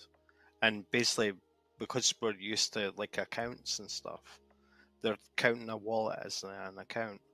And they've actually acquired probably more transactions over on that chain than most of the other chains over the last month. They've done crazy transaction volume. I just don't know what's going to happen once they get to multiple games doing the same idea, but they all want to be on different chains and stuff. And that's my problem. I think we really need to tie them all together and say, like, you have to kind of be interoperable to a point that some of these coins on one platform can work on a different platform, because obviously this is what it's going to come down to. Like, you're not going to know how to buy your assets or be able to move them from one place to another. This was like what things were proposed in 2014, 2015, 2016, but of course, when comes money like Polygon, other people getting all this, they're all now just fighting for it. Then you have Steam saying, fuck off, all y'all. And Steam kind of does decide everything, basically. Like, you can make the best game. You can try and make a good quality game. But if it's not fun, yes, it might produce money, but like if people don't enjoy it, they're not going to play it. Like, that's all. It's a very complicated thing because now you're delving into making art, which is subjective. Now you're making not just art, you're making art that needs to be playable to our standards and things. That's why Counter Strike with their whole like skins and stuff keep that shit on lock because fuck, I didn't even know how valuable this stupid knife I had was. I saw it sold for like 22 grand the other day. I'm like, well, I was happy to sell that for like $4 back in the day. But that's just what it be. I think zooming out too and looking at like we have to look at the video game industry as a whole. Like it has been a brutal, bloody place in the last 2 years. Like 30% It's just a terrible place. Like 30% of the workload has been laid off. I was at GDC in March, the Game Developers Conference, the biggest gaming conference in the world, and it was amazing and like eye-opening, like shocking to see how many Web3 games were there. And like I come down the escalator before I see Epic Games, before I see Tencent, before I see TikTok. First thing I see, giant letters, Web3 gaming sucks. I'm like, what the fuck? Like, wait, what? No, like, we like Web3 gaming. And it was Avalanche. Like, they had a giant fucking booth. And they had probably 15 different places you could sit, test out like Shrapnel, Blood Loop, like a lot of the different games. But the amount of like blockchain games being represented was amazing. And talking with people that were like, yeah, it's more every year. But we don't say it's blockchain necessarily. Like it's almost like a dirty word there, because some people, as soon as they found out like Decentraland was blockchain, one guy, he told us he told Rustan, or no, Yamel, he was like, all right, I'm done here. And Yamel's like, okay, like, I'm not here to convince anybody. Like, this is what we are.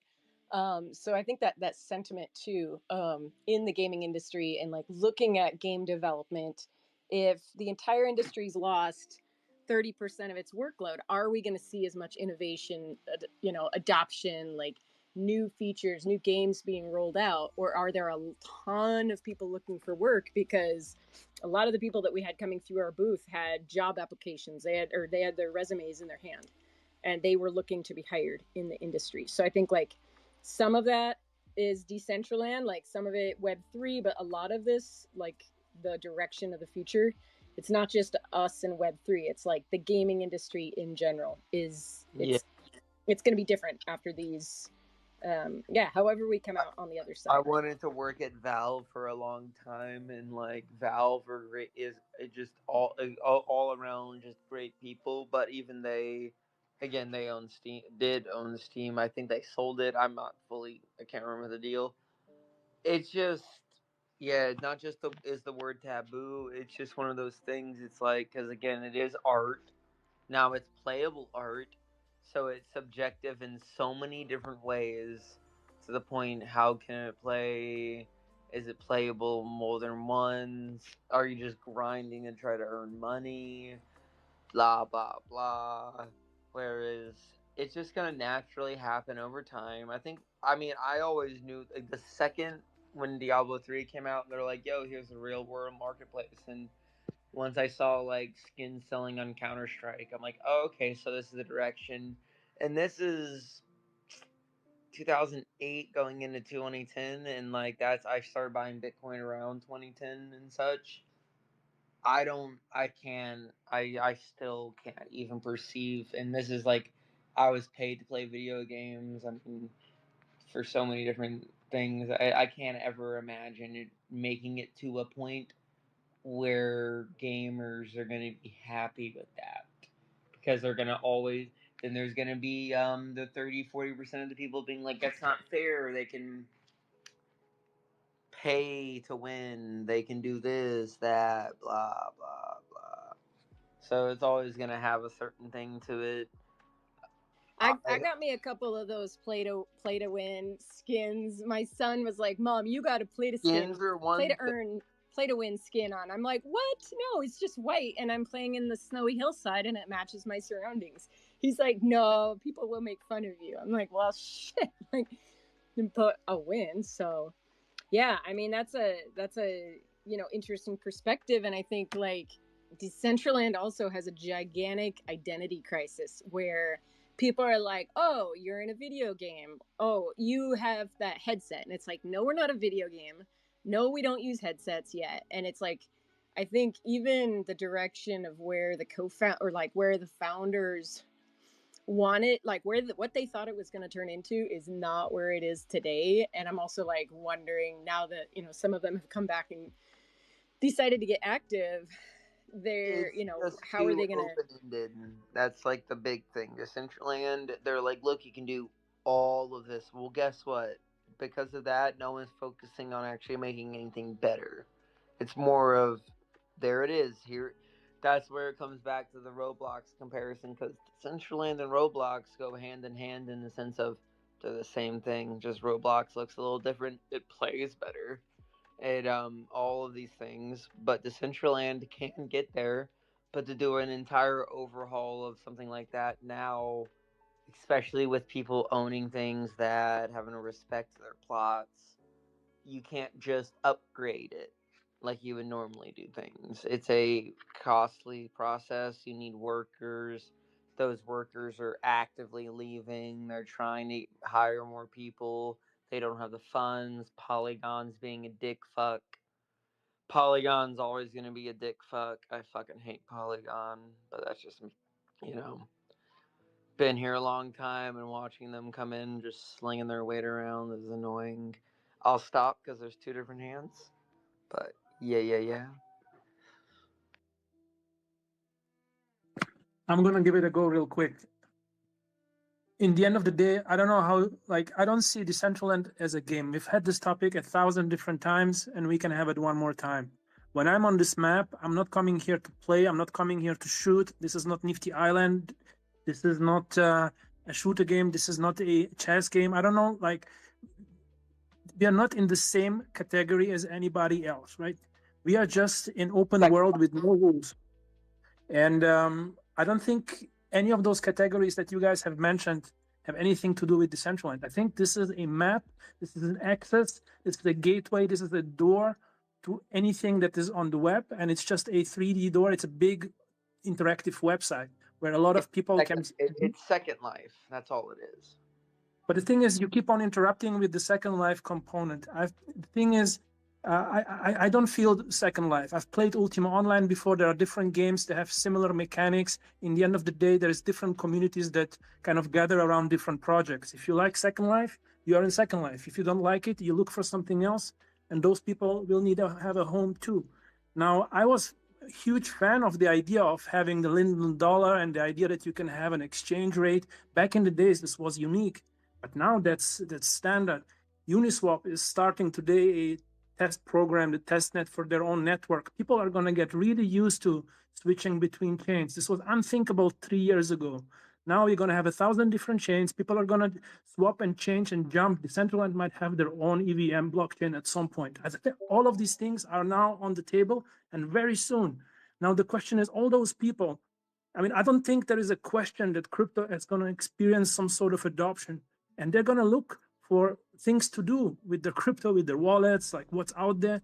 And I don't think there is anything else than Decentraland that is visually and community-wise available otherwise. I don't see any other projects. I'm following a lot. I've been trying to buy into other projects at the top of the bull market last time.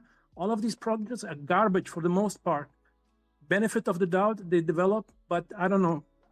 After the client 2.0 update, I can once again see where this is going. And I like this prospect, and I'm buying land exactly for this reason, because I want to have multiple embassies and enough stuff that I can also sell to people when demand comes in. If this becomes a map, if this becomes a hub for Coca-Cola, for Kraken, for all of these brands to have a place where they can meet people, where they can talk, where they can build community, where they can send people for a promotion. I think it's inevitable, at least to a mid-sized community. I don't see anything else out there that can compete with it today. Hopefully they'll come. I'm sure Meta is going to come at some point. They have no choice, and they're going to do a great job. But there's always space for two players.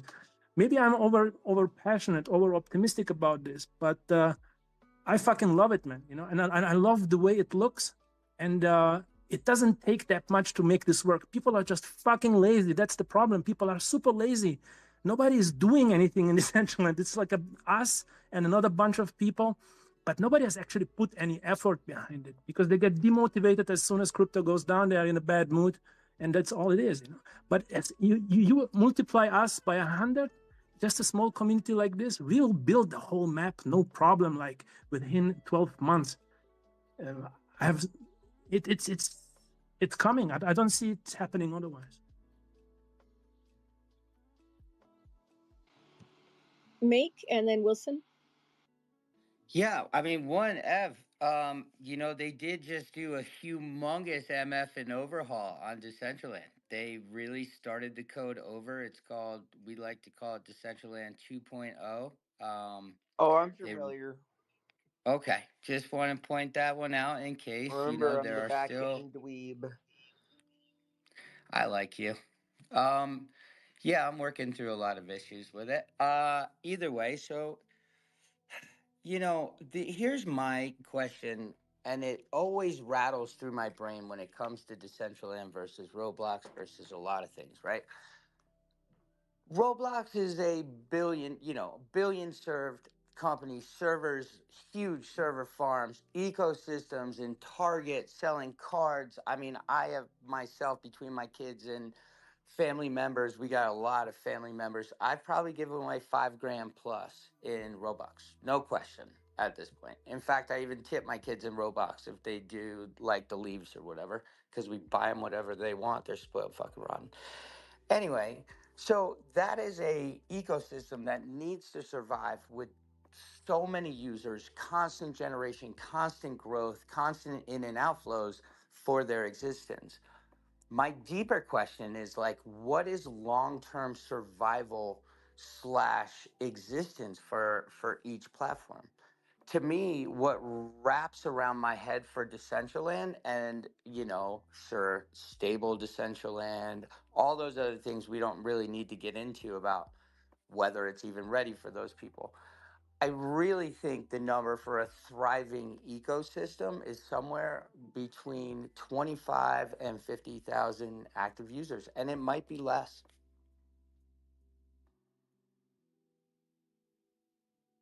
Well, Make, first of all, can you adopt me and my kids? Because if they hear that you give away that much Robux, they're going to want to jump ship and go with you. I mean, remember, my kids are kind of older and they have been there since day one of Roblox. And so Yeah. you go to Target, you go to Walmart, you go to a birthday party, you go to Christmas. My wife has 6 sisters. They all have kids, about the same age. So I be handing out the Robux. That's easier than getting everybody a car, like a RC car and whatever else they need. And then trying to get on an airplane. Well, I've said it before. If my kids get like $10 for their birthday from grandma, like they can't do anything with that until I physically take them to the store. Like they're depending on me to go spend it. But if they get $10 of Robux, they can just jump right on and go spend that. Like I think this generation understands the value of digital currency way more than we give them credit for. I mean, this is a group of kids that we're told do not go by other people, do not get close to them. Like there's a group of kids that are third graders right now that were kindergartners during COVID, and like me being in the school district still and being with young kids, there is an absolute difference in how they act, how they behave, the amount of anxiety, like I'm starting to wonder, like, what the hell was it? Something in the water? And then I got to remember, like, it's COVID. This is a generation of humans that are going to inherently be a little bit freaked out by being around others. Like, I can see it in the amount of kids that I know that have, like, they're talking about anxiety. Like, oh, that's my anxiety. That's this, that's that. They're 8 years old. So, like, compile that with like an understanding of digital currency. They played way too many games, more than anybody ever doctor recommended. Like, to even educate our children, that was way more screen time than the pediatric society ever. Like, we had to go against doctors recommendation to just school our children. You're going to have this generation of young people who feel more comfortable in the digital landscape than they do going around. Like, I know a kid that just went to a fair. They had a great time. All of a sudden, they started feeling really anxious because they're around all these people. And I just think, like, as my background in like early childhood development, developmental disabilities, I don't think we really understand like that this generation is way more different than we might realize. Like, and time will tell. But if you have third grade, second, third, fourth graders, you know what I'm talking about, because that was the generation that totally got fucked with their schooling. And there were things, there's actually, and I'll stop in a second, but there are developmental milestones that a kid needs to learn when they're 5, 6 years old. Kindergarten, entering kindergarten. If they don't have those experiences and they get those at 7 or 8 years old, it is not the same. Like, the brain just doesn't develop the same way.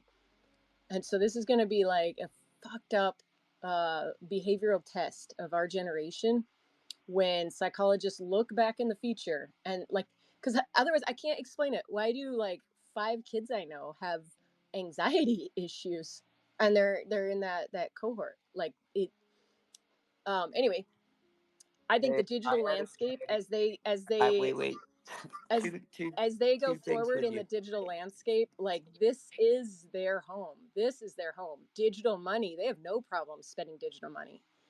So, That's so all. two things with your points, but I also want two things. One, I think you see it playing out even more in like their comfort of being home and around their families. Like, and I know the 80s were different than the 90s, which were different than the early thousands. But the reality is, if my particular kids do not have like an assigned, we are going to go to a class A or B, I'm taking them skiing or whatever it is, they are so content to sit at home and talk to their friends online versus like go hang out with kids. It's almost like the parents, and I have other parents who come to me like, I don't know what's wrong with my kids. They don't go and do anything on their own, or we don't have them just go off or whatever it is. I'm like, this is a issue that started with how we spent 3 years together.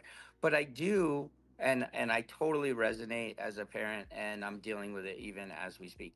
Um, However, my other question is, and this was the first point, how many people do we really think Decentraland, like in our dream, or I'm not thinking of a million Decentraland people.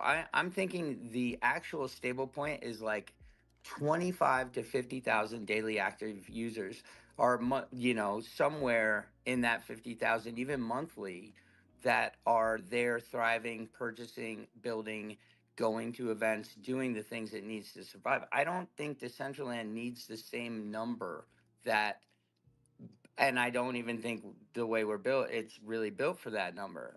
So just wondering your thoughts on that. Canessa, Sin, I know Swiss got thoughts. I think the number is much lower, bro. I think I'm part of a community that has 10,000 people, and it can survive, self-sustain, recruit, and churn through people, and it works. It's big enough. I would say 10,000 people, and you have everything you can possibly imagine, but it's probably much lower than this. I mean, seriously, guys, multiply us by 10. That would be already like a pretty busy x.com, multiply it by 100, and we would just break down into smaller sub-communities immediately. That was the nice thing about back when, I mean, I'm thinking DG, when DG was here, you would have people that came in and spent hours inside Decentraland, and you would never see them because they were DG people. They you kind of knew, like, oh, that's the person that hangs out at Tamanoya, or that's the person that's playing ice poker. And there were these totally different populations. And you'd meet somebody and you'd see their giant wardrobe, but you'd realize like they're experiencing a totally different metaverse than you are, and vice versa. There's like the party scene where you're like, okay, how many different parties can I dance at and talk to the same people at? And then there's the developers behind the scenes that like rarely step foot in world, but they're like building the amazing stuff that we're enjoying. I think like as we move forward, like I got to talk to one of the co-founders in Portugal that, like the one that I said, totally was surprised with what has been built here. In his mind, he saw it way more as like a professional commerce. Like he wanted to build the internet in 3D. So he wanted banks, finance, insurance, like big corporations. That's what he saw coming here. And now that he's kind of getting active again, I just wonder how much of that is going to be pushed, especially as the DAO restructures and different things are going to be funded based on the needs and the desires of the founders, not the community. I think that I kind of see it going that way, where it's gonna tailor possibly more towards commerce. The other thing is you have to look at, what does Decentraland do better than Roblox? What do they do better than the internet? Like if I want to sell somebody a ring, like why not just go to the Benbridge website? And one of the secret sauces that we have is the absolute amount of time that people will interact with a product here. It's something like 35 minutes. Now, if you have me go to the Benbridge website, I am not going to sit there for 35 minutes and look at somebody's website. I am going to go there. I am going to do what I'm doing and leave. When we talked to people at GDC and they heard that number, they were like, no way. Like for marketing, for advertisers, that number is gold. Like they want to find ways that their customers can interact. Like you think about the Doritos build, you think about the Mountain Dew build, the Absolute Vodka, like those numbers are huge. And I think that those are powerful if we choose to go that direction. And I think a lot of that is going to be, the way that foundation brings in partnerships and clients. And I think that, that is what we will see in the future now that now that 2.0 is here. Wilson? Yeah, I agree. I basically had the same concept. I thought most of these metaverse places will be extensions of websites, and it'll be like a more interactive kind of version of the website to capture the user's attention and keep them in that space. But I also like the concept of having next door neighbors and be able to browse as in a 3D space.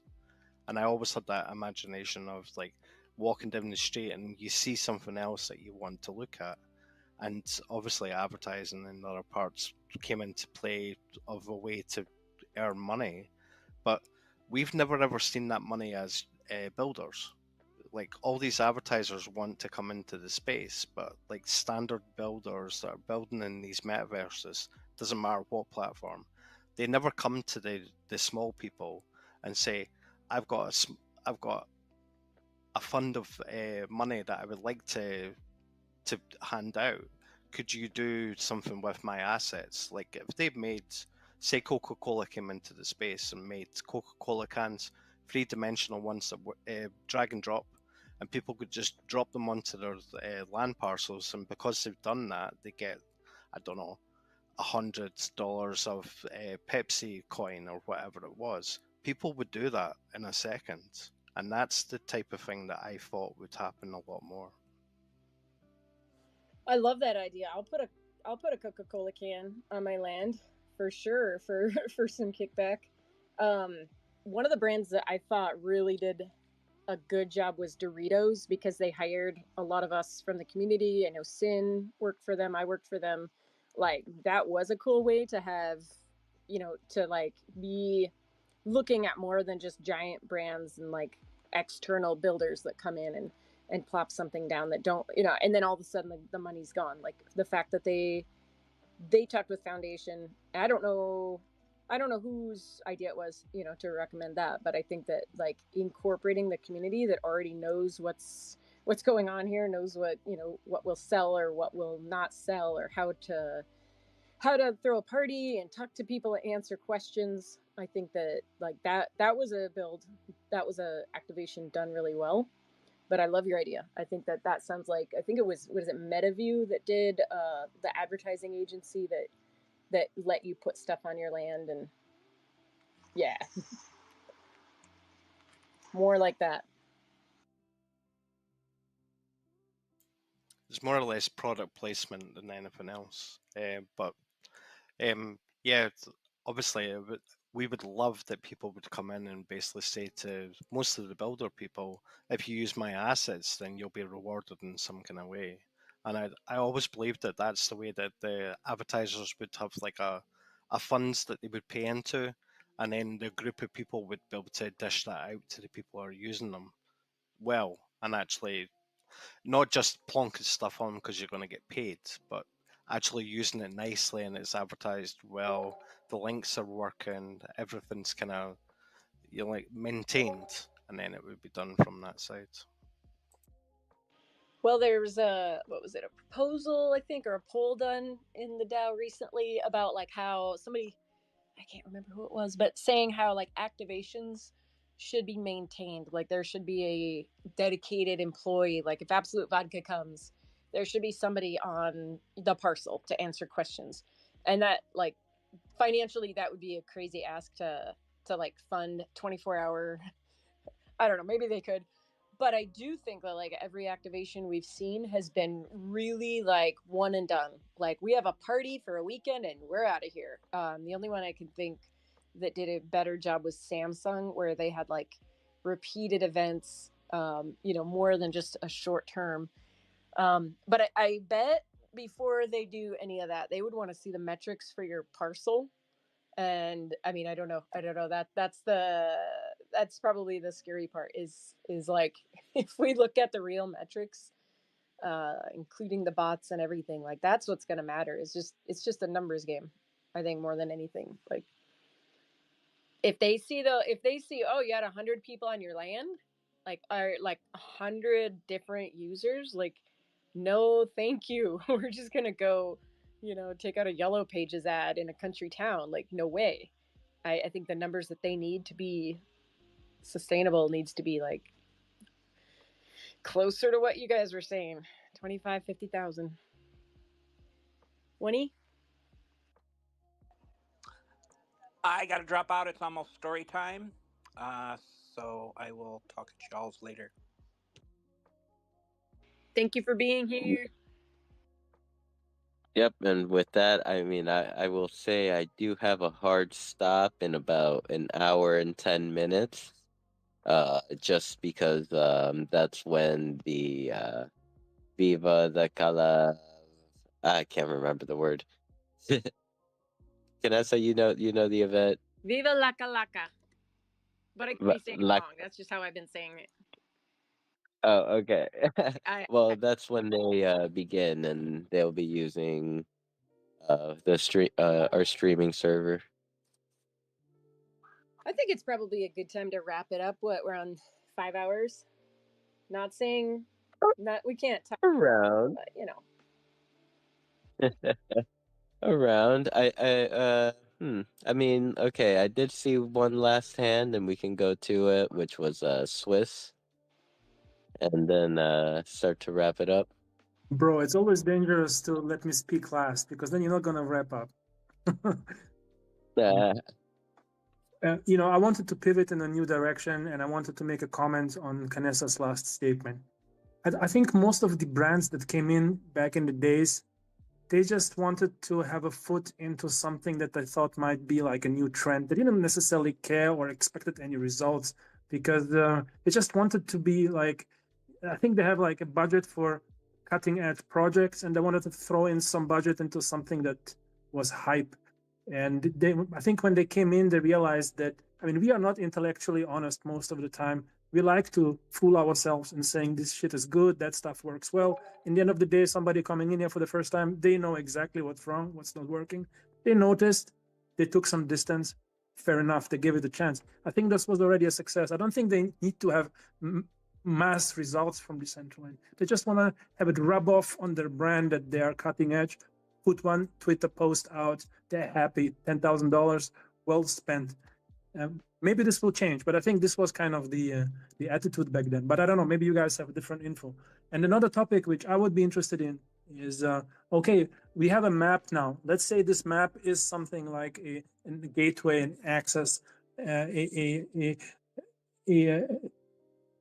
possibilities for brands and people and companies and games and different experiences to present themselves. Let's say we actually make the land walkable and there is a lot of foot traffic, which is part of the roadmap.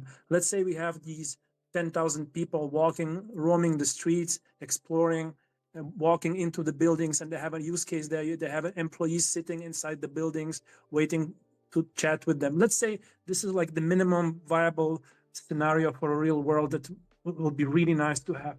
Beyond this, what do you guys think do we need to have? Do we need to have like a portal to a Decentraland, like to a different realm where you jump into another set of Decentraland that looks bluish, and there is war going on, and there is PvP, and there is guns, and people are running around shooting each other, and then you can jump back into this map? Do we need to have like a second layer experience, or should Decentraland rely on just kind of sending people out to Sandbox and other like centralized games and different websites? And do we need another layer of interactivity? Should it be like, sometimes I miss the idea of walking out of my building, stocking up on my future vendor with some new items that I produced, and then like run to the next teleport, meet with a couple of friends, and jump into some kind of shooter game.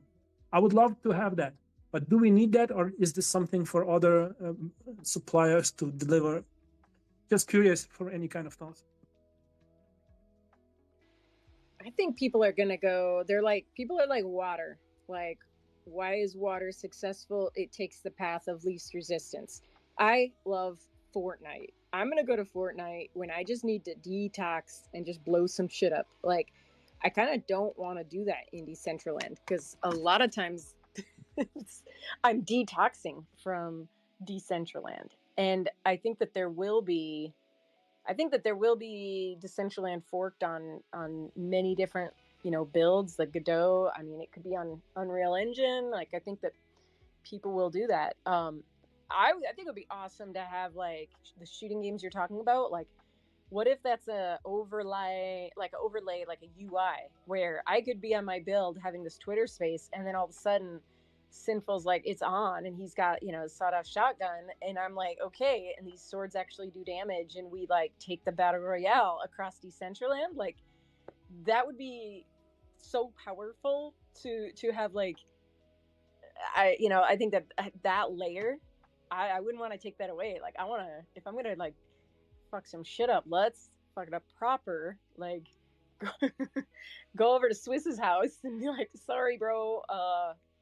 Yeah, I don't know if we can break stuff down, but I think that would be awesome to see that. But ultimately, people are just gonna go to where, like, if they want to have fun, they're gonna go to the funnest place, and it's okay that it's not here.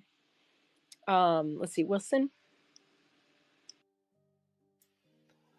Yeah, I was just going to say the exact same thing. I don't think it has to be that one place that you're at that one time. And I seen something amazing. I can't find it. Can't even find the link. It might have been in my dream last night, but I seen a product that was created on a different platform, and they opened up a portal within the game, and they basically stepped through, and it was an instantaneous jump into a different game, and they went from one platform to the other, and it was through a streaming service. So basically, they were streaming the whole everything was streamed. It was a bit like watching Netflix. You were just controlling from your laptop, walking about, and you're controlling it from that side. And I think that's where the future is going to go with these streaming kind of style stuff. I don't believe that it needs to stop there. It could actually integrate into any platform. So Decentraland could have this add-on, like an extra layer on top that goes into the streaming service and opens up any game. And you wouldn't need to have the game on your computer. You just play any game, anytime, and anywhere. By the way, there is a link in the notes here that points to that video. This is a really cool example. Thanks for bringing it up.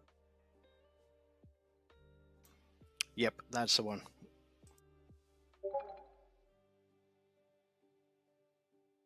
Dang it, I wanted to congratulate Pinch in front of everybody for getting his name.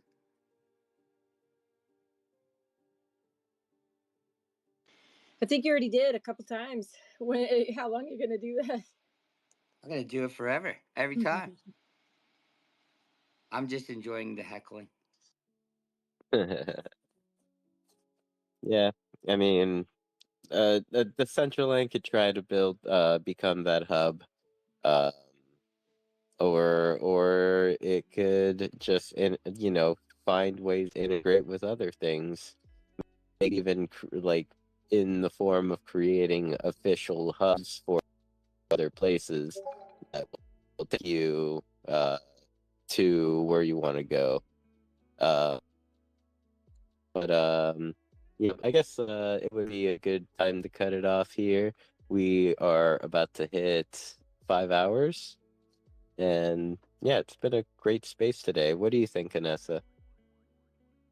I think it's time. I think all y'all gotta be get your Fortnite downloading. Go check out the new island. Snoop Dogg is there. Go beat the boss. Go ride the cars. So Vanessa, Yes. I want to ask, because like when you were talking last, like the last time you opened your mic, Yeah. you said the word Fortnite, and I don't know how or what happened, but from somewhere I heard the two little like beeps when you die, when you get Yeah, down. I fucking got killed because I was distracted by you guys. Ah, that's what it was. I thought I was going crazy. I thought I was No, like, actually, I was in a new car. I was in a new car trying to fucking drive up a hill. I didn't know that it's Snoop Dogg's car bounces up and down, so you can't drive up a hill because you're bouncing to Snoop Dogg's car. And I'm like, what's going on here? But yes, I have been playing ranked all morning, and I'm like gold 3, I think. So it's been a great morning. when Canessa going to carry me on Fortnite? We both know that's not how it goes down. I'm really good at bush camping. I have not gone to battle any of the bosses, but I've been having a good time. The trucks are slow. Watch out for the trucks. Do not get in the trucks. But yeah, I don't know. Oh, I can hide in a hay bale. Oh my gosh, that is awesome. I was hiding in a garbage can. I think All that's right. the person that got me. Is like I don't know if it was that time. I've been killed a few times, but that is funny that you heard that in the background. I thought I was going crazy. I was about to check myself into a sane asylum. I took the But last season off. I didn't get crazy, but I think I'm gonna try for Unreal this season. We'll see. we will see. All right. So I guess we can go around the room before we finish close down here. Uh Evan, any final thoughts you'd like to leave everyone with? By the way, it's been very nice meeting you today, and thank you for coming up and speaking.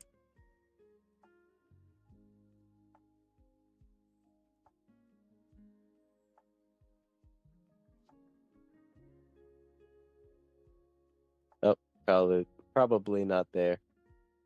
So we'll kick it over to Swiss. Any final thoughts? The final thought is, guys, it's a great moment to give an extra 10% for those who still have some capacity. I feel there is a little bit momentum. I don't know if this is going to last or not, but it's one of those times when there is an opportunity to give this extra 10%. Hopefully some of you are up for it. I'm definitely up for it.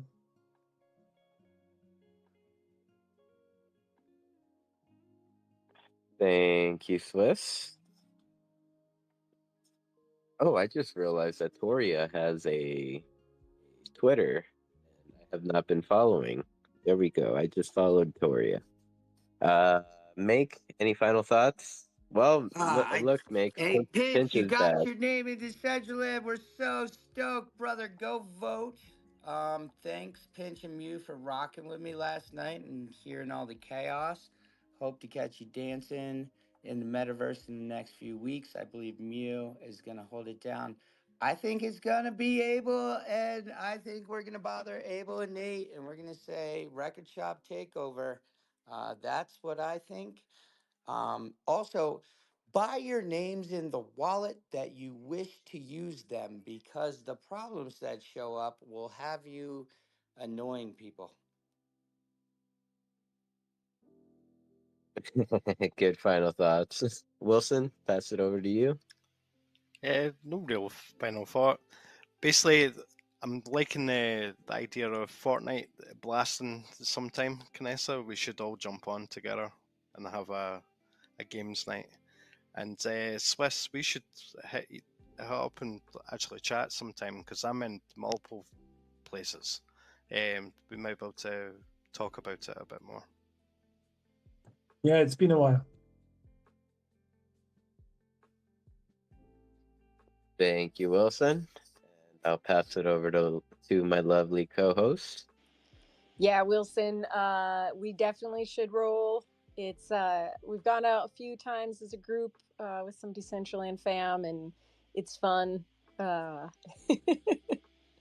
It's pretty fun. I play on a Switch, so I kind of have I am not very good at long range. So I have to rush. So then I get downed, and they gotta fix me. So I do really good sneaking around the woods or sniper rifles, or like the chainsaw really was like a beautiful thing. So yeah, definitely let's make it happen. And my final thoughts. Make, get in the car, make. Get Oh in the yeah, car. I was like, get in the car. We gotta go. And Make's like, I'm here for you, fam. What do I do? I'm like, put a weapon in your hand and shoot it. So, yes, those are good times with the family. Otherwise, I think my thoughts are just thank you, like everybody for like expressing your opinions. It's awesome when we don't all have the same background or perspective, and like even if it challenges like the beliefs we might have, I think that makes like a fully well-rounded I don't know, viewpoint. And I never want to live in an echo chamber. So even if it's like, yeah, Decentraland's got some issues, it's like, oh boy, howdy, yes, it does. And hopefully by like being honest and raw about them, like we can figure out, can we fix them? And if we can't, then like how do we work around them? Because there's so much talent in this little collective community. So you guys have a great day. Be safe. Go to ABC, to Decentraland, Viva La Calaca, Sinful, Beyond the NFT on Monday. What else we got coming up this week?